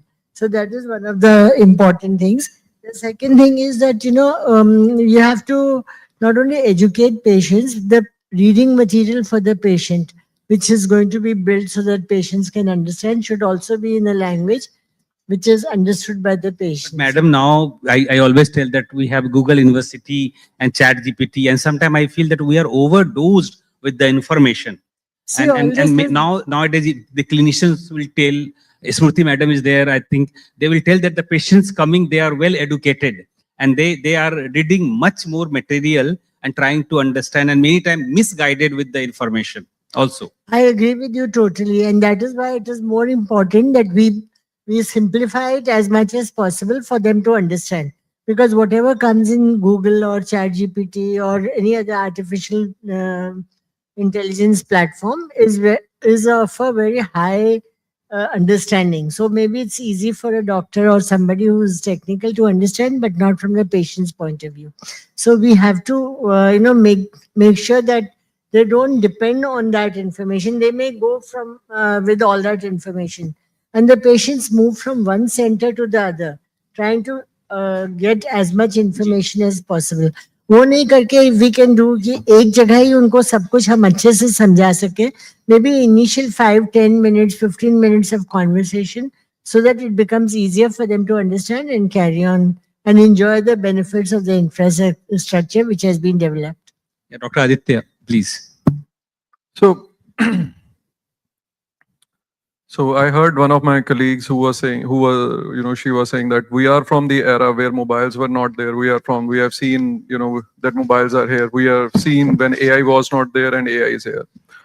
So since that, and considering I am some of that from that era itself, and now patients post AI, somehow my discussion with them has gone drastically down. Initially, I used to take, 20 minutes. Now it's like 8 minutes, 10 minutes. And I think the major role is being played by AI. There is no question about it. And I recently had a patient who came from a remote village in Bihar, and he came to me and I said, okay, आपका ये diagnosis है, ये करना है. It took him, I think, 0.5 seconds to say, yes, doc, you just do it. You know, that level of acceptance is there. So I think the applicability of when the AI was being developed, they would have never thought about it, you know, that AI will be used at Bihar, you know. So, but I'm trying to say that technology has revolutionized everything. And coming back to your question, you have also seen how oncology has, you know, evolved over the years. And I keep on telling everybody that the day we stop learning, it's the day that we'll become redundant. Absolutely. Means I think learning is lifelong, and I tell that I even ask my students to come and teach me something, and this is needed because the tons of information. And you know, when we were growing up, we used to go every day morning, get up and see the PubMed, and the area which we were working, we want to see that what paper, how many papers, very few papers. Now you see the number of papers, and for you to even just put an eye and understand, and now what you can do maximum, you can read the abstract and pick the key points and keynotes. But keep it other way around. Flip the question. Right. Now, more information, is it good or bad for the patient and for the clinicians also? More information is bad for everybody. A selected information is good for everybody. You can't be master of all the jacks. You can't say that I know A to Z. Once you say that, you know, you have, you know, shelved yourself in a deep hole. So you find your niche, what you want to do. For example, let's say I want to do more work in lung, or let's say I want to do more specific work in breast. And if we keep on focusing that, I think AI, along with the right tools, can help even, you know, let us find cure of these diseases. Till today, I have been asked a very simple question. Doc, you are just treating me, but will you ever cure me? Why this cancer happened to me? These are those questions that we are not talking about them, you know, day-to-day life. If a patient comes to me in OPD and asks, I am 36 years old, I am a non-smoker, how the hell did I get lung cancer? And that's day in and day out. What to tell that young chap? Right now I'm having, 2 days back, I had a 23-year-old chap who was being treated as tuberculosis outside. Nobody bothered to do an examination. He was having testicular mass, and the patient himself missed that diagnosis because our young generation is so much under stress that he just felt that, you know, that I am having sitting of 16 hours or 15 hours. I will just not care about myself. Now that patient landed to me with seizure. And once we did examination, all we found out that, you know, it's more likely to be a germ cell tumor which has spread. So awareness is very minuscule if you go outside tier 1 cities. And for me, when I am sitting where I am sitting, Gangaram, it's like it's in the center of Delhi. There are we are surrounded by corporates and government, everybody. So the patient who comes to Gangaram, it has already been filtered at many different sectors. And the patient who comes, either I have been able to find, the lack of awareness is there, or the awareness was there, but the lack of intent of doing something about it was there.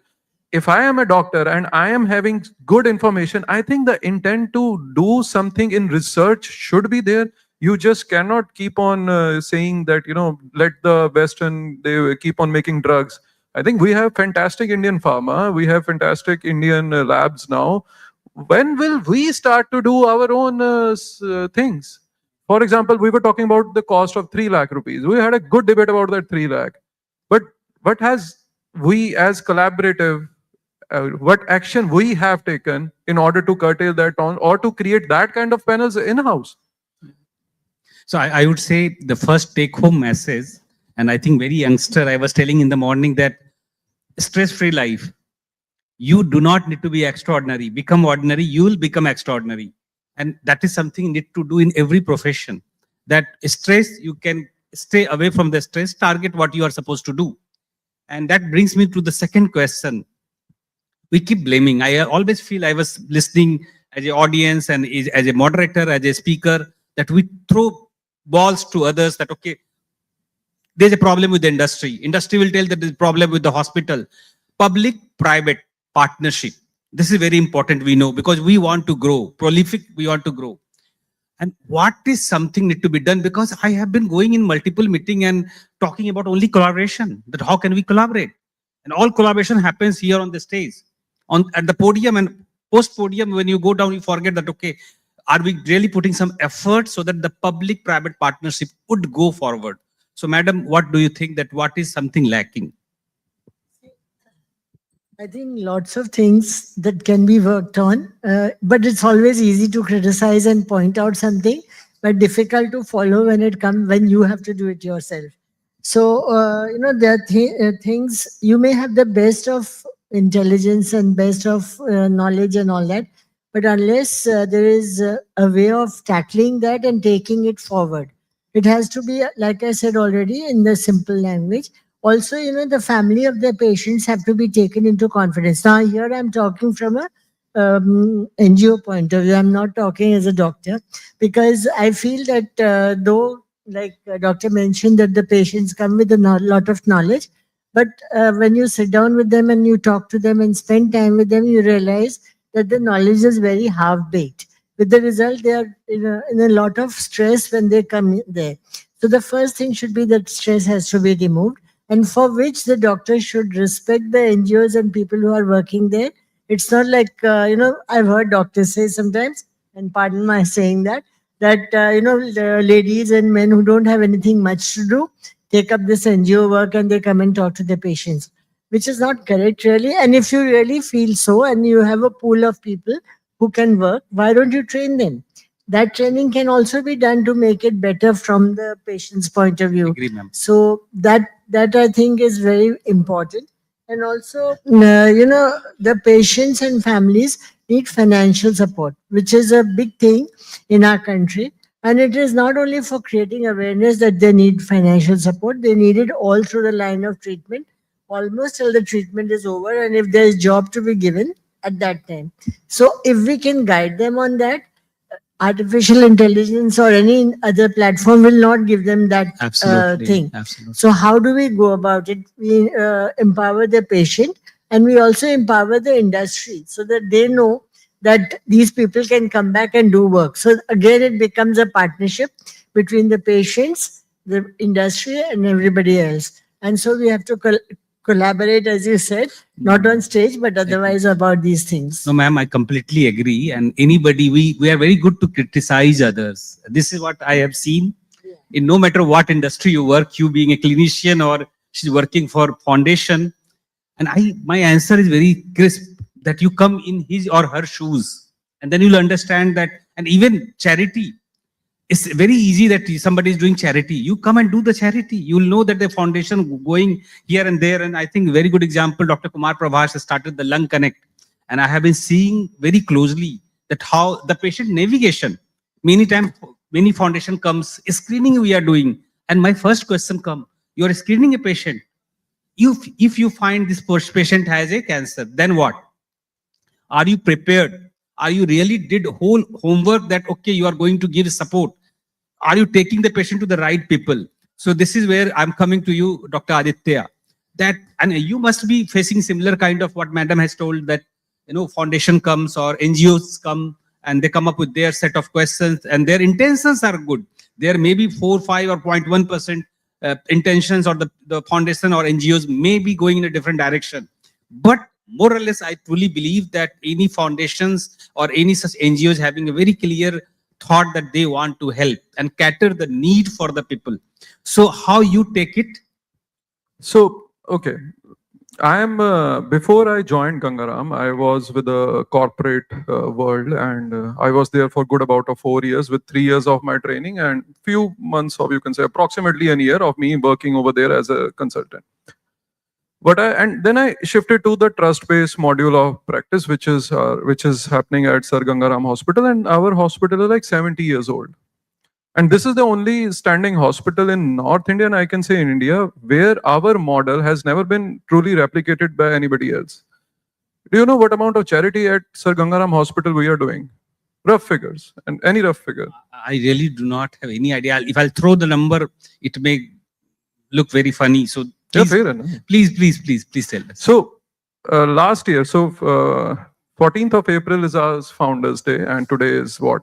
19th of Yes, April. So yes. 5 days back, we have done, annually we are doing, last year we did 80 crores of annual charity work Wow. as an institute. So this needs clap. Please clap it. As an institute. No NGO, no funding, nothing. You know what separates us? It's the trust. So what doctors earn over there, we put something money back into the system, and that takes care of our cases. So that's a self-renewal. We are not putting like 100% of our funds. A fraction of my income goes to a combined pool. If our hospital has 450 doctors, just think that if a person contributes 10,000, what amount of corpus it can create. And that's a self-renewal model. And that's how, when a person comes to our institute, generally it's either that route that we help our patients, or we go for Prime Minister's Fund or CM funds. So as ma'am said, the foundations are there. I'm agree. I'm completely in sync with the thought process that NGOs are there to help. But somehow I've never been in a position to ask help. And in fact, an NGO has approached me. Okay, doc, if you have any patient, you send us those details and we'll help. So somehow my experience with NGO is limited because of the geographic location where I'm practicing. That doesn't mean that NGOs are not doing good. I mean, they are fabulous. And considering the protocol that I'm doing at my center, you will be surprised that in the past year, even just the Department of Medical Oncology has been able to rope in like 80 or 90 lakhs for few of our patients, where we are giving everything to them. I can vouch on this stage that our economically weaker section, our white card sections where your income is less than 10,000, they are being treated like a patient who is going to come to me in a Rolls Royce. Yes. So this is the level of patient-centric approach that we have built in that area, and that is what I want, that whichever hospital or whichever foundation is there, I think if a foundation is able to identify a particular hospital that this hospital is lacking in that kind of giving back to the society, I think that kind of a plug socket kind of a scenario will be beneficial for both of them. At the end of the day, you, ma'am, and me, we both are here for our patients, and if our patients are not going to get the best of the treatment, I think these platforms are then meaningless. So can I just add one more thing? That NGOs may not be giving money and funds from themselves, but we have adequate information from places where patients can get the money and what are the procedures, because those procedures are quite complicated. So if we can explain to the patient, this is the fund that you can apply for, these are the papers that you need, and this is what you need to do. In one time, they get the money. So NGO themselves are not giving the money much as they are helping people to create that awareness. Yes. Because unfortunately, the doctors don't have the time to tell them about it, and we don't expect them to do that. And that is why the collaboration, like you mentioned, has to be between the doctors and the NGOs to know what the strength of the NGO is and what is the strength of the doctor and how it's going to benefit the focal point, the patient. So absolutely, I totally stand by your point of view that doctors don't have time. And a while back, I was giving this podcast with Vaishnavi over here, and she asked me, "What is your message to the younger generation?" She just asked me this plain question, and I was taken aback. I mean, I'm myself young, I'm not that old. But then again, what message can I deliver? I think we have to listen to our patients. If you are a doctor, and if you are unable to listen to a patient, then I think you need to recalibrate your focus. And the younger generation, if they follow a pattern of their superiors who are not listening, I think you have to rectify yourself. If a patient is coming to you in OPD, they are not just going to look at you like a doctor. They will get attached with you. Oncology is a battle. It is not going to be a one spot and sniper shot and that's it. No. Patient is going to be with you throughout the journey. The family is going to be with you. And if we ourselves as a community, I'm totally with the point that doctors don't have time. But I think doctors should make up a time for the patients. Then what are we doing even if we are not listening to our patients? How often do doctors even look at a patient while giving the prescription? So that's what I'm saying. then So the younger generation, if we right now correct their course of action, no, there is a better way to practice. We can still listen. AI is there. 90% of the work, if you just fit your every document in AI will give you a summary. Patients are already, if a patient is coming to me and I feel, it is going to take time, either my residents will take the history or I will take the history. But something has to get in touch with the patients, because at the end of the day, every institute, NGO, private, corporate, trust, government, global sectors, we are working for the betterment of patients. If we are not listening to them, I think we should change the field. So I think this is second take home message, that no matter what area you are working, what profession you are working, but it should be not self-centric. What he's conveying, that if as a doctor he's working or NGO she's working, the central goal is that how can you work for the people, and that's what I always tell, that voice of healthcare and what they are doing of the people, for the people, and by the people, and that should be the fundamental of any such discussion what we are doing. Let's have a discussion of just turning, because we have 9 to 10 minutes, and touch base many more other domain. So see, the data is the key. I was mentioning you that no matter what, and AI is all about the data. Any such kind of data, even the data you are collecting about the gender and age and the cancer types, and much more complicated data, but that gives a lot of idea. For me, telling that the gallbladder cancer is much more prevalent in a woman than a man, or a bladder cancer is happening much more high frequency in man than a woman. Some data came, somebody collected the data, and that gave us an idea. Now the bigger challenge is privacy. And whenever we deal with the data, we discuss that how can you keep it private? So what would be the middle path where data and the privacy could go hand to hand? Well, I think if it can happen anywhere in the world, it's India where it can happen. Let me be very honest. If we can create UPI within 10 years of our existence, and now every shop, every nook and corner is just using UPI, just a QR code, then why can't we take this upfront as a challenge? It's not about an individualistic goal, or neither it should be an organization goal. I think it has to be a government initiated goal. It is as simple as that. We have the modules. Who can say that their economies 70% transaction are just based on the digital? Yes, it's only India. And if we can protect our currency in digital platform with taking care of our privacy, then what stops us replicating the same model in our oncology centric cancers? But then I'll flip it, because I am a researcher. What I find that we have made many of the rules, and I think that maybe we should be little open. For us to get a sample from abroad, it's easy, but we are not sending our sample. Mind it. For us to even cell lines, if we want to share abroad and make a collaboration, and the collaboration is for research to learn more, it is far, far, far more difficult. Now, this is actually preclude us for many things which we could have access. So I think that, do you think, and this is another layer of it, that the policy maker, are we not good enough thoughtful process and thought deeply, especially from the policy maker, that what policies we are making and how it can help both sides? Even for when I'm talking about the privacy, we tell, and I love the idea what he mentioned, that the India should be first and we should lead. But there are many such circumstances where we expect India to lead, but this is not happening. And the Western world is ahead of us. So, yes, madam. See, my thought is that, for us, cancer is still a stigma. So to get the data out of people becomes very difficult. Of course, what he's saying is right, that, if we can develop UPI, we can develop anything. So getting that is okay. But what about the privacy of it? Because our privacy, if somebody comes to know that I have cancer, it happened with me when I had cancer.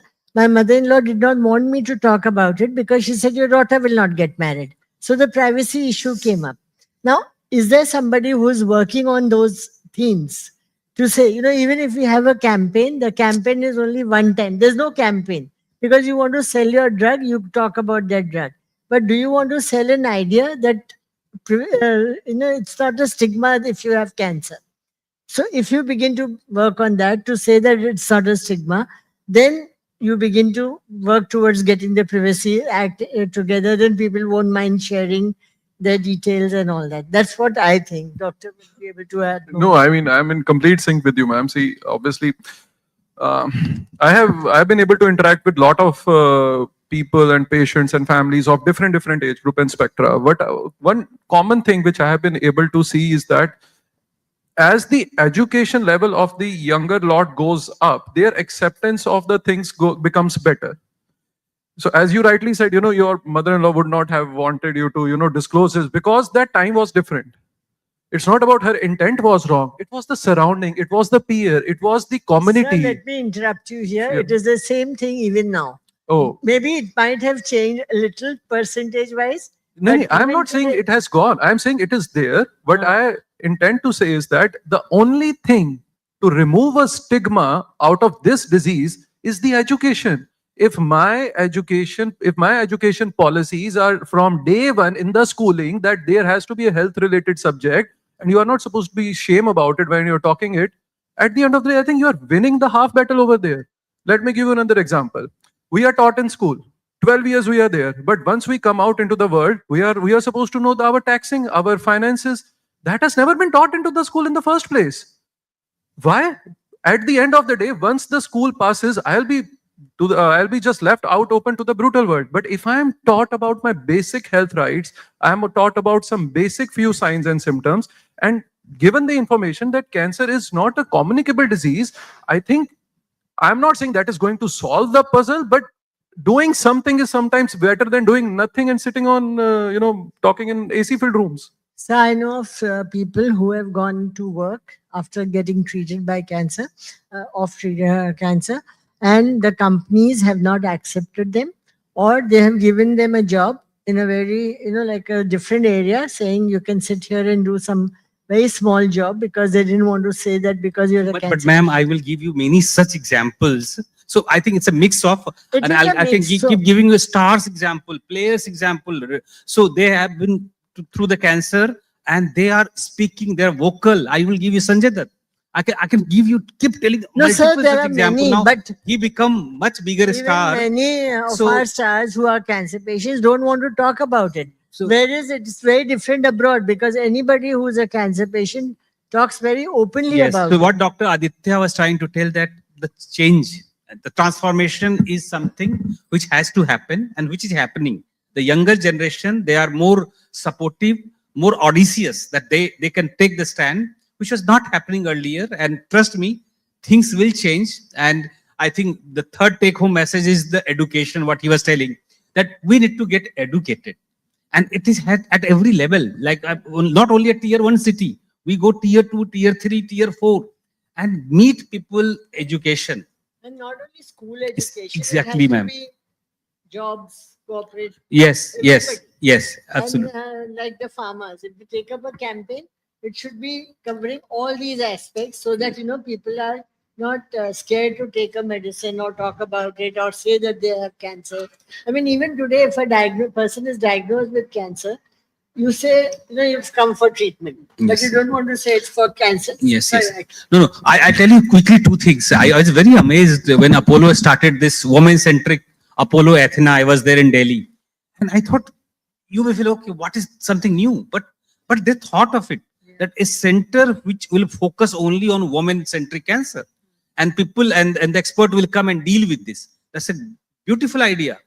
Just now imagine I was in a discussion, Dr. Jyoti Bajpayee is not here. When I remember that last time there was discussion in Apollo meeting, transgender. Now imagine those people, they do not know where to get treated, how to get treated. So they are biased in the society. But this is the high time, I think, where this partnership we call PPP, has to come in the picture, in the forefront, and take some of the call. And I think that is something which is the future. So before we'll conclude, I think 1 minute, what you think the way forward in the future, what is something need to be done and what is something which need to be done rapidly so that that it will transform the PPP model. So I'll close this in like 30 seconds. So number one, in the drug module, I think we have to develop our own indigenous antibody drug conjugates and our own, immunotherapies. That is on the treatment part of it. For the patients, I think a good discussion or a support group systems which are not available in India, I think that should be sounding around. And I think we are at the right platform now with the burden as it is increasing so much. I think support group for each and every disease, whether it be hospital-based, NGO-based or corporate-based, a support group program should be there. And doctors, staff, nurses, admin, they have to listen to the patient's need. If you are not listening, you are not doing anything. For me, you are not even a professional then. Because if you are in healthcare industry and you are not listening to the patient, I think you might as well change to a hotel industry. Agree. Yes. I think sometimes they even listen more. So, Dr. Sareen has more or less covered everything. That communication is the key, awareness is the key, and education is the key. So if these three aspects are looked on from all aspects, it's not just education means A plus B type Equal of to thing. C, yes, yes. It has to be totally looked into, and you have to ensure that people who are working are, that's where the collaboration and public-private partnership will come in, where everybody is working in different areas of all these three topics. Absolutely. So experimental education, that's the future, that you start experimenting. And I think this is happening in many school and colleges, especially even childhood school. People try to educate them with the examples, not A plus B whole square is equal to what. So thank you very much, Dr. Aditya and Mrs. Bandana, for amazing conversation. And I really appreciate your time. Thank you, audience too. Thank you very much.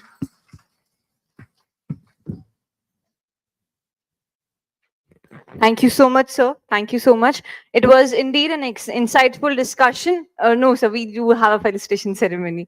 To begin the felicitation ceremony, I would request Dr. Prashant Kumar to please come and center and felicitate the fellow speakers. To begin with, Mrs. Vandana Gupta.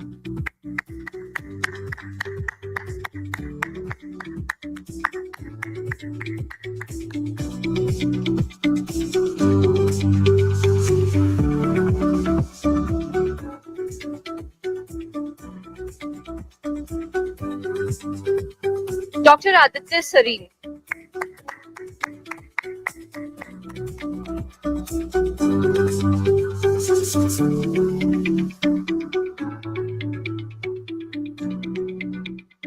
We do not have, sir, your certificate. I believe it is with you, but we would still like to congratulate and thank you for the amazing discussion. Thank you so much, sir. Let's have a round of applause and a group picture, please.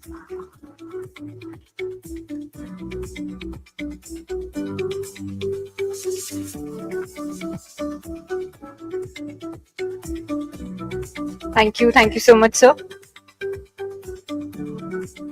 Thank you, ma'am. We now move into our next exciting segment, which is our partner presentation. At PMI, we are proud to collaborate with organizations that are actively shaping the future of healthcare through innovation and impact. Joining us now is Anand Chemiceutics, a name contributing meaningfully to advancements in healthcare science and solution. May I now invite Mr. Jitesh Sachdeva, National Sales Manager, Applied Genomics at Anand Chemiceutics, to have a presentation on genomic solutions by Anand Chemiceutics. Let's welcome him with a round of applause, and we look forward to his presentation and insights. Thank you so much.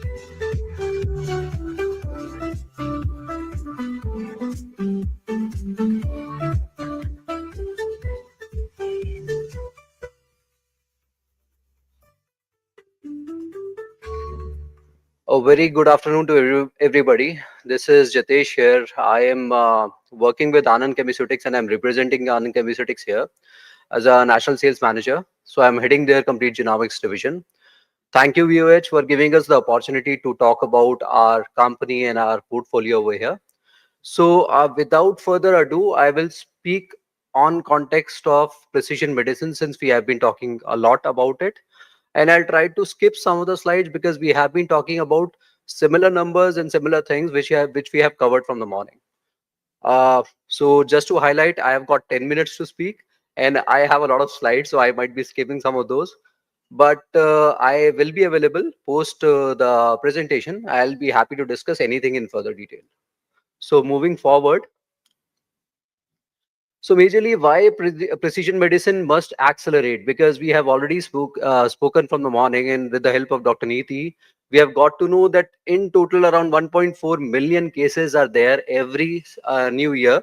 And then around 70% of the diagnosed cases, that means is resulting in stage 3 and stage 4, which is roughly around 9 lakh cases itself. Okay, so the one of the issue what we are facing is a late diagnosis, because we are most of the cases, around 70% of the cases at least, we are able to diagnose in stage 3 and stage 4.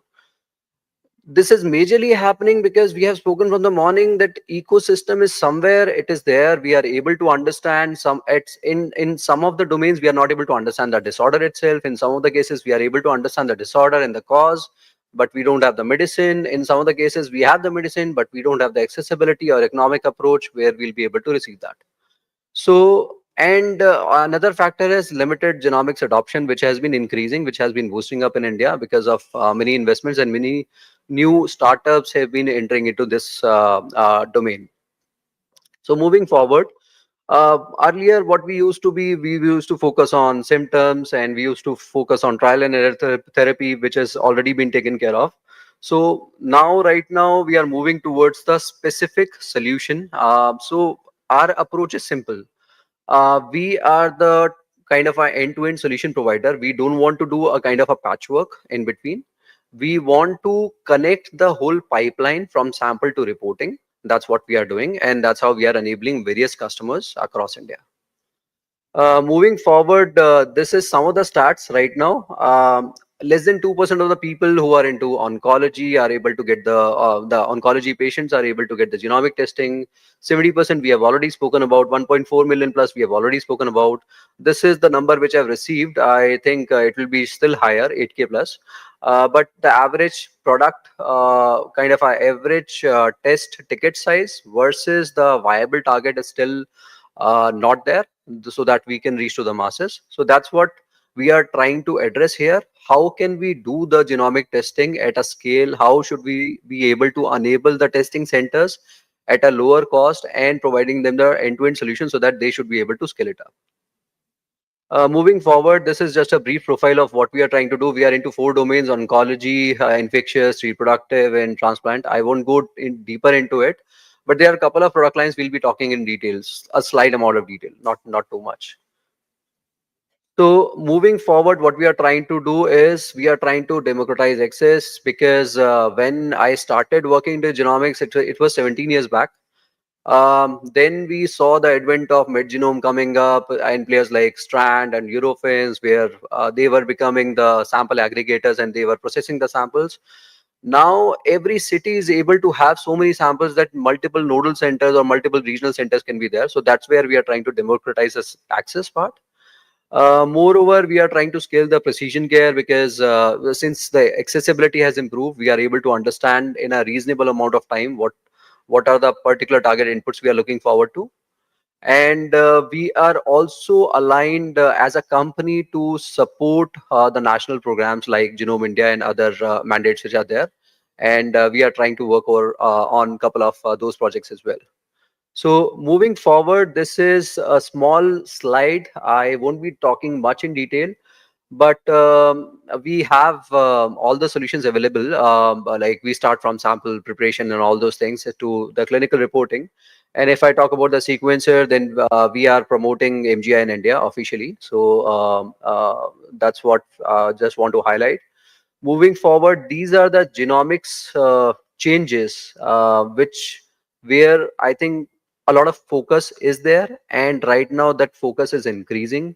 I won't touch base upon everything. Somatic mutation profiling, I think many of the people know. MRD has been catching up right now.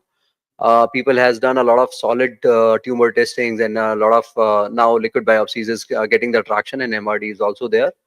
Methylation based pan cancer, we are working into that one. So these are some of the cases where we are working aggressively. So when somebody associates with us, we understood one small thing, that one single laboratory or one single lab cannot get hundreds of NIPTs or hundreds of oncology sample on day one, and that is the problem we resolved. So moving forward, this is just the MGI range, so I won't talk much about it. So basically, the only thing what I wanted to highlight is this: the cost per genome drops 3 to 5x when moving from a small benchtop to a bigger scale. So that is what is enabling the population genomics. As some of the people has rightly talked about it, we don't have the enough baseline, we don't have the enough kind of a database for the Indian population right now.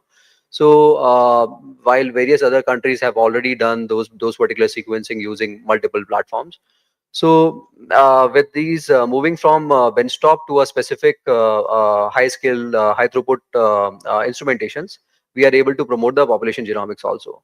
And this is just the range. This is basically giving a glimpse. If a small lab is there who's working on panels, then in that case, what kind of instrumentation? If somebody is working on NIPT, what kind of a solution will work? So this is just a brief idea. If anybody wants to have a deeper detail, I'm available post this presentation. Then I wanted to speak specifically about the TWIST CGP. We are officially promoting it.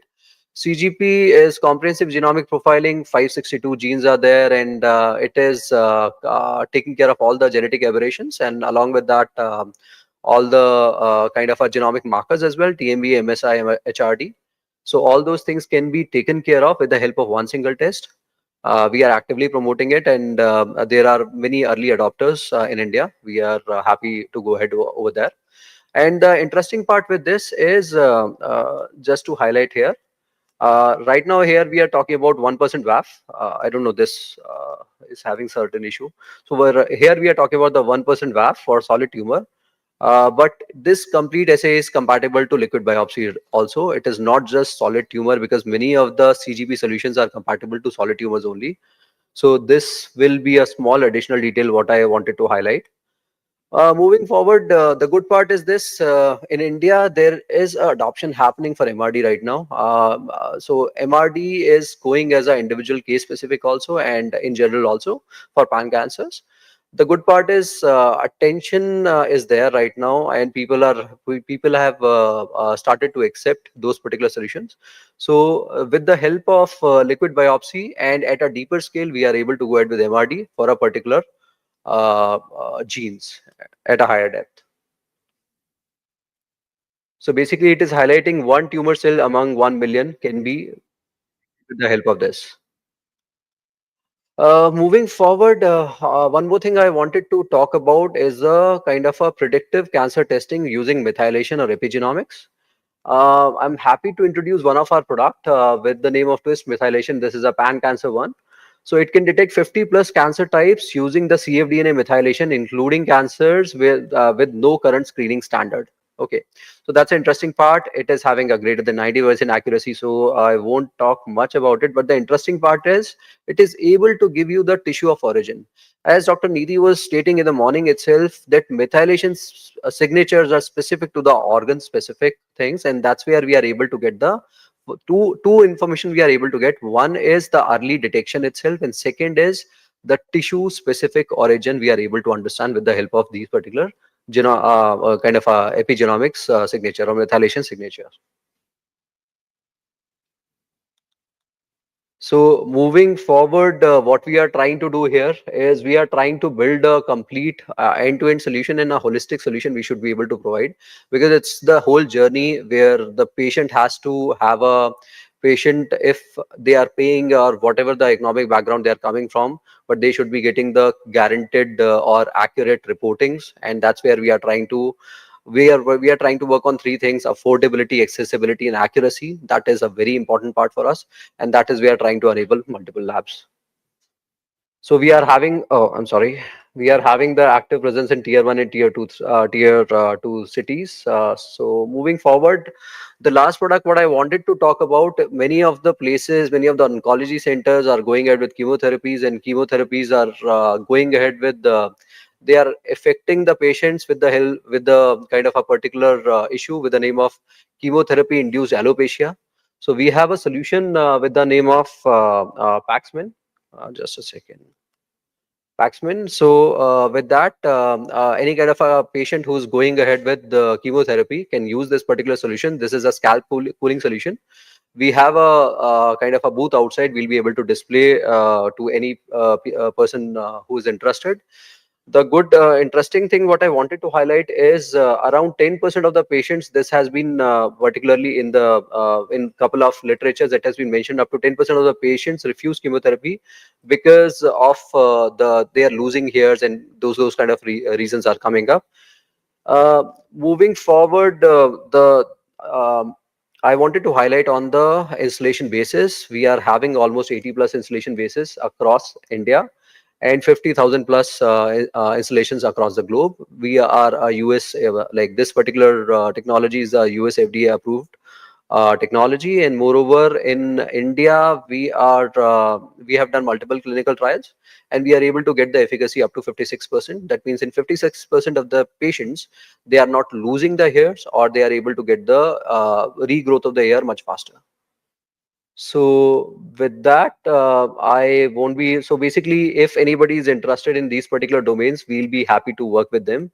If anybody want to have a kind of a deep dive, then in that case we are available. If anybody wants to visit a reference site and want to understand how the whole setup works, we'll be happy to do that. And if any kind of a policy partnerships anybody wants to explore, we are happy to do that as well. That's it from my side. Thank you. Thanks a lot.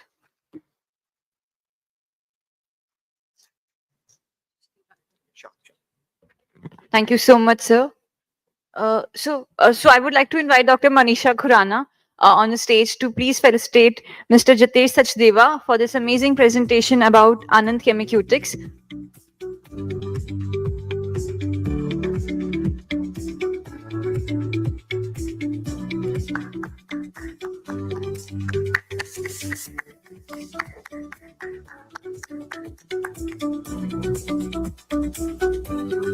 Let's have a round of applause, ladies and gentlemen. We just had lunch.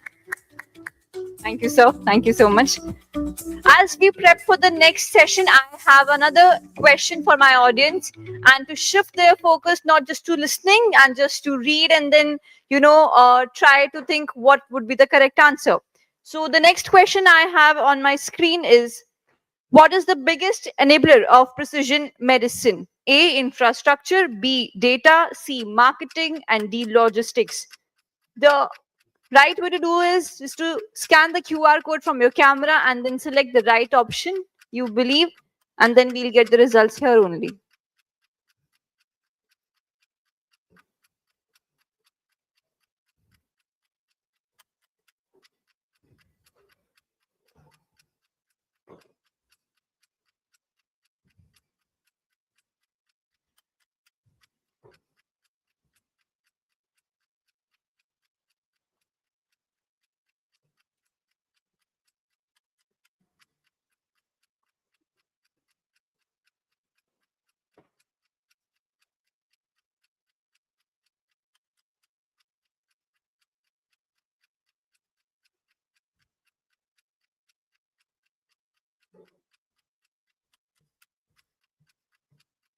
We should at least have 50% participation, I believe.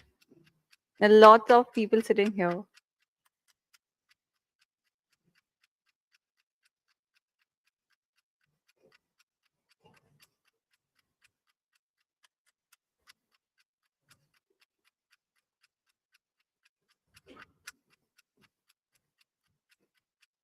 Okay, I believe most of audience present here have already answered.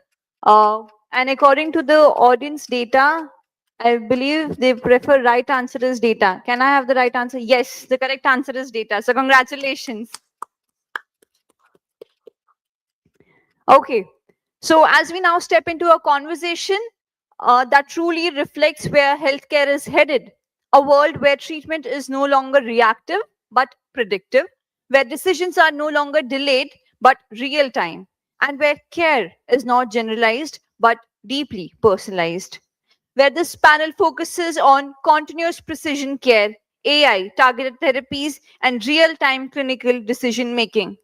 This panel discussion is not just about technology, it is about transforming the entire continuum of care. From decoding the complex data through AI to delivering the targeted therapies to empowering clinicians with real time decision support. And this is the new frontier of the precision medicine. And to steer this insightful discussion, may I now invite our moderator, Dr. Rajiv Kaushal, Vice President at Asian Society of Digital Pathology, Professor Oncopathology at Tata Memorial Hospital, Mumbai. Let's welcome him with a round of applause and keep your hands rolling as I would like to invite the other panelist, Dr. Somil Vyas, Additional Director, Surgical Oncologist at Sir H.N. Reliance Foundation Hospital, Mumbai.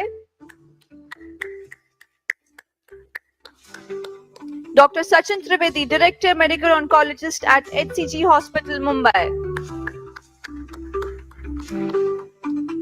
Dr. Sanjeeva Srivastava, Professor, Department of Biosciences and Bioengineering at Indian Institute of Technology, Bombay. Mr. Yogendra Davalkar, General Manager, Commercial at Premas Life Sciences. And Dr. Bharat Bhosle, Senior Consultant Medical Oncologist at Bombay Hospital, Mumbai.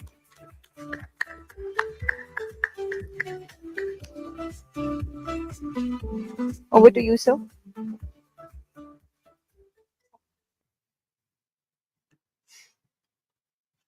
Good afternoon, and after this very interesting discussion and the presentations, we are now moving to the next session, which is on the panel discussion on very exciting topic, that is continuous precision care, AI, targeted therapies, and real-time clinical decisions. So the message is, as we know, that a lot of things, especially in terms of the technology, has changed the practice of medicine. And is it how the impact of this is happening into the clinics? That's what we are going to discuss in next 30 to 40 minutes. And so without wasting much time, I would like to address this panel in two parts. In round one, where we will discuss about where are we now, what are the capabilities, gaps, and the ground realities. And to start the discussion, I would like to ask Dr. Somil with the first questions. And he's a surgical oncologist, but many patients, despite we have different specialties now, especially in oncology, surgery, radiation oncology, and medical oncology, but many patients end up for the first evaluation to the surgical colleague. And during your clinical practice over a period of many years, how you are seeing the AI applications are changing the workflow of the practice or your in your routine OPDs. Just if you can share your experience of the walkthrough of the patients in your OPDs and its impact. Yeah, so good afternoon, everyone. Thank you to Voice of Healthcare to have me here. Thanks, Raju.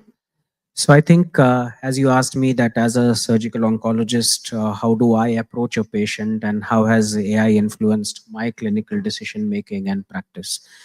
I think to start off, most of even my co-panelists and clinicians would agree that the basics are non-negotiable. I mean, so when you start off seeing a patient, you basically take a comprehensive history, the clinical examination, get the relevant biochemistry, hematology, and then go on to progress through more advanced imaging. That's how a surgical oncologist typically looks at things. And then, of course, you advance to more tests like endoscopy, biopsy, etc.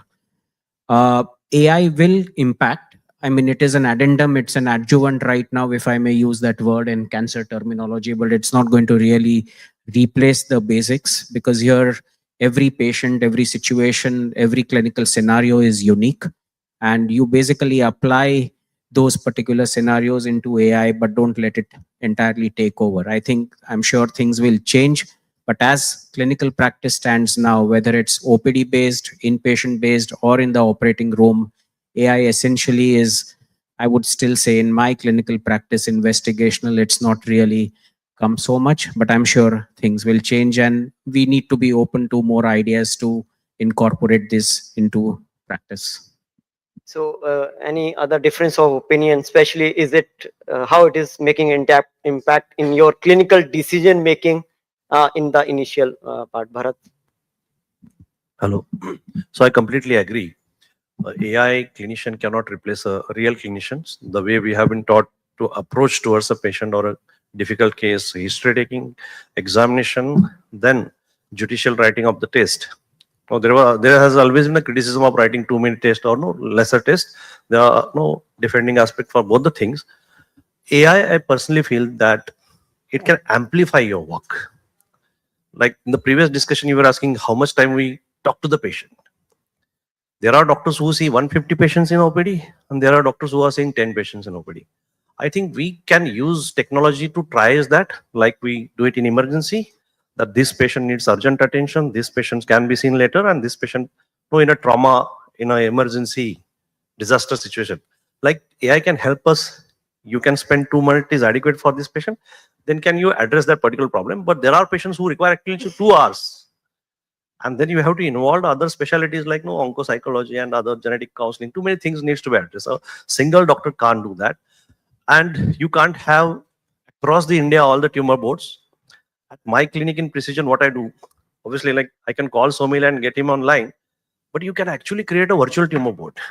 I'm a medical oncologist. If I need a help of a radiation oncologist, a need of a surgeon, precisely in that particular time, I can know the entire planning, how a surgical, being a medical oncologist, I'm not a perfect surgical oncologist, but in that particular time, the decision can be faster and delivered to the patient in real time, because not always we have to keep on waiting and say, call the patient afterwards. There are emergencies in oncology and there are things can be planned in oncology.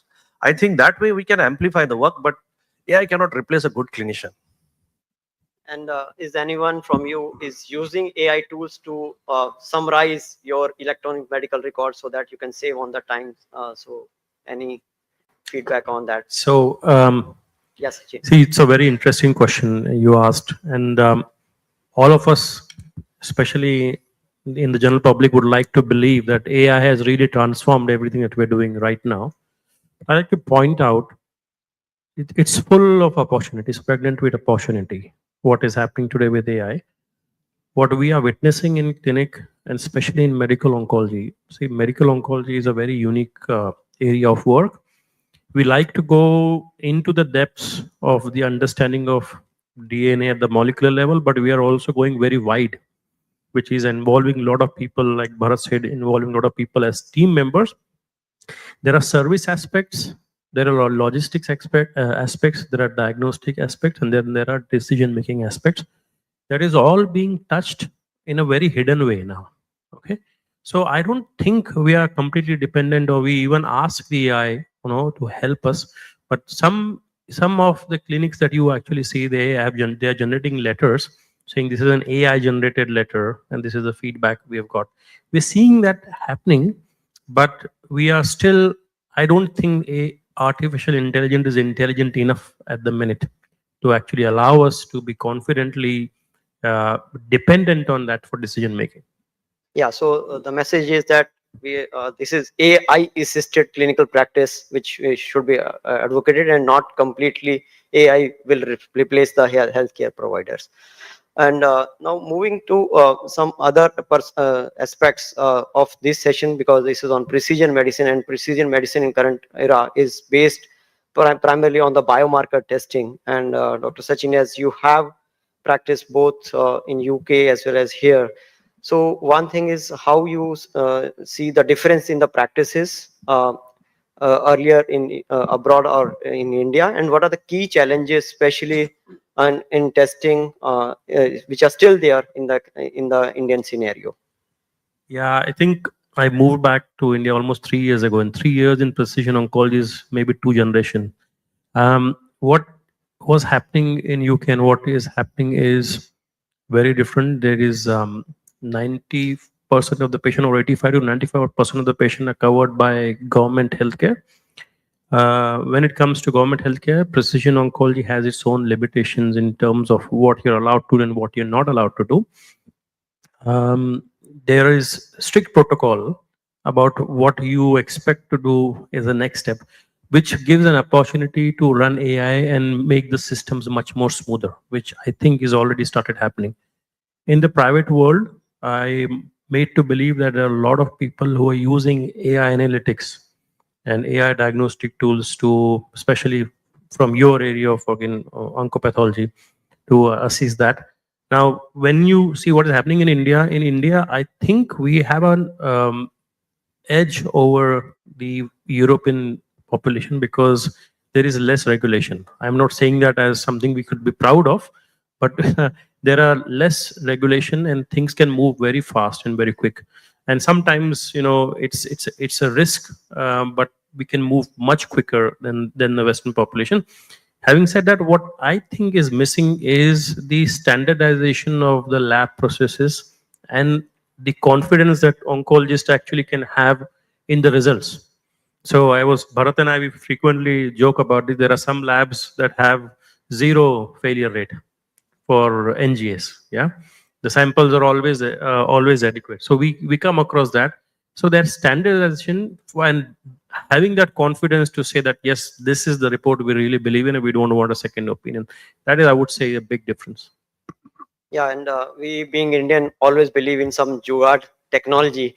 So that is also keep on adding some, and we always, especially from the Indian perspective, we try to whenever there is no solution, we try to match as close as to the evidence-based practice.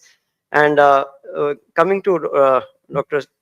Sanjeev, because you are from IIT Mumbai and you see, and India is considered to be the hub of engineers, but still there is a lack of standardization of the healthcare data. So what is your input on that? And then I'll come to some questions related to your key areas of interest. Right. So one thing I think, which is definitely AI has started showing the impact in the basic sciences, and in which way we can start using that data set to make much better predictions and much smarter ways of targeting various problems.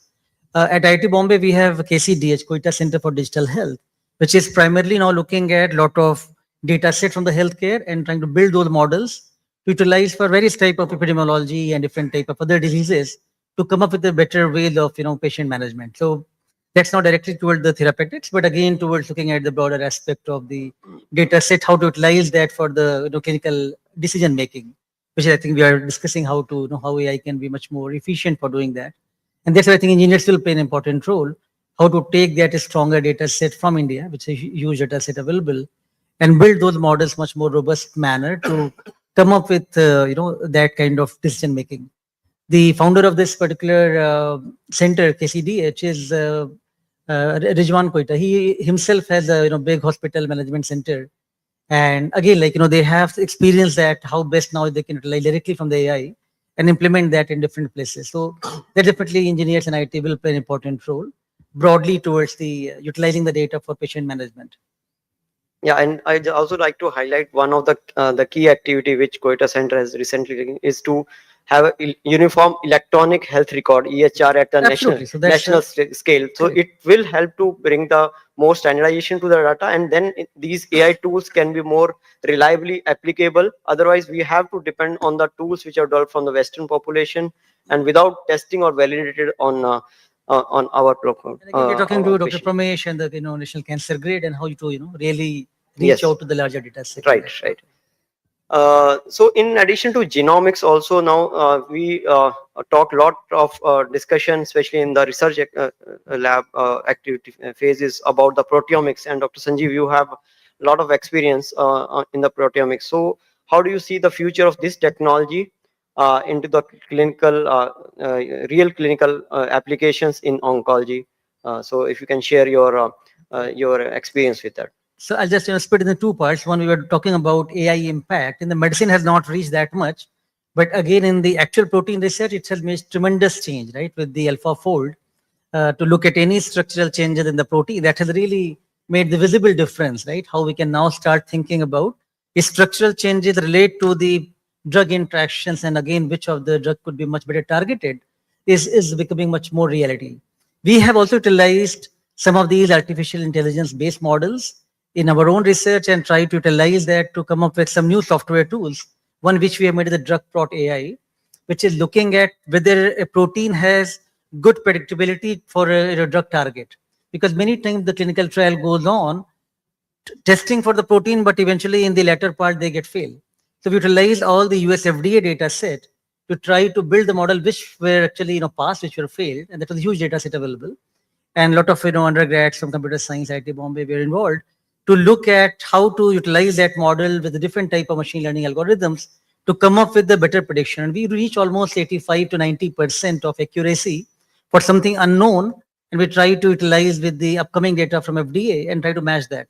So again, this is where I think AI can definitely reduce a lot of time and wastage and so much money which goes into the clinical trials to make smarter decisions upfront. We have also made another software named Alpha Cross Excel, which looks at protein conformational changes. Again, that could help us to look at which are the more receptor protein which will be druggable. And in the back end, we have integrated the AlphaFold to look at all the structural changes in that aspect. We've also made a database named BrainProt, which looks at almost 56 human brain diseases, from the brain cancer to the neurodegenerative disorders. And we are implementing the machine learning models to look at which is the best biomarker panel, which comes from across different type of data sets with the highest confidence level. So again, like, if I just come to the latter part of your question about the comparison genomics to proteomics, proteomics is giving us a lot of functional information for a lot of druggable protein targets. Most of the actual drug targets are the proteins, kinases, enzymes. So then that's where proteomics is playing important role already and going to play much more important role towards the better drug targets and better treatment. And with the AI tools, I think we are now accelerating that process, how best to come up with the smarter ways of doing that. Additionally, many of the biomarker tests which are looking for early prediction of diseases, that is also being utilized with a lot of the new instrumentation available with the mass spectrometers and other technologies, and then narrowing down that choice with the machine learning to come up with the panels. Many US FDA based tests now, which are actually routinely being used to test for the breast cancer, ovarian cancer, much ahead of the time with just looking at the blood-based panel test. Even the lung cancer, there are some tests available. So I think proteomics, looking at the functional molecules, not only just the protein per se, I would say more multi-omics approaches, including the metabolites, lipids. And eventually, a dream could be, can we now develop our entire technology suite to develop a twin, which is the digital twin of an individual, right? Can we think about, generating all those biomolecule in functionality and look at a patient, with that data, with the AI tools as a digital twin, and then make more prediction longitudinally as we go along. Of course, those are, much more of the dream, as I would say right now, but a lot of approaches are going on. And I think, as he was mentioning about UK has taken a lot of, real lead into the big genomic data set at, 100,000 individuals and really made the things, which looks now reaching out to much broader community. I've been part of one of those interaction and collaboration with the Imperial College in London, where they have the Human Phenome Project. And they're looking at, just the phenotype, impact, how to look at how the environment affects our metabolites and proteins over the time. And that triggers which diseases, as you go to cardiovascular or cancer or diabetes. So they look for biomarker for early predictions of that. So again, a lot of these technologies will be, I'm sure, eventually going to be much more clinically helpful. Yeah, so there's a lot of excitement and exciting work, not only related only to the genomics and AI, but in the background there are a lot of. So Dr. Bharat, how do you see these technologies when you are dealing with multiple different type of cancers, and sometimes these are the data is mature only to the one particular disease but not established in other. So how do you see the future of these? First comment from you, and then maybe from Sachin on the same question. So fortunately, I have been part of evolution. During my MD days, teleconsultation was started. I was in a district place, and we used to connect to the peripheral rural health centers and used to look after patients coming to the tertiary health center. We are sitting there, and primary healthcare centers will used to be. This is like somewhere 2005, 6 or 7. Subsequently, I came to Tata, and the entrance had a question of EMR related to PACS. So we were in that, nave regarding the digital evolution. And the first EMR was started when I was in Tata. Like those days, we used to write those files. There used to be 150 files in CMLOPDs. We used to write 2 lines, and later on we used to take Xerox. And later on the pathology shooting, sample shooting also started in the same year. And this is year 2009. I attended the Courtyard Digital Health Center in IIT inauguration. I was there. Dr. Pramesh was there, and one of the private laboratory person was also there, talking about how the CBC can be used for the predicting things. And then the same year, I was in Stanford, sitting in a canteen, talking to a radiologist who was talking about, I need a couple of 10, 20 samples to predict HCC. Then I realized how much power we have in India. Our data is just lying in papers, and we are not trying to. And imagine with that, we can be, the problem of AI, unless you feed 100%, I realize, unless you feed 100% information, you can't be accurate. Because here I can't take a decision for a patient sitting in front of me. Then it's my responsibility to get all the information. And we have been trained to write by hand, examine the patient. That's why, if hacking, there was incidences of hacking, placed for radiation department in some of the hospital, the data gone completely. Then the clinician knows everything about the patients. That is where the clinical examination, writing by your hand. So in my clinic, everything is digital, but I make sure that at least 2 lines I write by hands. So after seeing all these things, we can create a great change. But there has to be collaboration. We are privileged. We are sitting in Mumbai. We have IIT, CAR-T collaboration happened between Tata, and I have seen very closely. Dr. Rahul is also a good friend. Dr. Gaurav and Hasmukh. So like this, you have been doing a digital pathology work, and after radiology and pathology, I think clinicomics, like my decisions, also needs to be integrated. The people who are sitting in northeast remote part also should get help. That is the power of AI. So that if complete information comes to me as a clinician, you don't have to be Bharat Bhosle sitting in some of the village, but without me things can happen. But my responsibility that 100% correct data should reach me. I think that power IIT can look, and now you have a network across the country collecting the right data, and we can actually create a phenomenal change in this. In a nutshell, we can amplify the work. Instead of saying 10 patients, I can see actually 1,000 patients in a day. Yeah, and you can give more, you can be more confident on the therapy which you are offering at the end to the patient based on the data which AI tools will be offering to you. Some of the data you may or may not be using it, but at the back end, you'll be more confident. And even maybe even if like from pathology side, if a tool tell you it's the likelihood of like EGFR mutation is high, you will definitely push that patient or even call the lab. I want the report of this patient early. So there are many ways these can be helpful. Machines can help in a big way. Yes. So Auckland Clinic, I was sitting there. So that is a lesser privileged part, and apart from Stanford, they have a good emergency room where nurses used to take the charge of the computers, where if some patient develops a febrile neutropenia in the community, the counts and everything used to come, the fever charting used to come, and then they used to send message online to that what antibiotic needs to be started. Amazing.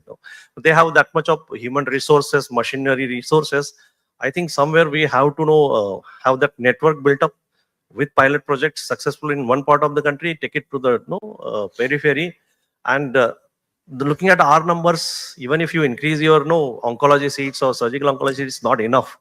We used to feel that my time there were 2 seats, now there are in Tata 36 seats, DM. And we used to feel that the seats are increasing. Then we realized 2012, the paper came in Lancet that 40% of the death, because Indian registry is very poor in terms of documentation. We used to talk about SEER data set. The 40%, and first time the effort was made, they looked at the cause of death, and 40% of the cancer deaths are directly because of tobacco in male and 20% in female. See, this is the impact of a data collection. As you said, we collect the data. Sometimes we feel that bioinformatics, you do a whole exome sequencing and you EGFR, we are happy like EGFR is positive, and what about the other information? There are so many views. Sometimes I feel they can give an information. One patient is living longer, other patient is dying in few months. We have an answer over there. Last 2 years, I've been looking at the data with the bioinformatics colleagues, and even if that data is not something to throw away, we can learn many things out of that, and there the AI plays a role. Yeah, especially in the paths. This is now the main focus is moving not only to the diagnostic or scoring ERPR, but the predicting responders and or differentiate responder from the non-responders. And Sachin, any comments from you in this regard? And so, so there are so many things to talk about. Like, see, what I feel is that by educating ourselves and learning, we are only trying to increase our random access memory. Correct me if I'm wrong, Dr. Sanjeev. We want, there is going to be an information, there is already an information overload, but we try to filter out things one at a time while making a clinical decision. We try to hone down. But in my opinion and in my experience, there is hardly any organ, cell, or molecule in body that has only one function. It has multiple function, and each function has an impact on the function of the other. Now, to be able to understand that and collate all of this, that is where AI is going to assist us. Coming back to the upstream things like oncodiagnostics and other things, you told me about the 100 genome project that UK was doing. They are also doing a project of scanning 100,000 people, doing a whole body scan. So when that kind of data to be analyzed without AI, it is going to be very raw. So, and what Bharat was saying, when I came here for the first time, when I saw that there are so many labs who are able to do this comprehensive genomic profile and data, even if all of them today decide to pool all of it together, we'll have more than 100,000 genomes, right?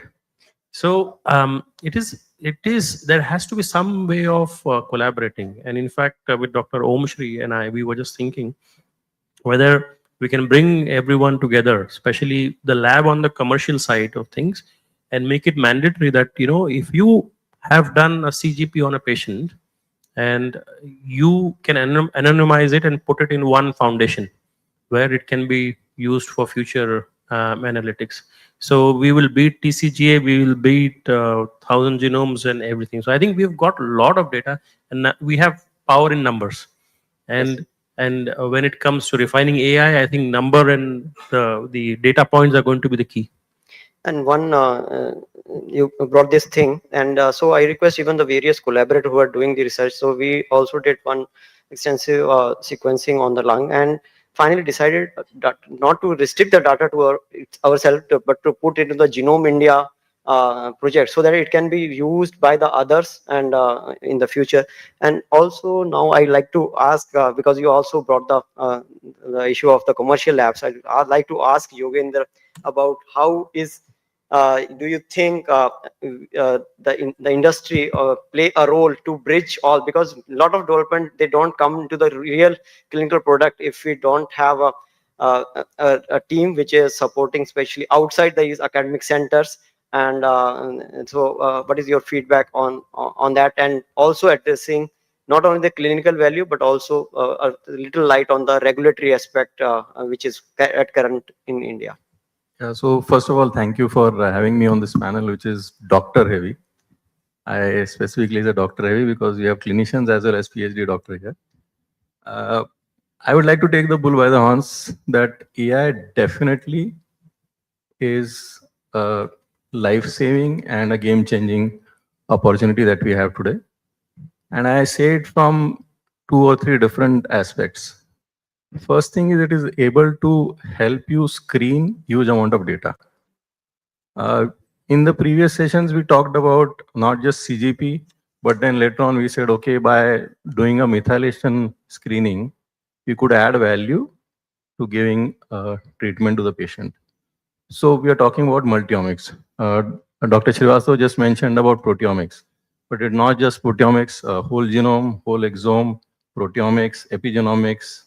I mean, these are all technologies which can give you data, but putting that data together and getting some meaningful result out of it, that is what AI can help you. So today, technology is using AI to generate data and help streamline that data.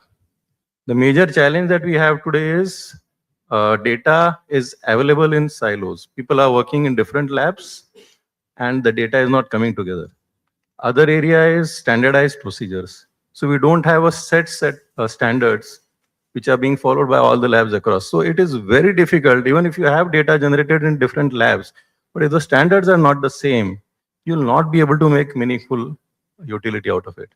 So these are the areas I think that we need to work on, and it will definitely make life easy if you are able to apply the AI to better effect. Thank you. Just changing gears back to the surgical technologies, which are evolving surgical technology and the robot and the minimal invasive procedures. They are talked a lot. So, Dr. Somil, what is your experience, and what is the, and how are the patients reacting to these as per the existing clinical equipment, and also a little bit about the how is that, are we geared up also for the training, from the training perspective on these technologies? Yeah, so surgery, there is a constant infusion of technology into any surgical branch. And we as surgeons really like that, because any technology which we can incorporate into surgical practice, which improves outcomes, makes the operation a little easier, gets us good results on the patient, is always welcome. One myth that I would like to, you mentioned about robotic surgery. So conventionally, we've got the conventional open surgery as far as the abdomen is concerned, and the minimally invasive, which is laparoscopic, and robotic is also a form of minimally invasive surgery. And the robot is only a gadget. The gadget is used by the surgeon. So it's not that the robot is performing the operation with the surgeon nowhere involved. The surgeon operates the robot, and he's actually doing what, it's just an instrument that we are using. Obviously, the robot has advantages in terms of giving us good magnification, in terms of giving us a 3D vision, in terms of improving ergonomics for the surgeons, in terms of smaller incisions, doing bigger operations with smaller incisions. And this obviously improves patient outcomes and surgery-related outcomes. Having said so, I must say that not every operation is suitable for the robot. Not every patient is suitable for a robotic operation. And therefore, it's up to the discretion, wisdom, and the experience judgment of the surgeon as to what kind of technology he must use for which patient to get the best result. So a poorly done laparoscopic or a robotic operation will have a worse outcome than the standard conventional operation, which can be done very well. Plus, the patient is a heterogeneous subject, right? So you can't apply the same principle to every patient. Somebody is 80 years old, multiple medical comorbidities, cardiac conditions, poor ejection fraction, can't withstand a 6-8 hour operation. You want to do something which is safe, which is time tested, do the standard open operation, give a good result, and cure the cancer. So I think it's an interplay of various things. Any new evolving technology is welcome. You would like to use it, but then you have to use your discretion at the end of the day. Patients and do demand that, or they want, I mean, they don't demand, but they obviously, when you hear of something new, you obviously want that because you feel it is essentially better. So this is where the clinical skill of the surgeon comes in. You use a mix of the evidence and experience put together so that you give the best outcome. So many times we also do what we call as hybrid approaches, which is a combination of robotic or laparoscopic plus open. And as far as training is concerned, yes. So whenever it's a skill-based branch, surgery is a skill-based branch. You want to upgrade yourself, you want to train, and you do need a finite volume to get better outcomes. And this is where collaboration with fellow surgeons across generations come into play. You would like to collaborate with surgeons who have more exposure to a particular technology. You upgrade yourself, you go through a learning process all the time. So, this is a constant evolving thing. You learn along the way, you collaborate with colleagues, and at the end of the day, you use your discretion to give the best to the patient. Thank you. So that means the message which I get from it is part of your tools, and it's not although it is an expensive instrument. Yeah. And when it is and many time now these tools must be also fed with the AI data to make them more and more precise. Yes.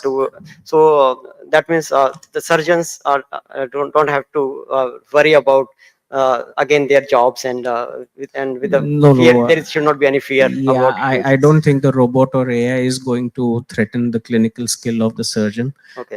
It's not going to happen. In fact, we will only use to enhance the skills. So for a very simple thing, we use something that we have now started using is a dye called indocyanine green. It's a very basic dye, very, very safe, and we use it all the time to look at intestinal anastomosis, to look at perfusion of tissues, how much blood flows into tissues, something that we didn't do 5 years back. And that came in with laparoscopic and robotic surgery, and we've actually started using that even for open surgery. So this is how we apply the principles and take it on from there. So a good tool used badly is still going to give a bad outcome. Yeah. So, but there must be now the patients which are more demanding towards these. Yeah, so as and where we can use the latest technology, including robotics or laparoscopy, we do offer it to the patient. And at the same time, if I may use the sentence, that we would not succumb to an unreasonable demand where it cannot be implemented. Sachin, over to you, because medical oncology is based, many things work on based on the clinical trials. And so how do you think the environment, working environment, especially in India, to execute these clinical trial, not only in the academic centers, but especially in when you're into the private hospitals and when you want to participate? So what are the your hurdles which you commonly face, and there must be some frustrating moments where when you want to offer a particular drug and you couldn't get the opportunity to do non-participation in the trials? Yeah, I think you really touched a very sensitive nerve. When in UK, the systems are so mature and well established that once you open a trial in one hospital, you can actually literally open it in 100 hospitals, and it's going to be the same process, and it is relatively easy. The treatments are standard. Whereas what happens in India is that you have to personalize the treatment given to your patient based on a lot of things. One is their accessibility, their choice, their understanding, but also the financial part of things. Trial, unless there is a robust system of clinical governance and standardization of processes, becomes very difficult to be really honest in recruiting the patients for trial, because you will always get a very skewed data. More than the process and system, I think there is something in the psyche and psychology also, because a lot of leadership roles that are being given to run trials are being dominated by a certain organization, and I think we have to be a bit more secular and allow scientific freelancing to be able to, for researchers and trialists, to be able to recruit and do the scientific work up to their best ability. But in private system, there are good hospitals like SCG, perhaps Reliance also. We are very active in recruiting in clinical trials, but the kind of trials that I like to select here are very different from the kind of trials I would select to be PI in the UK. So there's a difference there. Okay. We're running short of time, although there was many burning questions, but I'd just like to take rapid fire questions. So what are the one answer for what are the biggest hurdles which you feel for the adoption of these technology in healthcare? If you can give one topmost priority or the topmost barrier in your experience. Access and training. Knowing that we are still at an immature stage and having that critical thinking before we adopt anything. I think right type of data set to build those models will be quite critical. Yeah, that even I also agree with you. That is the most, especially from the diagnostic side, it is one of the most priority. So absolutely, I mean, I agree on that point, that the data that we are generating, the standard of the data has to be similar. That is the first and most important thing. And then you can actually get good results out of it. So all these points can be solved because in India, a patient goes from A lab to B lab, A physician to B physician, then the data is not getting captured. I think collaboration across the country with different stakeholders is very, very important, like Western world. So that patient is even moving from one doctor to other doctor, the data is captured and we know what is happening. So endpoints, unless we get the endpoints, there's no meaning of getting genomics, proteomics. We don't know what is happening with the patient. I think collaboration is very, very important. So any key message as a step to move forward, one solution from your end? I think government is also taking initiative, but these are in very nascent state.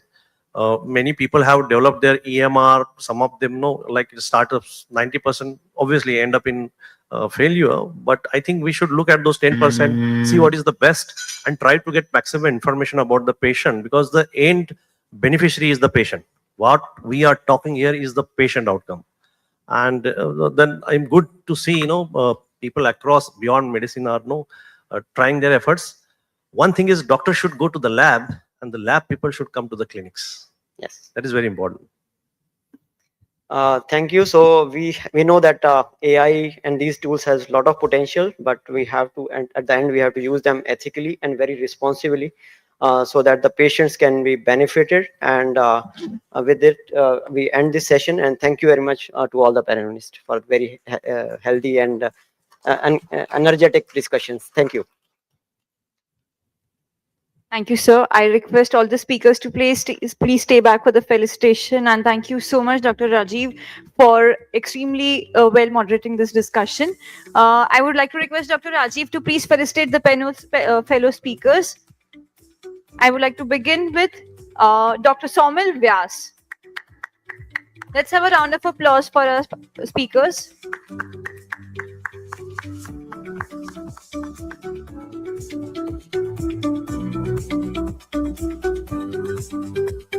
Dr. Sachin Trivedi.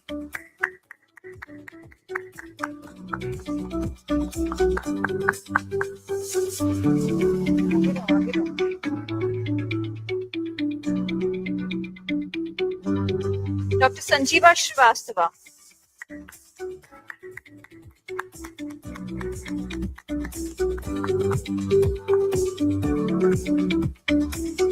Mr. Yogendra Dawalkar.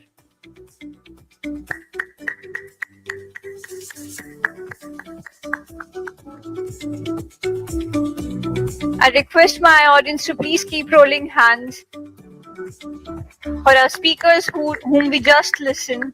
Dr. Bharat Bhosle.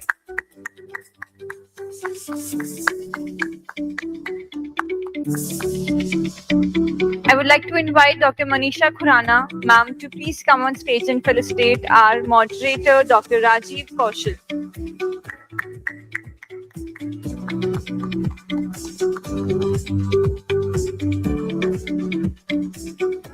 Thank you, sir. Thank you so much for steering this dynamic session. I request everyone to please come on center of stage for a group picture, and let's capture this moment.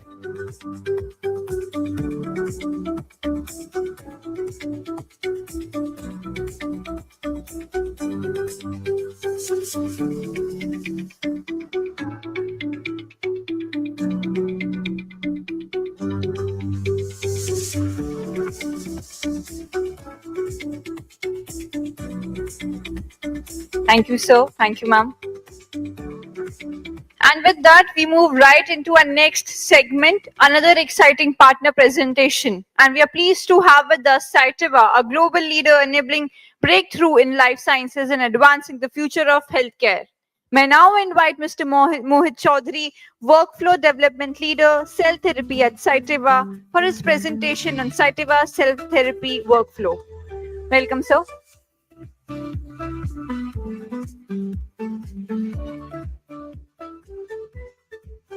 So thank you for the warm welcome. I'm Mohit Chaudhary. I'm working as a workflow development leader with Cytiva.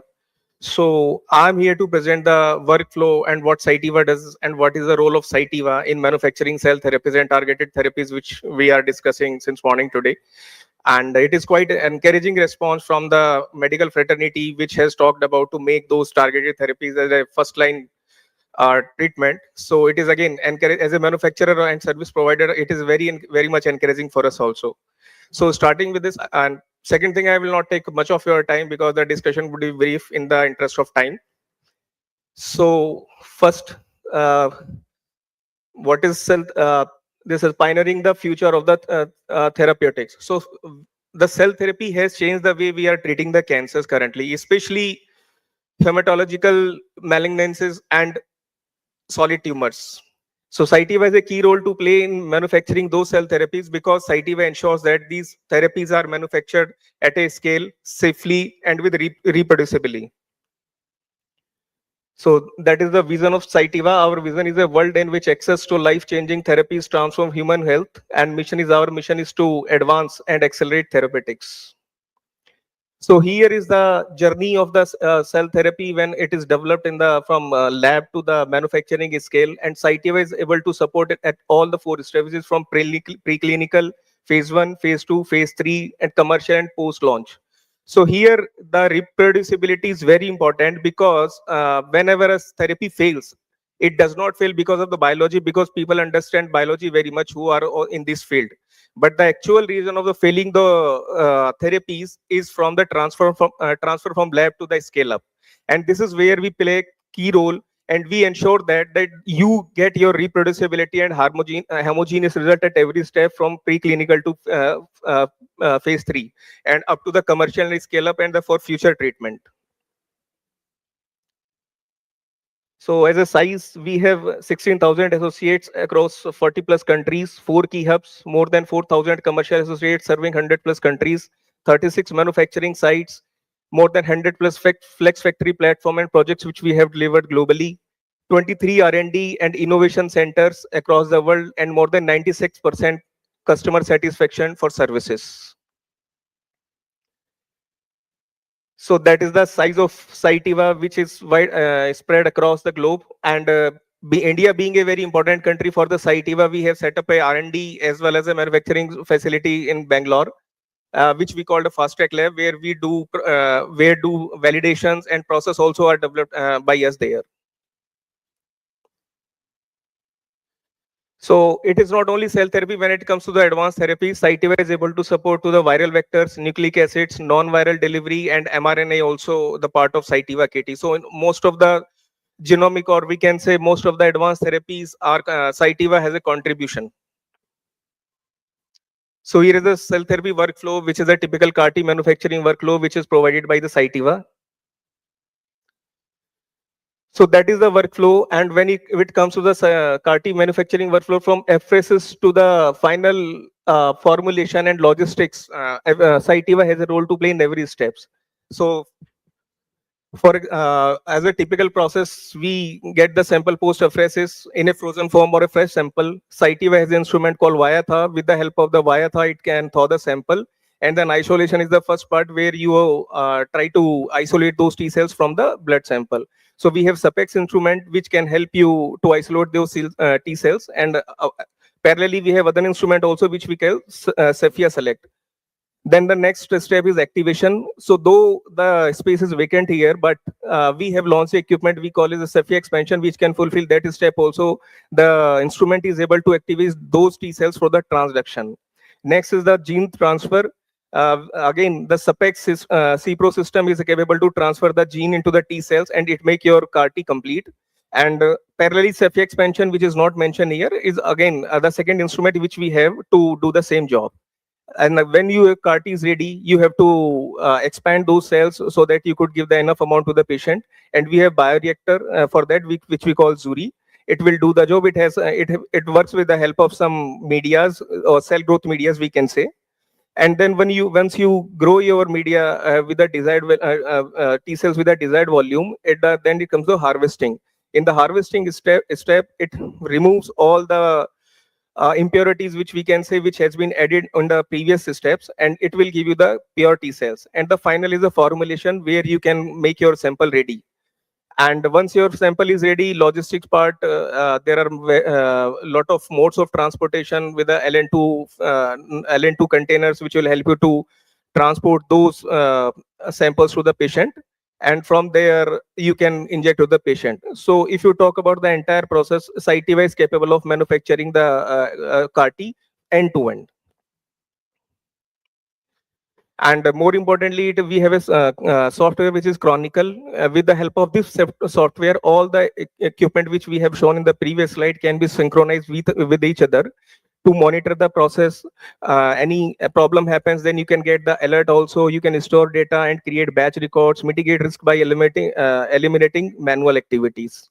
So this is a very important thing when it comes to the to comply with the regulatories.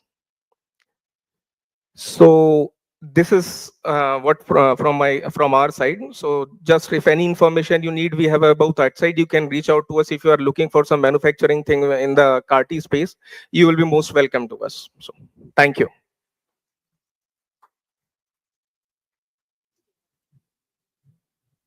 Thank you so much, sir. Thank you so much for this presentation. I would like to invite Dr. Manisha Khurana. Ma'am, if you can please come on stage and felicitate Mr. Mohit Chaudhary for this amazing presentation. So,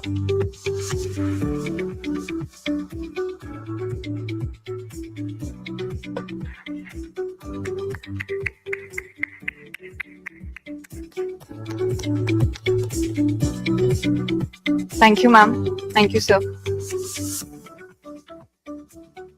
As we move into a conversation that truly pushes the boundaries of precision medicine, because as we spoke, that precision care is no longer confined to cancer, it is expanding into some of the most pressing health challenges of our time. So this panel focuses on precision beyond cancer, metabolic, infectious, and chronic disease. This is where the science meets scale, where genomic diagnostics and advanced therapies are being applied to diseases that impacts millions every single day. So from metabolic disorders to infectious diseases and chronic conditions, how do we bring precision into everyday clinical practice is the question. And that is exactly what this powerhouse panel is here to explore. To steer this conversation, I would like to invite our moderator, Dr. Deepak Modi, Scientist G, Department of Molecular and Cellular Biology, ICMR at National Institute of Research on Women's Health. Thank you so much, sir, for joining. Joining us for this exciting discussion, we have a dynamic mix of clinicians, researchers, and innovators, all set to bring the fresh perspective to this evolving scale. Dr. Sridhar Sivasibhu, Chief Diagnostics and Research Officer, Karkinos Healthcare.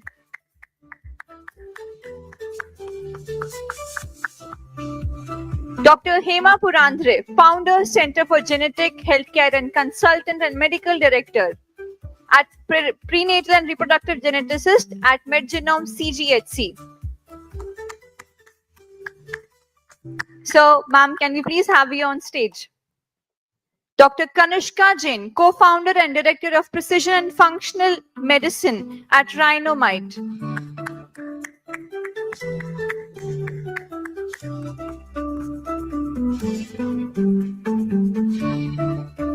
Dr. Ashim Mathan, co-founder and director at Advanced Recovery and Longevity Sciences at Rhinomite.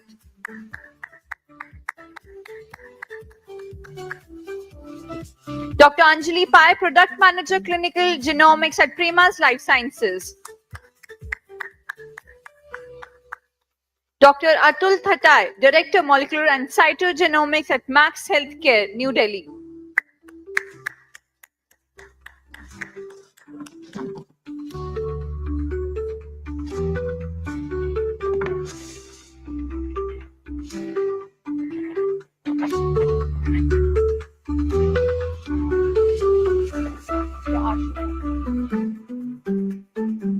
We have Mr. Ashim Mathan here, so please join us on stage.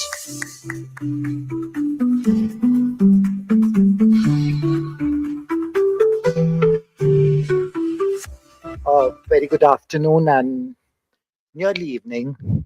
A very warm welcome to my esteemed panelists who are here. And it's again a privilege to be on this dais. And finally, we'll move beyond oncology. I think those of us who are not into oncology probably had an overdose of cancer since morning because we've been just discussing about oncology. But I understand why, because that's where it's a forefront of precision medicine, and that's where we are learning a lot from them.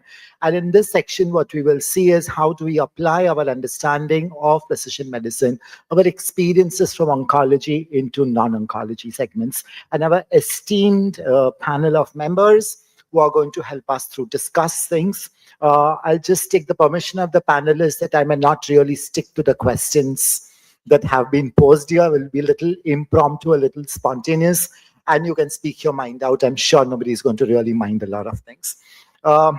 So we know now that precision medicine is the buzzword. We have to move towards it. We have already moved towards it in India. And let's start with Dr. Sridhar Shivasubbu, who has been the forefront of precision medicine, or precision genomics in India, to be more precise, who has been brainchild into having the Indian genomes sequenced. What do you see are the current contributions and of our understanding of the high burden disease beyond cancer? Where do you think we should put our foot forward first when we have to implement precision medicine? Or where do you think we have already put our foots into, and then let's look at in the future? Yeah, thank you, Dr. Deepak. And it's always a pleasure to come back to Voice of Health. And thank you, the organizers, for the invitation. So coming back to the question, if you slice, they take the narrow slice of cancer genomics away and then focus on what has already been done and what needs to be done. A few things come to my mind directly. One is over the last now 20 years that genomics has been in some shape, size, form in our country. That's from 2008, I would recollect. One of the biggest impacts has been in the rare disease diagnosis space. No questions. This has been practically implemented across multiple medical disciplines, no more restricted to a particular domain. That thing, of course, is a good example to start with. The second thing that comes to my mind is reproductive health. Amazing strides. You can see mushrooming centers that now give very clean advices, right, from IVF to prenatals to many other conditions. That's the third is infectious disease. Of course, all of us witnessed COVID. We saw what COVID genome sequencing did. Almost we identified, I think, Delta, Kappa, and Delta plus Kappa and Omicron right here in India, thanks to genome sequencing. So, and now it has gone to waste foster surveillance, unknown pathogens, multiple. But the foundation of all of this, where I think we are completely taking it for granted, is population genomics. People may think that we have done very little compared to what other countries are doing, but being at the government side for 20 years, having led many of this program, one of the thought process that we had early on was we would not have the resource to do a billion genomes. That's not feasible. But if you could look at the top 10 or 20 genetic diseases that ails our country, okay, and convert that into public health knowledge base or public health programs, I think in those parameters we have done very good, and you'll see some very amazing results coming out of many of the programs that the government is now implementing across the Ministry of Health, ICMR, DBT, CSIR, and so on organizations. I'll stop there. Thank you. Thank you. Thank you so much. So we have a wonderful take-home message here that if we are not talking of cancer, we are definitely talking of infectious diseases, infertility, maternal health, and obviously rare diseases where precision medicine genomics is going to make the big impact. Let me move to Dr. Hema Purandare. Madam, I don't know if you remember, as a student, I've read your books. Probably we have met in some of these meetings, and I've been always inspired by the way you have started genomics in the country. And when you use the term genomics, you always think of the term NGS, but actually genomics, I truly believe, is karyotyping. And I think Madam was one of the early ones to start karyotyping in this country. And I understand the difficulties that you must have gone through in establishing that. And not just karyotyping individuals, but also offering prenatal diagnosis. So Madam, what have been your experiences when you began? See, we are beginning now to implement genomics as NGS and precision medicine, but I'm sure we have a lot to learn from you of what were the difficulties and challenges you faced at that point of time in implementing, let's say, traditional genomics or genetics in India. I'm glad that you asked this question. Thank you very much for keeping me on this panel and with these esteemed speakers. I would like to say, first of all, when my training in genetics, which was there after 3 years in US, and before that I was in Grand Medical College teacher, as you said. And Though that training inspired me so much that I wanted to do something in the country. And first was Memorial Sloan Kettering Hospital. And being in the cancer panels today, I mean, listening to people, when I approached every single hospital, including government, saying that I want to start genetics in the hospital, wherever I was working at JJ Hospital. Ultimately, I don't want to say what transpired, but they said, genetics की तो हमें ज़रूरत नहीं है, आपकी हिम्मत होती तो खुद की lab निकालो.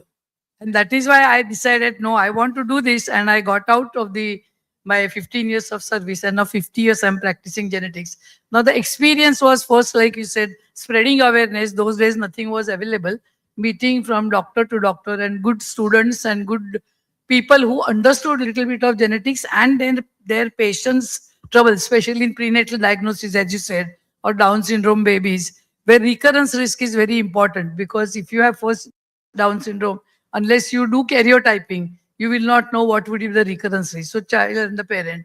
Then it came to prenatal diagnosis, and then it came into screening now, because before prenatal, now we are doing screening, and now we are into newborn screening, and as well as now we can do carrier screening. Somebody wants to find out, or if there is already affected child, or any affected family member who wants to know what is the risk of passing it on to progeny. And then there came the genomics, which helped us a lot. Thank you so much, madam. That was such a wonderful thing. Any advice for the students who are sitting here that you met with these challenges? Yes. How did you overcome them? What was that one burning thing that you had in you that you said, no, I'm going to get it done? I know you are a go-getter. Facing challenges, of course, confidence in myself, my gurus who had taught me, and the need for our country, because I could never see any suffering. I've never wanted to take medicine. I told my father, who is founder of Borosil Glassworks. And he said, you have to become a doctor. I said, I don't want to become a doctor because I can't see any suffering. He said, then you will be the best doctors. And I thought genetics were where, because you know that still most of the genetic conditions, like there is no treatment. It is management, and only for the second child we can help. So this is how, like, but I think good friends like yours, and there are so many who understood the importance of genetics, and they made me address their conferences. And that is how I had to meet the challenges, training the staff right from glassware washing. But one thing I would like to see in medical, that I always say, we have to come now from cadaveric dissection to genomic dissection if you want to understand and we want to help the patient, especially in medical students. Thank you. Thank you so much. Very well said, ma'am.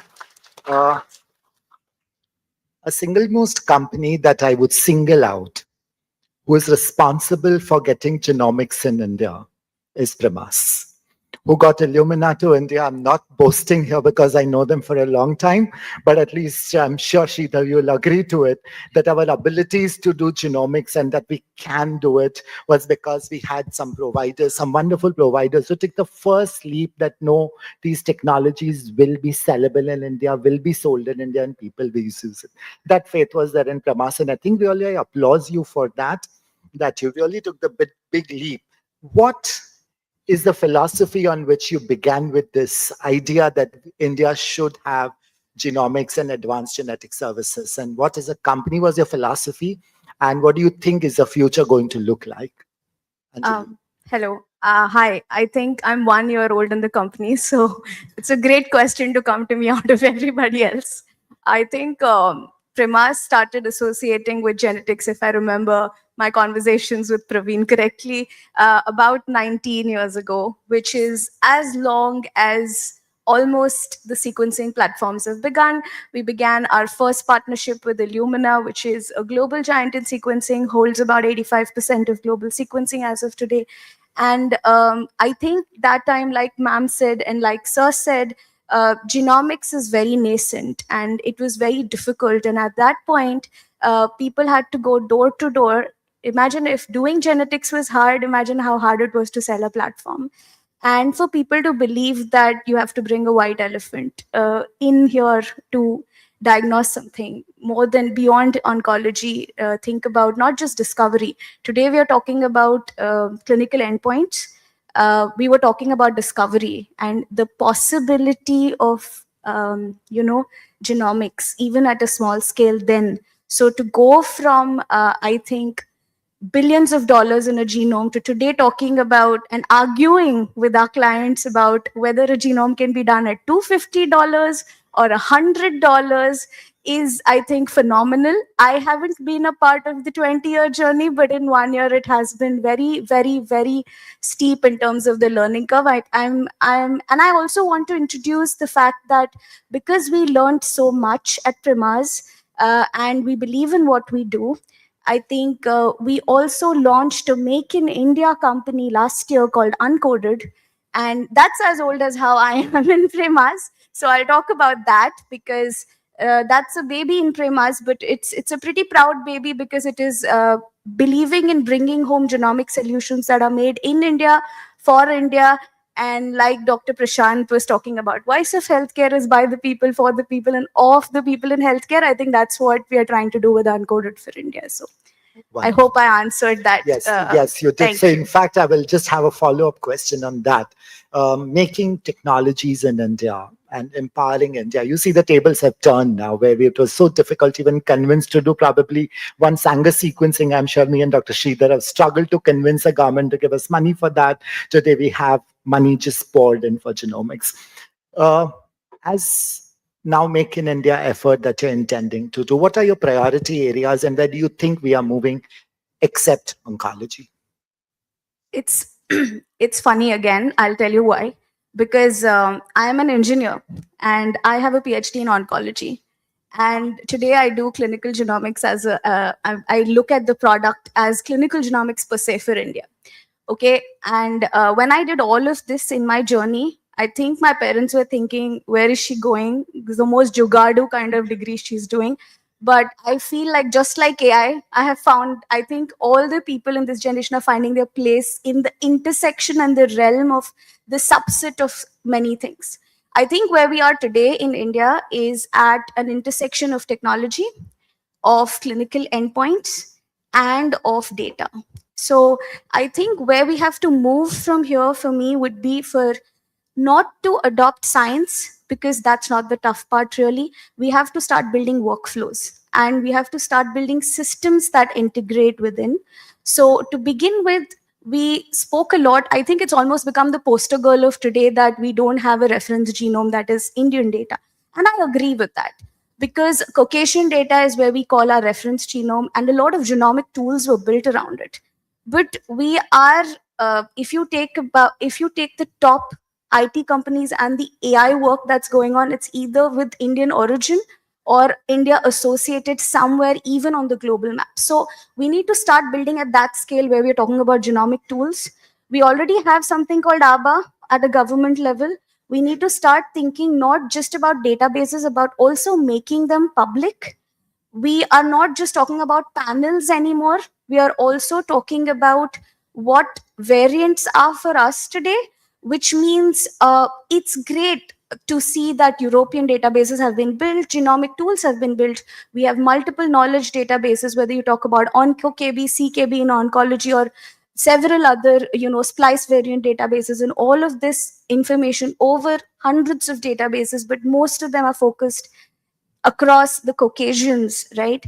And when we talk about variants of unknown significance for any disease, do we have a database that houses over 4,600 diversities that comes from the Indian landscape? We don't. So we have to start building on that spectrum that comes in data. We have to start talking about we are not talking anymore about walking in the speed of the lab. We'll have to start walking in the speed of the disease. So our discharge days have to match with our TAT. So it is not that the patient gets discharged in 5 days and we take 4 weeks to give a report. So I think all of these things have to change. Panels will be, India is, like we all say, a jugadu country. So I would expect panels being built, not just like Uncoded as our company, but I think we need to build more companies in that area with more diversity, not just in oncology, but other areas in infection, in rare diseases, in metabolic disorders, also in lifestyle diseases at the moment. Okay, thank you. Thank you so much. I'll move to Dr. Atul. Coming now from the diagnostic segment, where do you think we need to invest on? where do you think is the first adoption? What are the low-hanging fruits in diagnostics and precision medicine in the non-oncology segment that we need to start worrying about, or we could start immediately implementing it? Yeah, I think there are a lot of low-hanging fruits. So it's not one low-hanging fruit, but like it's a tree. So the first thing which comes to my mind is the sepsis market. See, because that is where the first impact comes in a hospital kind of a setting. Today, what we see is the person who is in ICU, time is the most crux for him. And the genomic tools what we have currently in our hand will be able to help them out a lot. Similarly, for smaller panels like a respiratory panels, so gone are the days when we were looking at one organism kind of a PCR. Multiplex PCRs are the talk of the day because of the fact that if a patient walks into into the clinic saying that there is a pyroxia of unknown origin, what does that mean? So we need to find that origin. Also, the other low-hanging fruit could be in the reproductive health segment. While amniocentesis is on its way out and things like non-invasive prenatal testing and other things are taking over, but still those are the low-hanging fruits, and those can be adopted to monogenic disorders and help us to expand the menu which is there in a non-invasive kind of a scenario. And the other things which could be there is definitely looking at, as ma'am said, carrier screening. So that is where one should be looking at, because if we are able to prevent the birth of a child with which we know is going to have some kind of a genetic disorder, because cures are very, very less in genetic disorders. Prevention is one of the things which we should be looking at. Thank you. Thank you so much. I want to move next to the two gentlemen who are here. Dr. Kanishka Jain. How did you even imagine, where we are talking of genetics and genomics in terms of patient diagnostics, to actually move from a non-clinical space, into a non-clinical space from a clinical space? What was it? What was it motivation? What was the challenge that you thought was important? And especially, talking about metabolics and metabolomics reactive pathways. So firstly, I'd like to thank you for that question. It's a very nice question. And it actually covers a lot of stuff that we have been facing as challenges, as well as what we have attacked, and our constant quest to find the correct answer where those answers do not exist. That's what we attack.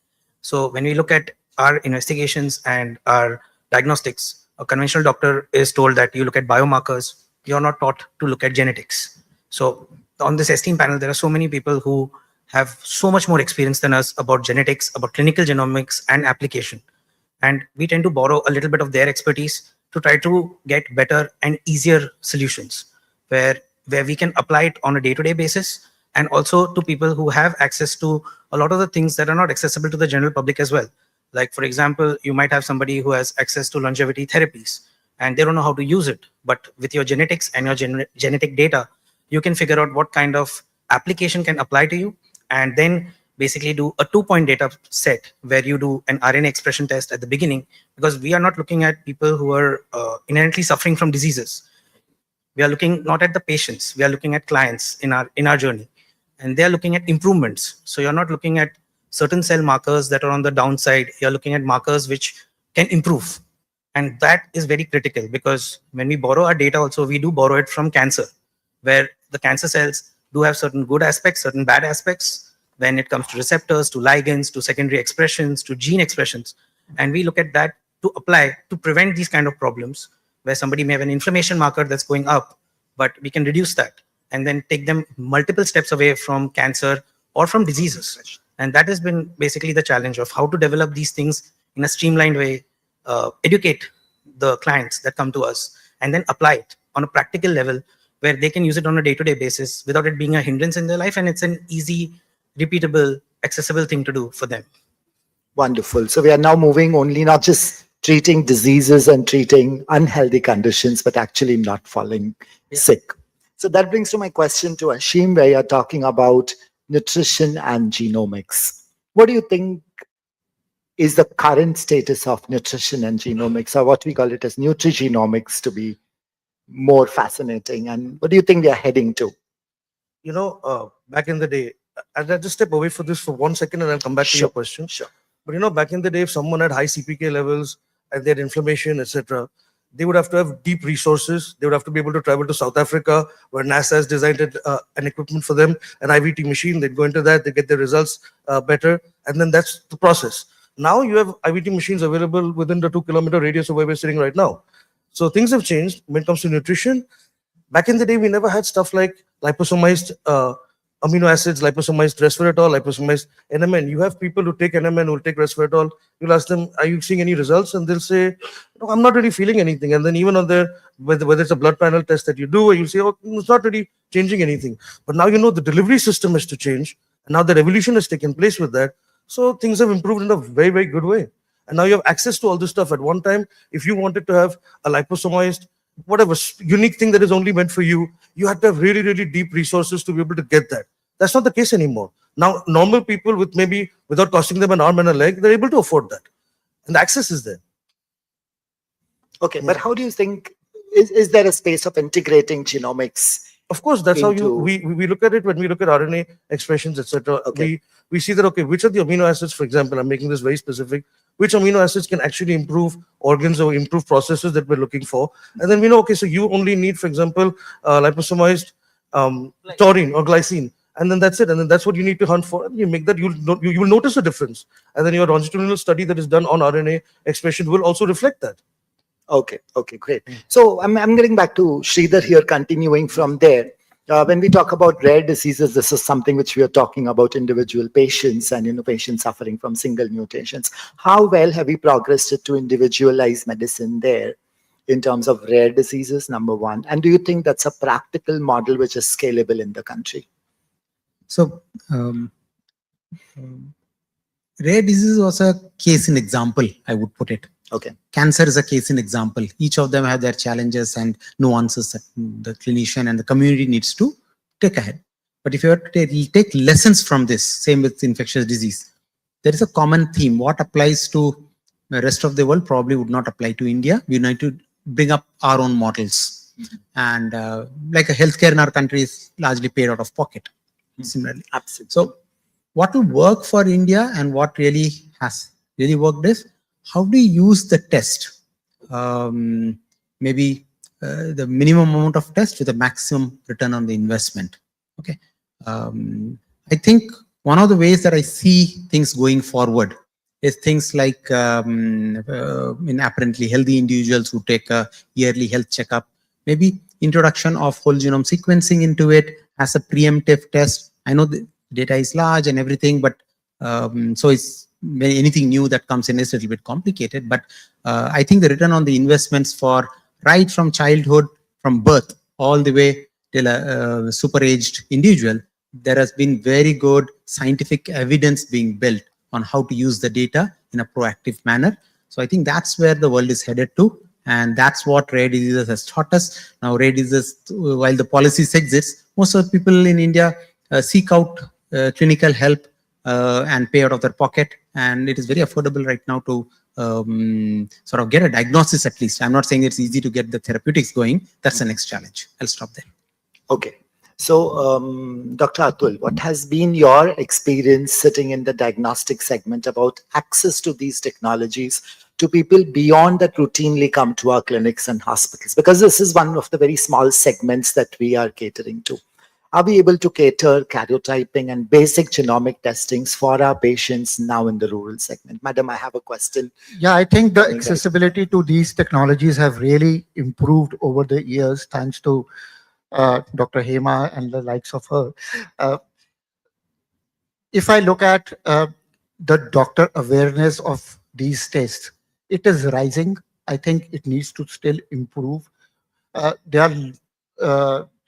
The labs are able to cater to it, but the information translation between what the lab has to say and what the clinician is actually looking for is a major gap which we still feel.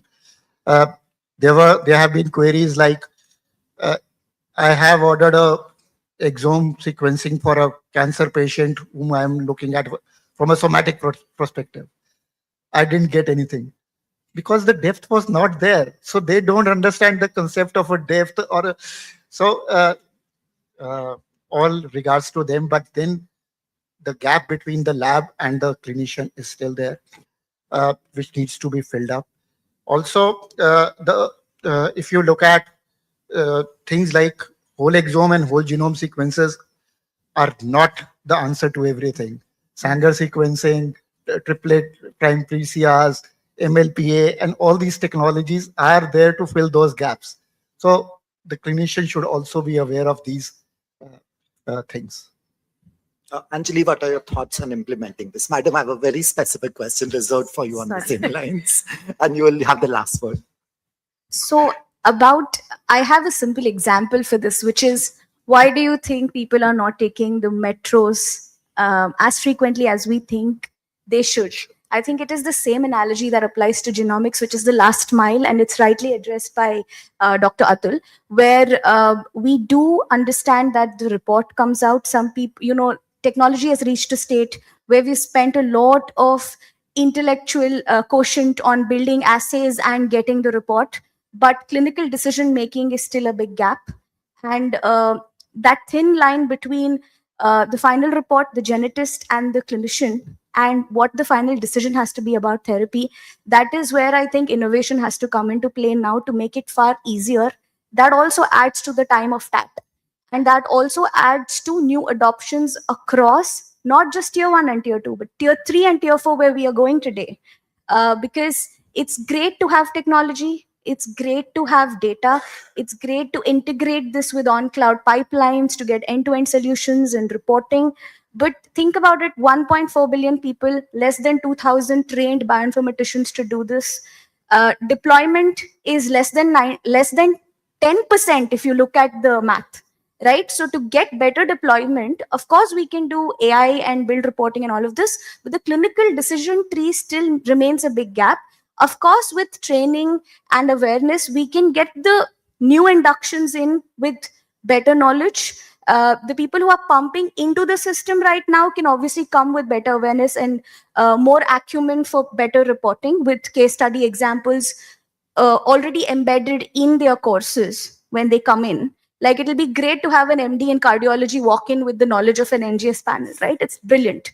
But between that and today, we still have brilliant doctors who are waiting to learn, and a lot of them who know much better than all of us do, right? And the gap is between the two populations. Brilliance stays the same, but it's just the clinical decision tree that is still missing. So I think that gap is what changes between adoption for new, and that's the big gap between what tier 1 has today that probably can trickle down to the rural places. Madam, your thoughts, please. Can I add something to the previous questions? Like, you were talking about nutrigenomics, but folic acid supplement periconceptional is the most important thing for prevention of neural tube defects. And normally, like we always say, 2 months prior to pregnancy. So today's cola-sipping girl is going to be tomorrow's mother. So she should be guided that folic acid supplement needs to be taken before 2 months of planning a pregnancy, and that should be kept in mind. And another thing, sir, what you said, that amniocentesis will not go because we require fetal cells, and NIPT is still a very high-end screening test and not a diagnostic test. So what do you think, ma'am, is the future with the NGS and the artificial intelligence all coming into picture, where you started by seeing the first chromosomes in this country to now seeing the genome data yourself? Where do you think we are heading to, and how are we going to address the point which she made of now making a clinical decision tree? Because it's no more like, okay, now you have a diagnosis and prevention is the way. We need to now move beyond just diagnostics. How should we achieve that? What should we do to achieve that? Now, I'm looking at from the population point of view, like rural India requires lot of knowledge as far as all the doctors require training, because we have all technology available. Anything can be diagnosed, but we are still not able to reach. So with that, now we have got Rashtriya Bal Swasthya Karyakram. So I go and sit with Anganwadi workers in rural area on my own and take camps on my own and start giving lectures to the medical colleges, so that today's doctors are going to learn what it is, and to the doctors who are there, because they cannot come for such good seminars, whatever we are having, holding conferences. So I think that way it is only now training which is required to our population who are in healthcare, those who are in healthcare, prevention and diagnostic technologies to be offered. Wonderful, wonderful. Beyond genomics, where do you think how we can apply metabolomics to health, longevity, and diseases? To me? And Ashim or Ganesh, whosoever. I mean, I'll leave it.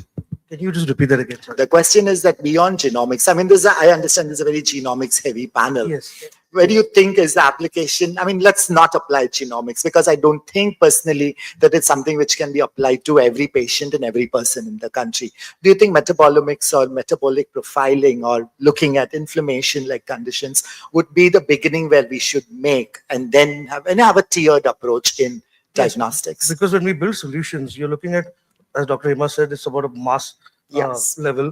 And then I think the tandem that is there is that you have very specialization things that are going on, and it's hyper individualized protocols that are built for person to person. But on a clinical level, you can't really do that with everybody coming in, because then you can't see a lot of people. So that's the trade-off that's always happening. So with regards to that, you'd have to build a system where you have a low tier thing that is there, where you prevent most metabolic diseases, for example, and then it would get into specialization on a tier by tier approach. That would be there, where your solutions are dedicated based on that. Okay. And that's how it would become into a system. So are our metabolic tools ready to be deployable in the healthcare segment at the primary levels? So in the primary thing, what we are looking at is we are looking at things that can be applied on a universal basis. We know that protein is something that needs to be prioritized. Muscle is the organ of longevity. And now there have been countless clinical studies to prove that if you have a significant amount of muscle on your body, you will not be having health disorders. So we would build from there. And then once that is being adopted, because there needs to be a significant mindset shift where people are prioritizing their health as not in numbers, but the quality that they get, where you are staying away from disorders, you're staying from hospitals, you don't want to be inside there, you want to be able to live a much more healthier life than what your parents live, where you are just basically optimizing everything and maximizing your performance in every field of work. And sorry, to interrupt, I actually want to piggyback what Dr. Hema said. When you talk about folic acid supplementation or any form of supplementation, your genetics make a very big difference, because the mode of supplementation changes. Some people are okay with certain capsules, some people are not. And that means that if you're taking, for example, vitamin D, and if it's in the wrong format, it's not doing anything for you. So you need to have it hyper individualized. And for that, we have to come back to genetics at the end of the day. Oh, thank you. Thank you so much. I think we are running short of time, so I'll cut short most of my questions, but my favorite rapid fire, and I'll start with Sridhar. Can I just? Yes, sure. See, today we are having screening at 4 levels that we have not, summarized. Like carrier screening, so identifying a genetic disorder risk. Secondly, newborn screening as soon as baby is born, not only for the genetics, but hearing and vision, all we can do. Of course, cardiac ultrasound, we are doing it. So these are the things which are to be taken. And then, of course, prenatal screening. So today, genetics is on screening and diagnostic. We have got immense tests available, and training part all you are doing through these conferences. But we have to remember screening first and then the diagnosis. Wonderful, ma'am. Thank you. So Sridhar, rapid fire. As an academician, one disease that you think we should target immediately now, and your advice for students. Short, quick answer. Sudden cardiac death, because it impacts everybody, and about 1.4%, that is 1.4 crore people are at risk in the country. And what's your advice for students who are sitting in the audience? As Get yourself screened. There are only 3 genes that account for 85% of the disease, while there are 37 other genes that are known. 3 genes account for it. So it's not a rocket science to figure out. And if you meet the trigger, you will die. So it's good that we get screened. Thank you. Thank you. Madam, your opinion on which is the immediate disease that we should target as this country, and one advice to the young students here. Like he's very rightly said, cardiac. Then we have got Down syndrome, where screening can be done. And we are having a prenatal diagnosis and asking them to take them as soon as baby is born to taking them further for improving their intellectual ability. Thank you. What is one advice for the young students in the audience? Me? Yes, what do you advise? To students. How many of them are medical, having medical background, science background, genetic counseling? So whoever wants to take genetics as a career, they must know how to do genetic counseling. Every single test without genetic counseling, however labs may be there, but if you are not, because lab is not going to know any proper history. So that genetic counseling for 3 generations, vertical and horizontal, you will be able to pick up more cases or more conditions than what you are actually looking for. Thank you. Anjali, as an entrepreneur, one disease that you would want to tackle and one advice for students. I think one disease is TB because it has a start, a middle, and an end. And I think we're also in the national TB elimination program, so no better time than today for that. What I would advise to students is let's celebrate the chaos we have in India. So please build, because we are at the zenith of everything that is innovating. So please build anything that you can now. Dr. Atul, your views, please. So I'll like to pick thalassemia, single gene. A lot of prevention can be done by simple screening. And I think a lot of pain to the parents can be avoided if they are properly done at the career stage itself. So advice for the students, be happy. I think that is going to take us all forward. Be innovative, like Anjali also said, and India is going to do great. Ashim, where do you think we should head to, and one advice for students? Everybody's listed out some great options over here. I think we should do something a little different. Stress.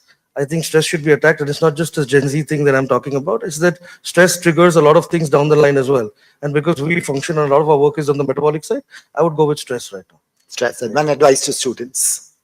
You'll need to make sure that your dopamine levels are accurate. Wonderful. Dr. Kanishka. Yes. So carrying on from that, there is stress, there is the way of feeling happy, and that can be targeted with certain genes which triggered or get triggered when you do a screening with music that you can use to get yourself smarter, to get yourself to feel good. And it does. There is actually measurable reports that will show that you're feeling better on that, and you're getting your dopamine and oxytocin hits, and you're able to be better with your study techniques and everything, and be better as geneticists if you choose to be one. Great. And one advice for students. So for students, the chaos is not the problem. Adapting to the chaos is what we are meant to do. Wonderful. Thank you. Thank you so much. I'm sure we had a wonderful panel who gave us wonderful advices, wonderful insights into things beyond oncology. And I thank the organizers and the panel. Thank you so much, Dr. Deepak. Thank you so much for amazingly moderating this session and making it, a very memorable. So I would like to request to please do the honors and felicitate the fellow speakers for this amazing conversation we had, starting with Dr. Sridhar Sivasibhu.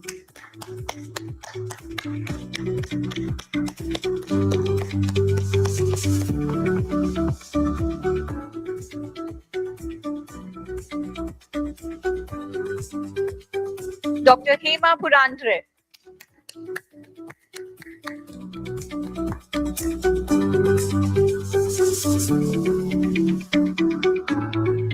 Dr. Kanishka Jain.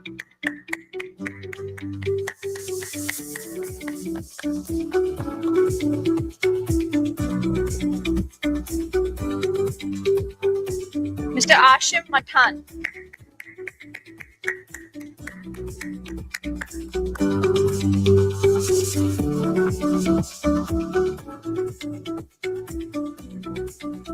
Dr. Anjali Pai.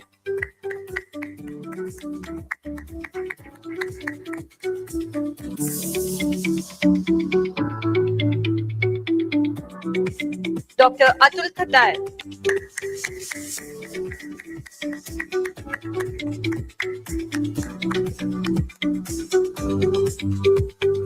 I would also like to invite Dr. Naveen Nishal to please come on stage and felicitate Dr. Deepak Modi for amazingly steering this conversation.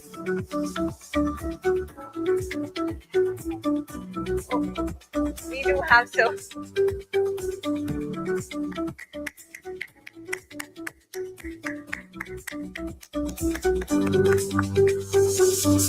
Thank you, sir. And let's get into center for a group picture.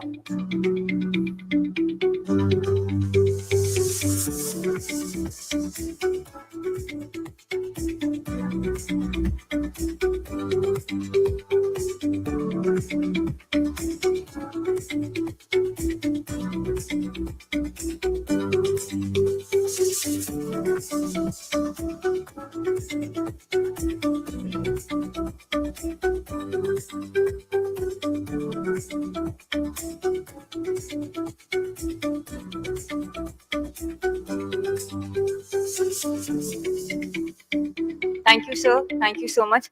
So, Dr. Nishal, I would like to request you to please stay back as we'll be going ahead with the partner felicitation. Thank you, sir. Thank you, ma'am.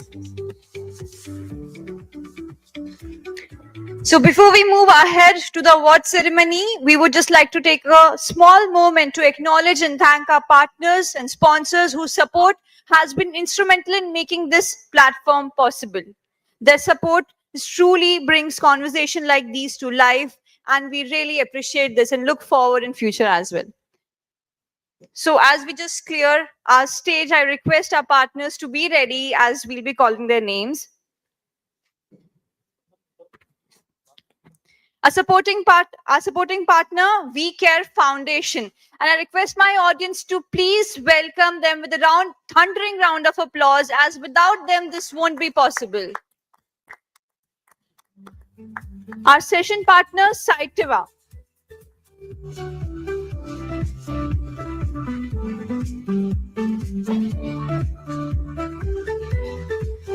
Do we have Saitiva team here? Please welcome them with a round of applause.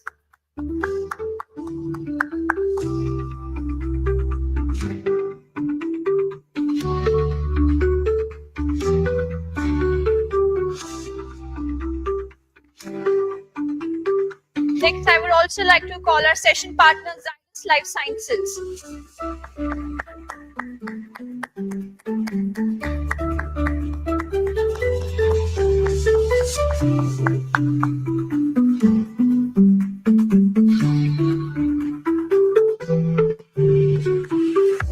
Now I would like to acknowledge our associate partners, Pfizer. Pfizer, Prema's Life Sciences. Do we have anyone from Pfizer team? Yes. Prema. Okay, we don't have anyone from Pfizer. Moving ahead with Prema's Life Sciences.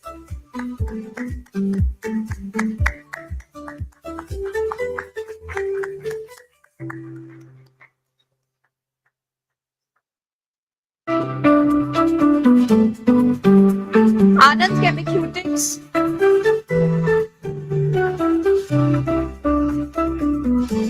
And in the meantime, I would also like to call upon Rhinomite Red Monk Wellness.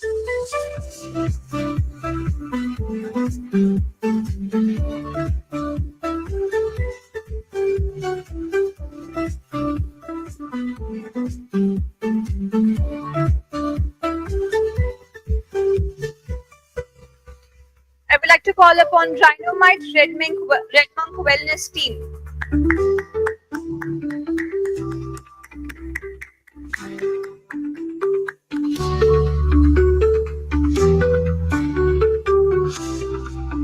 Now I would like to call upon ImmunoAct.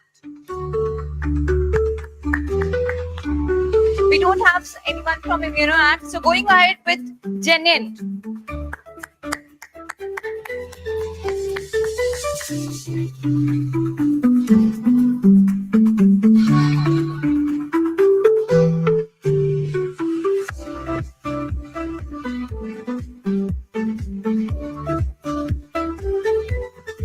And our hospital partner is Jupiter Hospital, and we do not have anyone to take this certificate. Thank you, sir. Thank you so much for this. And with that, ladies and gentlemen, we arrive at a culmination of a truly remarkable day, a day filled with bold ideas, breakthroughs, innovation, and powerful conversation that are shaping the future of precision healthcare. From here, we would just take a 2 minutes of short break just to prepare our stage ready for the award ceremony. Okay.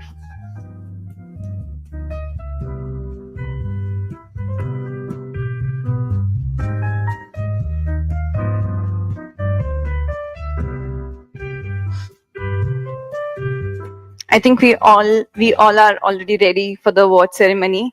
And I hope everyone is feeling the energy in the room tonight, because we are about to turn this energy just a top notch higher. Because this is not just an award ceremony, this is where the hard work meets recognition, where quiet impact finds a spotlight, and where those who go beyond the expected are celebrated the way they truly deserve. Tonight is about the people who didn't stop at challenges, the organization that didn't settle for the ordinary, and leaders who chose to build, innovate, and transform even when the path was not easy. And that is exactly what we are here to celebrate. And trust me, when I say this, choosing the winner this year was anything but easy. So the kind of nominations we received, it was outstanding, inspiring, and little difficult for our jury members as well. So before we go any further, a huge round of applause for esteemed jury members for taking on the incredibly tough job for shortlisting the very best. And to everyone who nominated or was nominated, you already are doing an exceptional work. Now, to officially set the tone for this opening, I would like to take this moment and invite someone who has been the driving force behind bringing a platform like this to life. A visionary who truly believes in recognizing the impact and celebrating excellence in healthcare. Please join me in welcoming Dr. Nishil Naveen, founder, Voice of Healthcare, for the opening address of the evening.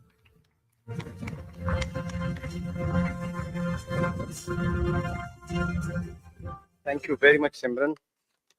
And very good evening to all of you. We had a wonderful day, great learning. And while during the day I was watching these panel discussion sessions, presentations, I was feeling so small that I don't know what is happening in this industry. Although I'm a doctor myself, I did MBBS, MD, General Medicine long back in 2004. And I was practicing till 2014 in Delhi while building my first hospital chain, Cygnus Hospitals. I built 12 hospitals for tier 2, tier 3 towns of India. And during this journey, I raised funding from various VCs like Sequoia Capital, Fidelity, Somerset. And after that, I built a health tech startup, and now I'm building Voice of Healthcare as a dialogue platform. And when I was listening to all of you, I was having goosebumps. Literally, I was having goosebumps that so much is happening in this industry. And it was really a fruitful day for me as well. I would like to, admit that. So coming back to today's ceremony, respected Dr. Daksha Shah, respected Dr. Shangamitra Pati, respected clinicians, researchers, industry leaders, friends, and our audience watching us live through various social media handles. It's an honor and privilege to welcome you all to Precision Med India Awards 2026. Today is not just an award ceremony, it is a celebration of paradigm shift in medicine. We are moving from one size fits all to the right treatment for the right patient at the right time. This is what I'm hearing today, all day. And the people sitting in this room are making that transformation a reality. Precision medicine is no longer a concept of future. This is happening right now. In oncology, clinics where treatments are guided by tumor genomics, in rare disease centers where diagnosis is no longer a lifelong mystery, in research labs where data is turning into life-saving insights. At Voice of Healthcare, we strongly believe that platform like this is not just for recognition, but for dialogue, collaboration, and collective progress. It is our privilege to have our respected special guests, Dr. Daksha Shah and Dr. Sangamitra, with us today. We are grateful to have them here to honor and felicitate our award winners. This evening, we felicitate excellence. Let us celebrate science. Let us celebrate humanity. And top of all, let us celebrate the people who are making this transformation possible. Thank you very much. Thanks a lot.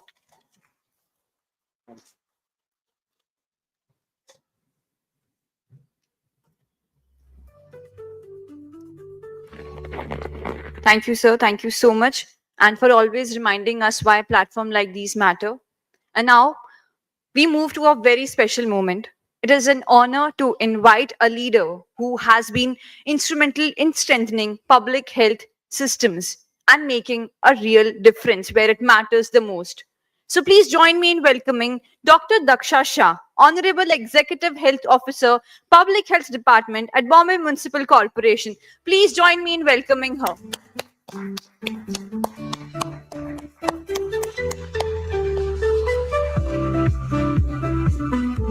Thank you, ma'am.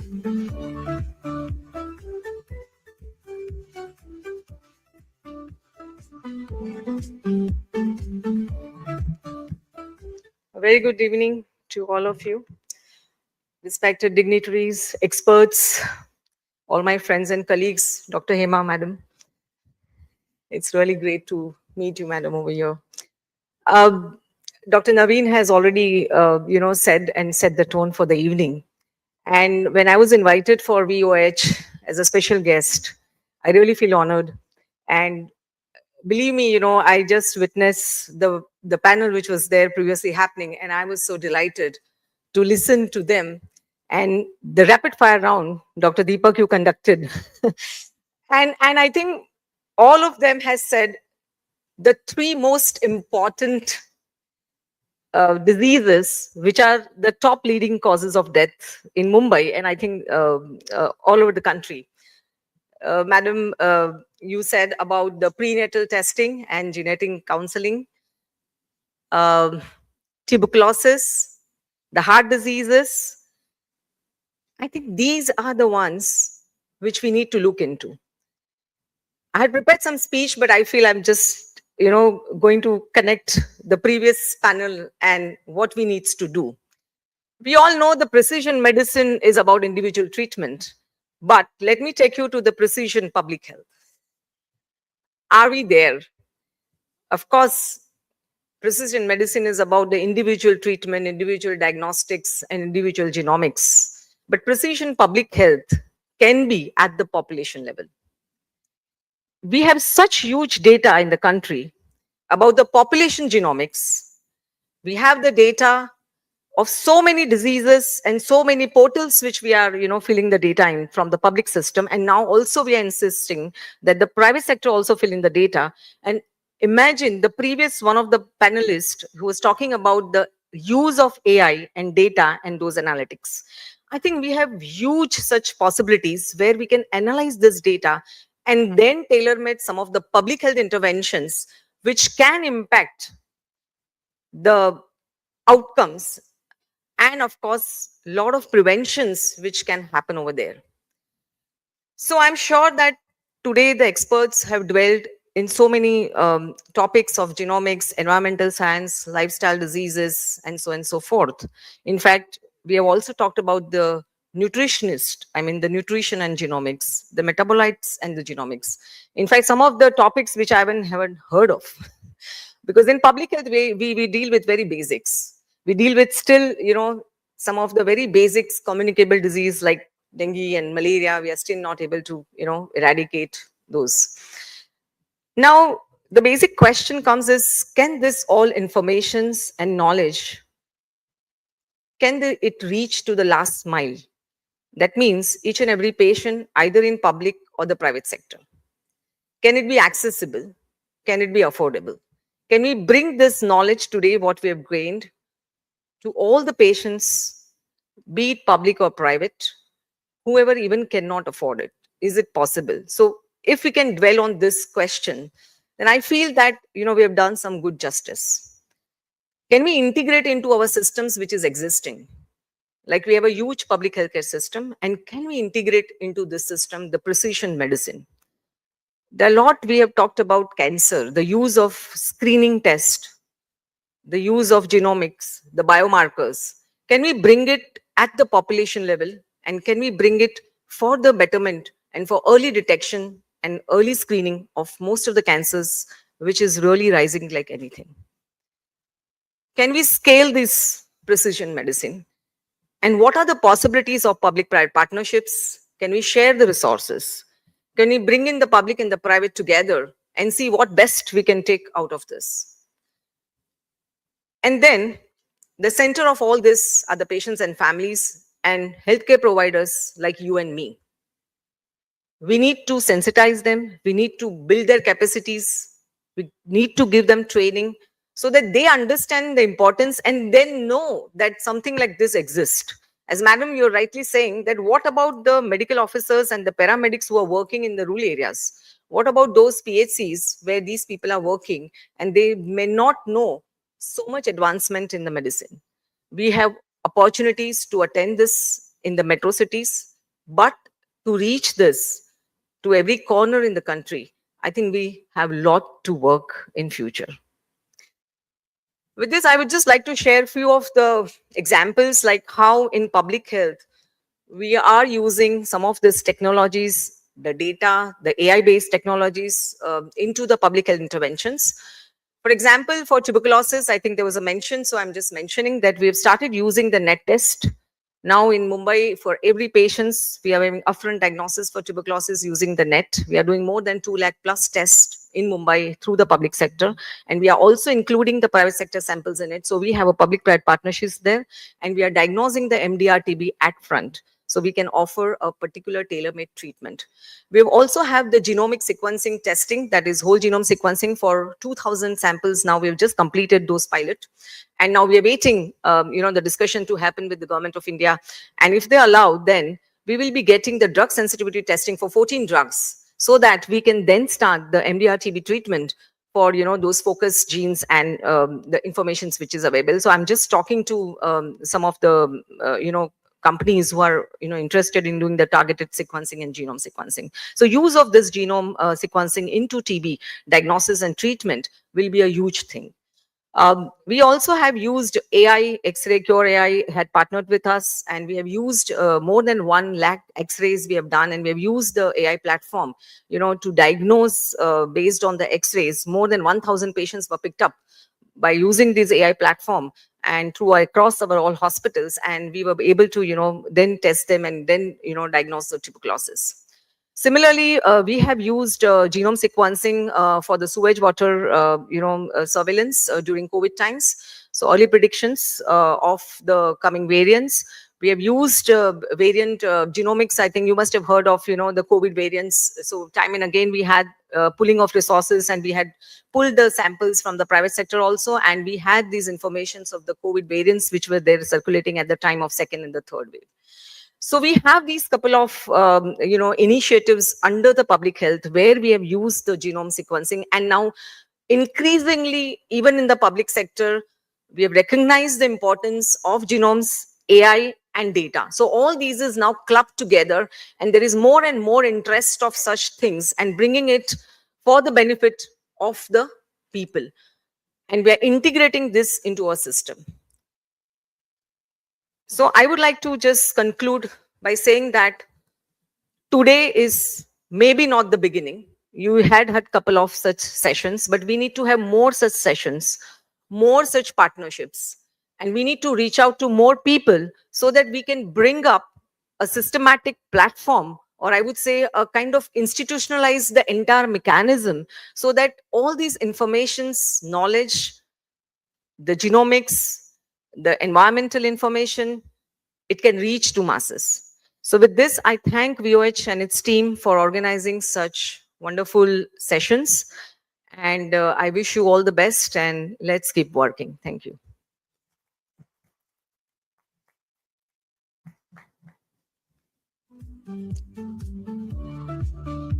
Thank you, ma'am. Ma'am, thank you so much for this powerful message. And I would request you to please, if you could come back on the stage, as we would like to felicitate to you for a special guest address. May I have Dr. Daksha Shah, ma'am, once again. And I would also like to invite Dr. Nishil Naveen to please come on stage and felicitate our special guest.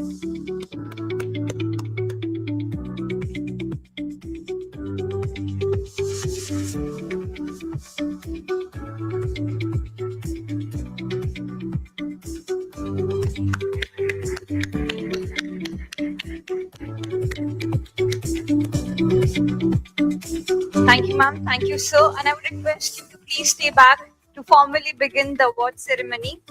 But before we move ahead, just a small important note. The order in which the awards are presented in this evening does not imply any ranking or hierarchy. Each winner here has been recognized for the unique contribution, impact, and the excellence in their respective field. So, and of course, we want to feel the energy in room. So keep your hands rolling loud and proud. And to all our winners, be ready with a short winning speech, as we would like to hear your words about your winning. And everyone to please stay back, because at the end, we will have a group picture with our winners, speakers, and dignitaries. To begin with, our first category, Emerging Precision Oncologist of the Year, goes to Dr. Kiran PK.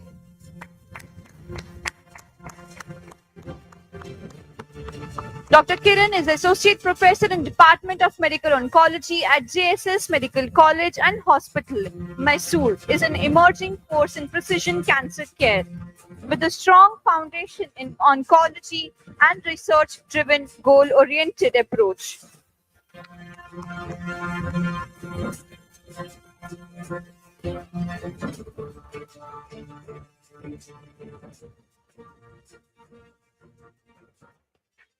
Good evening, everyone. I'm Dr. Kiran, working in Mysore, Karnataka, as a medical oncologist in a medical college setting as an associate professor. I've been working there almost since past 6 years, and thanks Voice of Healthcare for recognizing me as an emerging medical oncologist, Precision Medical Oncologist of the Year. Precision medicine, as everyone is saying since morning, it's the present and the future. And the only challenge is it must reach the public, not only the higher society, but also middle class and the poor people. But with the emergence of generics, we can able to do that. I think in future, it will be available more and more. We need to learn, we need to keep learning about precision medicine. Thank you. Thank you, sir, and congratulations again. Moving ahead, we move to a Precision Oncologist of the Year East, and this goes to Dr. Abhishek Anand. He is Director Medical Oncologist at Paras Hospital, Patna. He is dedicated with a strong expertise in precision medicine and advanced cancer therapies, with experience in treating wide range of malignancies and performing stem cell transplants. Congratulations, sir.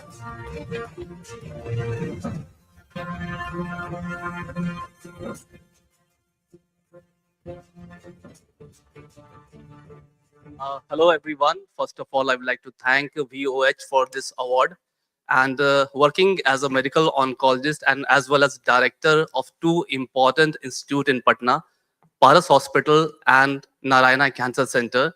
So it's my privilege to be here in front of you for the Precision Medicine Award.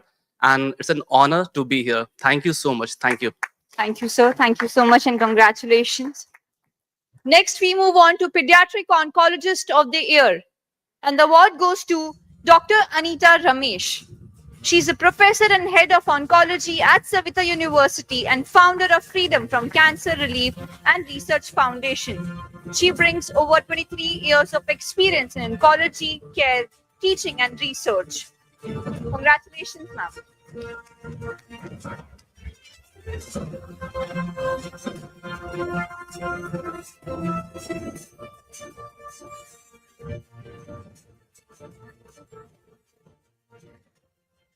Nothing to say.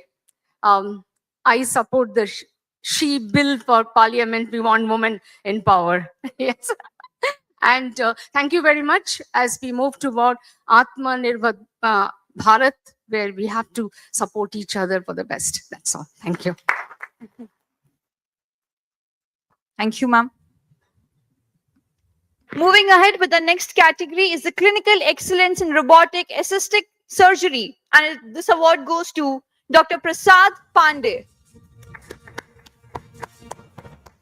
He's a director at Gastro Surgery Clinic and leading gastrointestinal and hepatobiliary surgeon. Brings over a decade of expertise in advanced and minimally invasive cancer surgery. With more than 3,000 procedures and strong academic contribution, his work reflects precision, innovation, and excellence.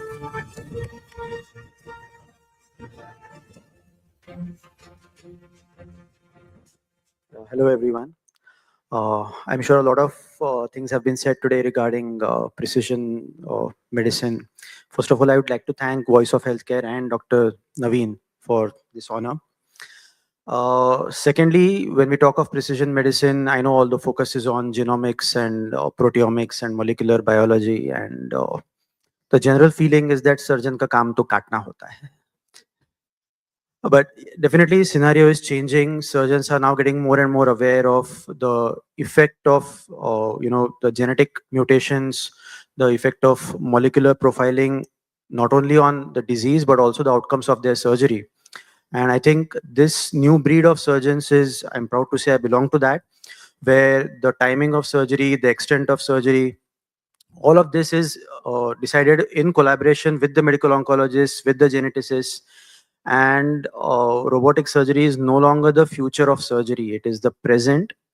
What is the future is its collaboration with AI, its integration with augmented reality, virtual reality. And this is where we are now heading to. India is becoming the hub, not only of population-based surgery, but also the highest technological advancements in surgery. And I look forward to seeing that. Thank you. Thank you so much, sir, and congratulations. Our next category is for excellence in molecular and precision oncology. And this award goes to Dr. Ravi Shankar Balala. He's the head of clinical oncology and managing director at Omega Hospitals, Vizag. A seasoned oncologist with over 27 years of experience and expertise in both radiation and medical oncology.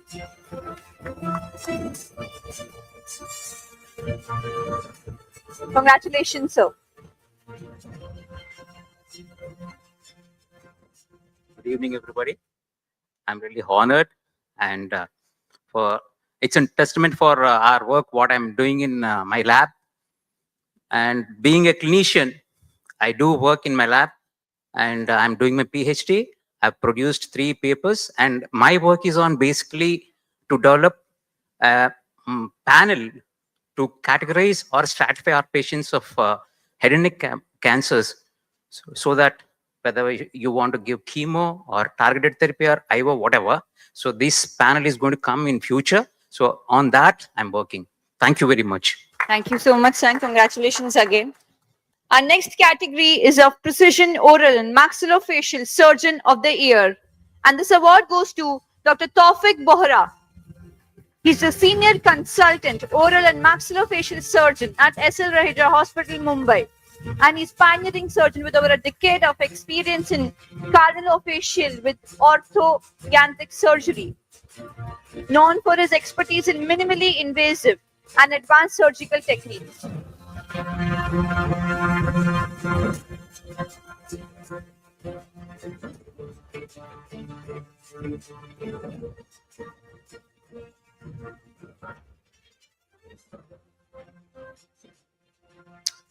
Myself, Dr. Taufik Bora. I'm the Director of Center of Excellence at SL Raheja Hospital, Fortis. Bharat sir, I know you. Thank you, VOH, for recognizing our work. Daksha ma'am. We perform cleft lip, cleft palate, Treacher Collins syndrome, Pierre Robin syndrome, all these babies, we perform their surgeries. I may not be directly related to genomics, but yeah, I learned a lot today, and we are indirectly related. Second masters I have in arthroscopy of temporomandibular joint. That's which is in front of the ear, which allows you to open and close your mouth. Till date, we were not able to deal with it. We only had to perform an open joint surgery. And nowadays, we can perform an arthroscopy in that joint. You can use small cameras. Precision medicine, why? Because our cameras are only 2 mm in size. So yes, you have to be precise. Thank you. Thank you for recognizing our work. And it was a wonderful meeting today. Thank you. Thank you so much, sir. And congratulations. And the next award for excellence in molecular pathology and cancer genomic goes to Dr. Amrit Clare. He is a consultant molecular pathology and genomics at Kokilaben Dhirubhai Ambani Hospital, a seasoned molecular pathologist with over 15 years of expertise in clinical genomics, with advanced training in cancer genomics and a strong focus on precision diagnostics. She continues to drive the personalized cancer care and innovation in the field. Congratulations, ma'am.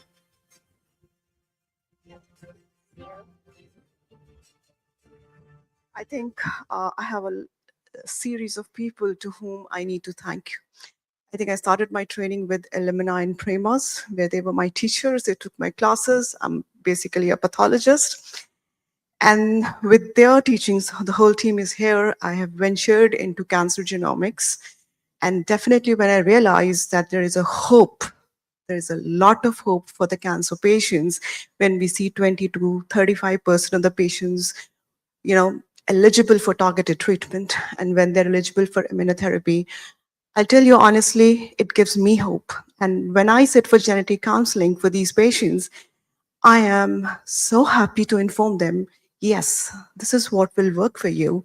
So you go for this number of cycles of chemotherapy and IO, and then you will be put up on targeted treatment.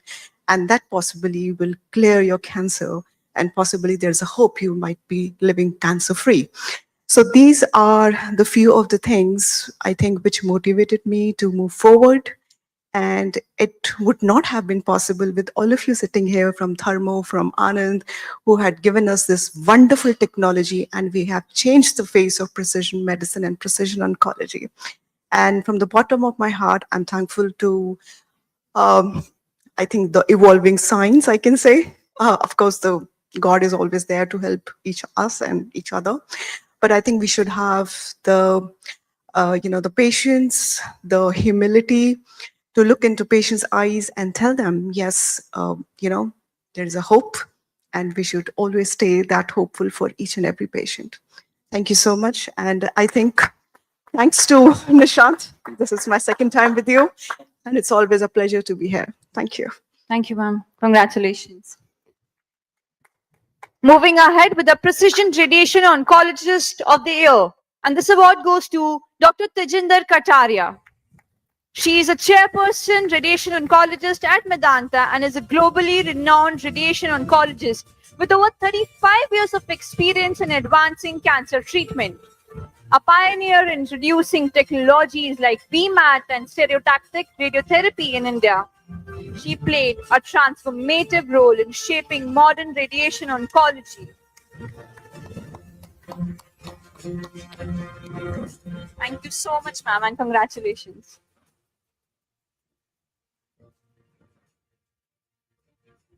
I'd like to thank Voice of Healthcare for having me here. And like what Dr. Clare said, I'm grateful to the last 40 years for having moved from deep X-rays to mega voltage X-rays with cobalt. And now I'm very fortunate to have been practicing precision radiation oncology for the last 15, 17 years with sub-millimeter accuracy. in the context of ocular tumors, skull-based tumors, benign diseases, spinal tumors, which was not otherwise possible but for the computational algorithms which developed over the last 30 years. And also, we've been very fortunate to harness the nuclear energy of the atomic bomb to kill a disease at its DNA backbone level with radiation. So that is what is the work that I do. And like Dr. Amrit said, that I also see the hope in the work that I do and have been very fortunate to have lived these 40 years on this earth and made a change and see this change happening in the lives of the people. Thank you. Thank you once again. Thank you so much, Mama, and congratulations. Moving with the next category, Precision Researcher of the Year. And this award goes to Dr. Ganesh Nagaraju. He's a professor at the Indian Institute of Science, Bangalore, and is a distinguished biochemist and cancer biologist, known for his work in DNA damage response and cancer biology. A recipient of the Shanti Swaroop Bhatnagar Prize and National Bioscience Award. His research has significantly advanced understanding in genetic diseases and cancer. Congratulations, sir. I'm Ganesh Nagaraju, professor at Department of Biochemistry, Indian Institute of Science, and we work on genetic diseases, cancer biology, and thanks to VOH and the jury for selecting me for this award. I'm delighted to receive this. Thank you all. Thank you so much, sir. Our next category is of Genomic Pioneer Award.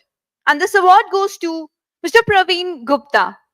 He's the Managing Director at Premas Life Sciences and is known for his outstanding leadership and transformative contributions to India's genomic and molecular diagnostics landscape. So with over 3 decades of experience, he has played a pivotal role in introducing and scaling cutting-edge technologies that are shaping the growth of omics ecosystem in the country.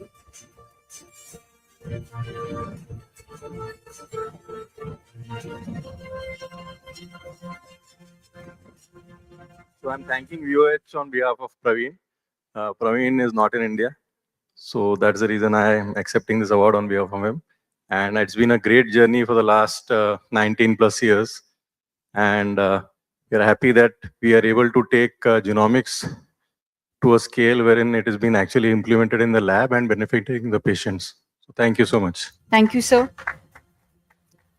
Our next award is for Precision Surgical Oncologist of the Year. And this award is presented to Dr. Saumil Jitendra. He is consultant surgeon at Saracen Reliance Foundation Hospital, a highly accomplished HPV and surgical oncologist with advanced global fellowship from leading surgical boards with expertise in complex gastrointestinal, pancreatic, and liver surgeries.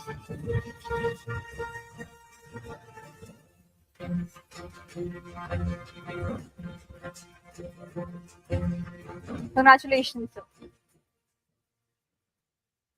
Good evening, everyone.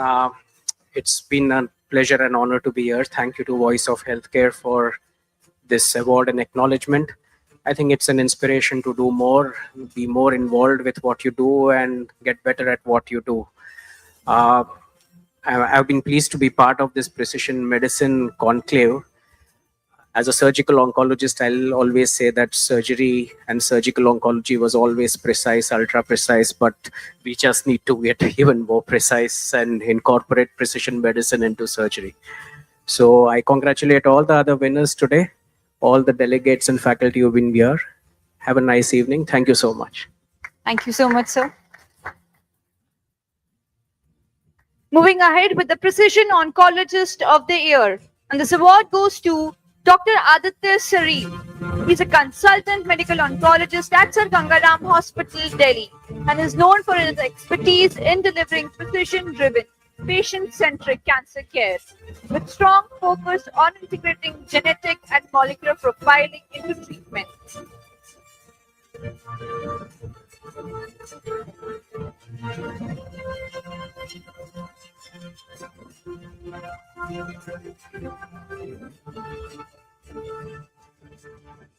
Yeah, so obviously, oncology, I think it's not something which is new. It has been there since 30, 40 years. It's just that we have bifurcated now a little bit.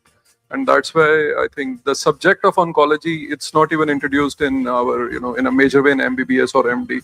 It's generally after that you become a medical oncologist. And precision oncologist, there is no subject like this. So you have to learn when you are practicing. And our patients are the main, learning and guiding parameter for us. So family, staff members, and the nursing and VOH, I thank them fully, wholeheartedly from my heart, and for giving us and appreciating our work. And wherever you are in your world, and if you are in this hall, only final message is always listen to your patients, because they are the key to your success and at the end of the day, mental well-being as well. If your patients are happy, you will sleep happy at night. So thank you. Thank you so much, sir. Next is Precision Oncologist of the Year, and this award goes to Dr. Suman S. Karan. She is the Additional Director Medical Oncologist at Fortis Healthcare Gurugram, a skilled oncologist with over a decade of experience in delivering comprehensive cancer care with international experience at the Christie Hospital, UK, and active involvement in clinical research. She brings strong expertise in precision oncology.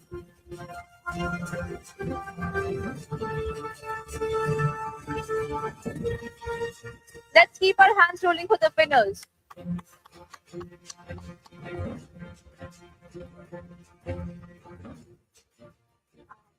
Hi, I'm just very glad to be here, and thank you so much to VOH for the awareness that you've created about precision oncology, because before it used to be just in passing, but now I think it's become the theme, and it's really wonderful to see the advancements that are happening. And I hope, next year, the next time you have it, we have more concrete data and more advancements. And thank you so much for bringing awareness on this. Thank you. Thank you so much, ma'am, and congratulations. Moving forward with Rare Diseases Specialist of the Year, and this award goes to Dr. Madhulika Kabra. An emeritus scientist, ICMR AIMS, is a leading expert in clinical and molecular genetics with a strong focus on rare disease, with extensive experience in clinical dysmorphology and applied molecular genetics. Unfortunately, due to some emergency, she couldn't join us, but she has sent a virtual message on behalf of her. Can we have the message, please? Namaskar, respected dignitaries, esteemed colleagues and friends. It is truly an honor to be present here before you today at this prestigious Voice of Healthcare gathering. I apologize for not being able to join in person. I am deeply thankful and humbled to be nominated for this award by Voice of Healthcare, and I accept it not just as a personal recognition, but as a collective acknowledgement of the importance of advancing care for rare diseases in India.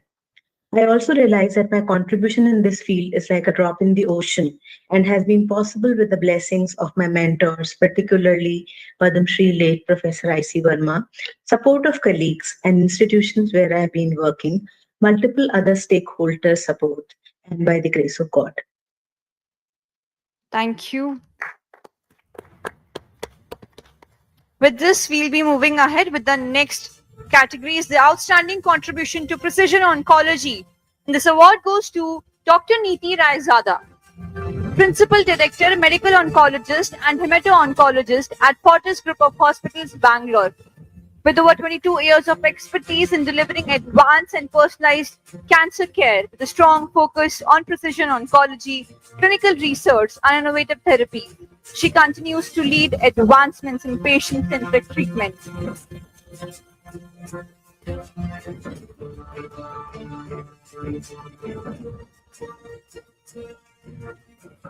Moving on to our next category, which is outstanding contribution to medical oncology. And this award goes to Dr. P.K. Smruti, President of the Indian Society of Medical and Pediatric Oncology and Medical Oncologist at Leelavati Hospital, Mumbai. A highly respected leader with decades of experience in cancer care with expertise across a wide range of malignancies and advanced therapies.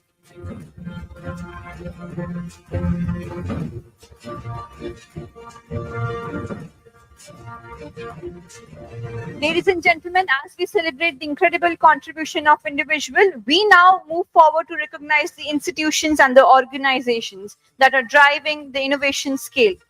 But before that, we have another category of outstanding contribution to cancer care, and the award goes to Dr. Kumar Prabhas, Professor and Head of Medical Oncology at Tata Memorial Hospital. He's a leading oncologist with over 2 decades of experience in advancing cancer care with extensive research, contributions, global recognition, and a strong focus on training and patient-centric initiatives.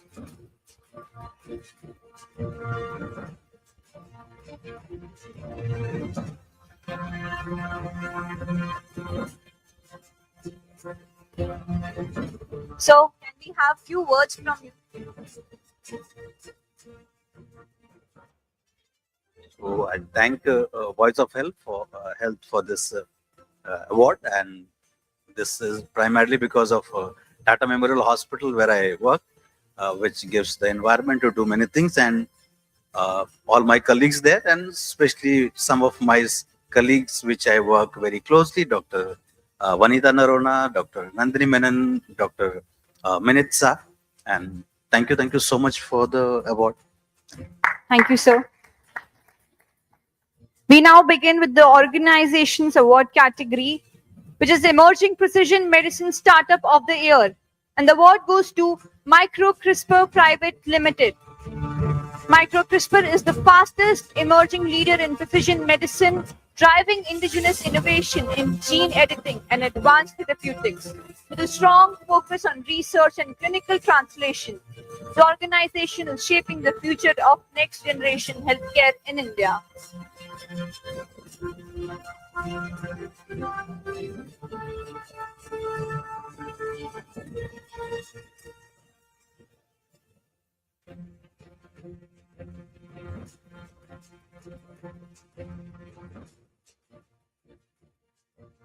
Hello, everyone. First of all, thank you for Voice of Healthcare for giving us this award. We may just be 2 people standing here, but it's a whole team effort of 600 other scientists sitting in Vapi, Gujarat, who are responsible for this. You'll be hearing about microCRISPR in the CGT field coming soon. Thank you again. Thank you. Thank you, ma'am, and congratulations, Team MicroCRISPR. Next category is AI Innovation in Precision Healthcare, and the award goes to VitalU. VitalU is co-founded by Dr. Chirantan Bose and Dr. Pratish Bhandar for AI-driven precision healthcare in India. As a diagnostics-backed longevity platform, VitalU is redefining preventive care through advanced data insights and personalized health interventions.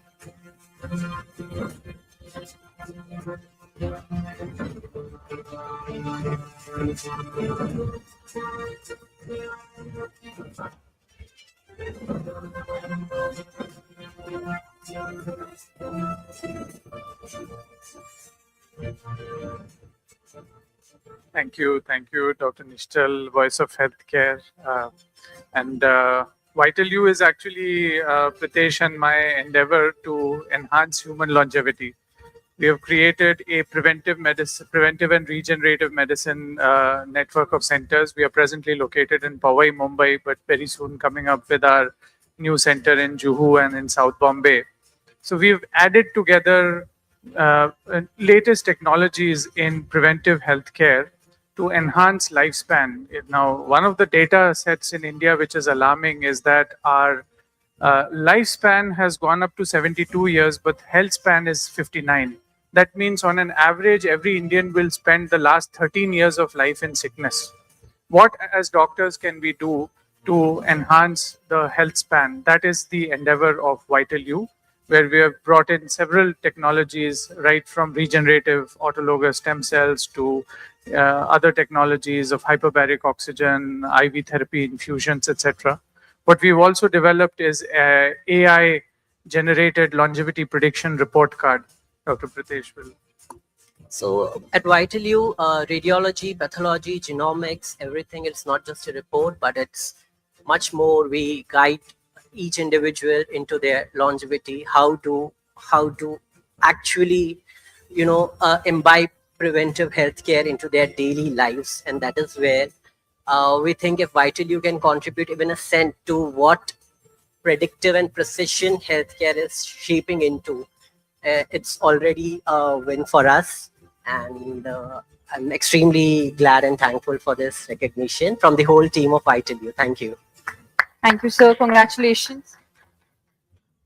Moving ahead with the next category is Excellence in Precision Biobanking. And the award goes to CryoViva Life Sciences Private Limited. It is the leading biotechnology company under the RJ Corp and at the forefront of the stem cell banking and regenerative medicine in India, with globally accredited standards and a strong focus on quality, innovation, and precision.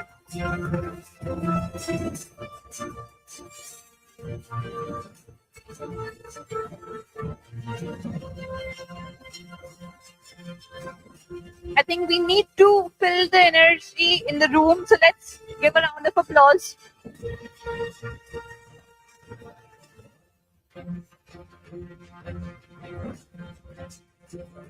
Hi, good evening, everyone.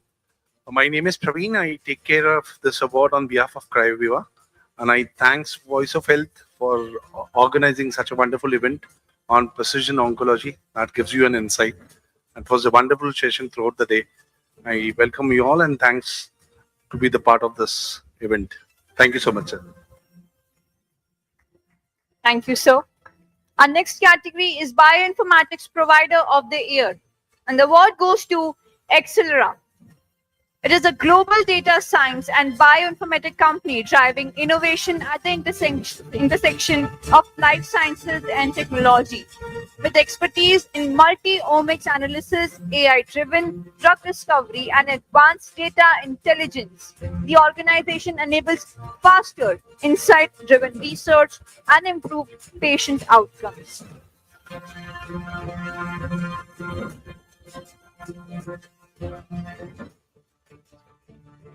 So thank you very much for VOH for this great award. And also good evening to all of you. It's a great session. We enjoyed thoroughly the whole session here. And Accelera is a data science, bioinformatics, and informatics company, enabling the pharma and biotech companies during their drug discovery value chain. At the same time, we apply AI approaches to come out with the more insightful outcomes for them. So at Accelera, data means more. So that's where we are. We enable precision medicine during the journey of this. Thank you very much once again. Thank you. Thank you so much, sir. Moving on to next category is the Genomic Lab of the Year, and the award goes to Karkinos Healthcare Private Limited. Karkinos is at the forefront of India's genomic innovation, bringing globally advanced sequencing technology at large-scale genomic capabilities to the country, with strong focus on precision diagnostics, integrated bioinformatics, and accessible cancer care. The organization is redefining how genomic insight translates into real-world clinical impact.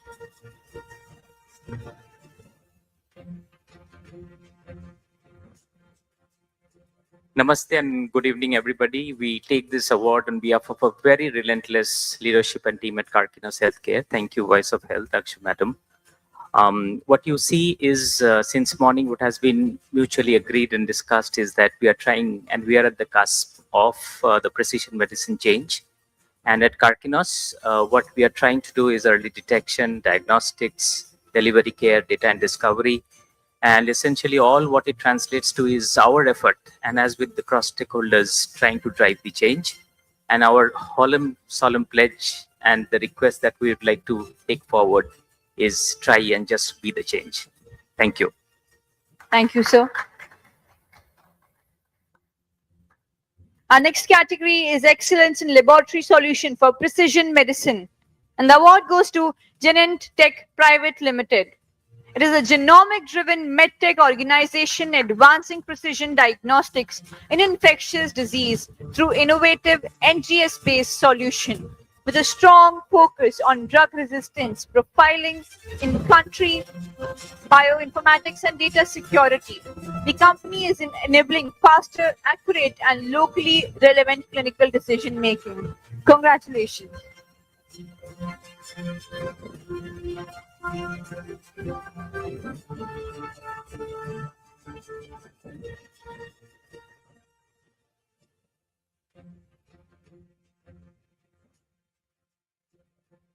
Greetings. Thanks, Voice of Healthcare. Thanks, Dr. Daksha and Mr. Dr. Navi. We at the Genient do provide a PCR and NGS solution. We are growing in the genome sequencing and we'll be happy to serve human mankind. Thank you. Thank you very much. Thank you, sir. Our next category is Leadership in Integrated Life Sciences and Precision Medicine in India. And this award goes to Prema's Life Sciences, a dynamic organization driving innovation across genomics, proteomics, and multiomics to advance research and diagnostics in India by enabling cutting-edge technologies and supporting leading institutions in building core genomic capabilities. The organization play a pivotal role in strengthening the precision medicine ecosystem. It is their commitment to empowering scientific discovery which is making it truly a deserving recognition. Congratulations to the team. Our next category is Excellence in Advancing Precision Oncology in India. And the award goes to Zydus Life Sciences. Zydus Life Sciences is recognized for advancing precision oncology through its initiative to expand to access to comprehensive genomic profiling and treatment monitoring solution. May I have Zydus team on stage?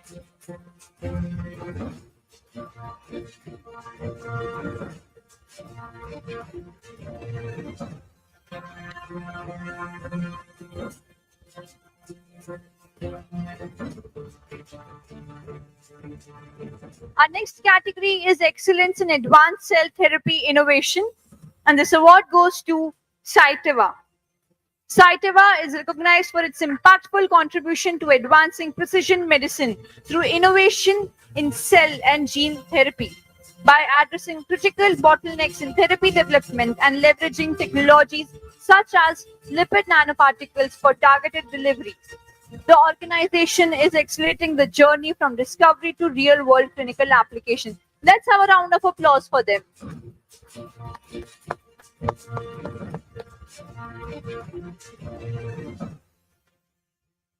Thank you, VOH, for recognizing Cytiva.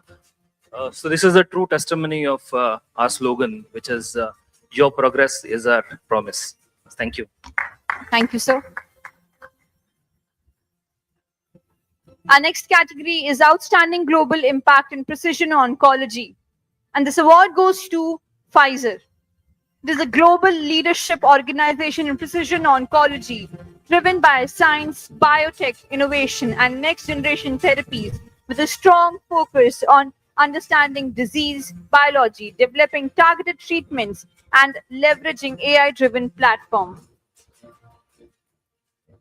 Our next category is of breakthrough research in breast cancer in India, and the award goes to Indian Institute of Technology, Madras. Let's have a round of applause for the entire team for being recognized for its groundbreaking initiative in launching the Bharat Cancer Genome Atlas, a first of its kind database capturing the genomic landscape of breast cancer in the Indian population. Their effort is enabling the deeper insights into disease biology, early detection, and personalized treatment strategies.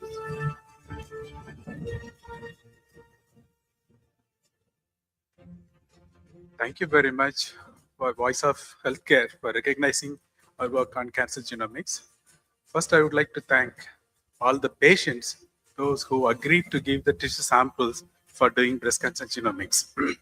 So using the genomics, this data, we have developed India's first open access cancer genome database that's called Bharat Cancer Genome Atlas. Now we are in the process of developing the genomic landscape for the cancers that are prevalent in India in collaboration with Courtyard Healthcare. So everybody can use this database. It's an open access database. Everybody can also deposit their database. This is an Indian open access database. Thank you. Thank you, sir, and congratulations.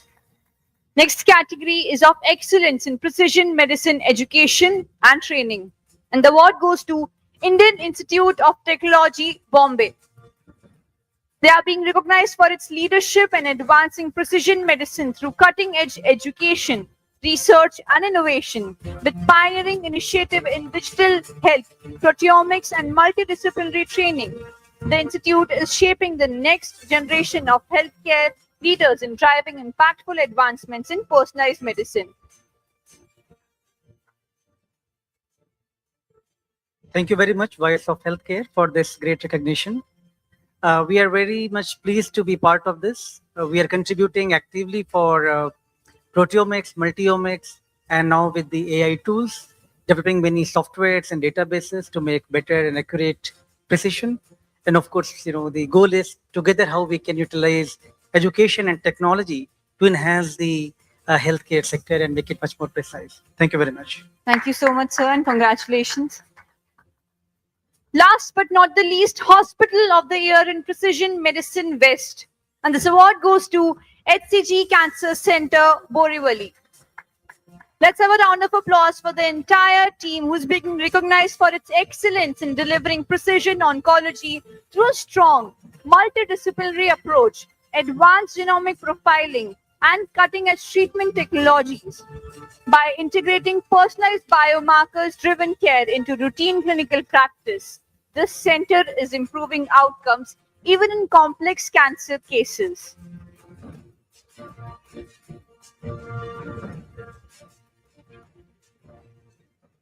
Yeah, so good evening, everyone. Thank you, VOH. Thank you, Dr. Alexa, for this felicitation. And, as he said that it is not the last and not the least kind of thing. So see, I just wanted to communicate about healthcare global enterprise when, our founder, Dr. B.S. Ajay Kumar has envisioned about the comprehensive oncology 35 years back. The HCG is I think the pioneer to deliver the cancer treatment at not only tier 1 town but tier 2 town also, with having 25 plus centers across the country. The goal is to reach out to the people, cure them with utmost whatever the clinical advancements and technological infrastructure developments which are happening. Our goal will be continue to reach to the people with the affordable services and make this country to be make more cancer free. That's our goal. Thank you so much. Thank you. Thank you so much, sir, and congratulations. Ladies and gentlemen, may I request everyone and all the award winners, speakers, dignitaries to please come on stage for a group photograph, and let's capture this winning moment with their trophies.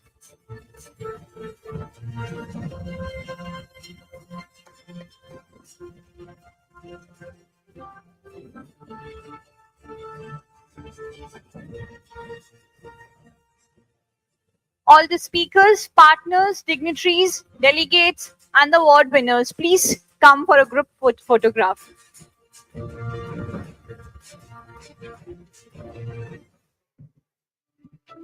Congratulations to all the speakers, all the award winners. I see a lot of opportunities for all of us to partner in our program.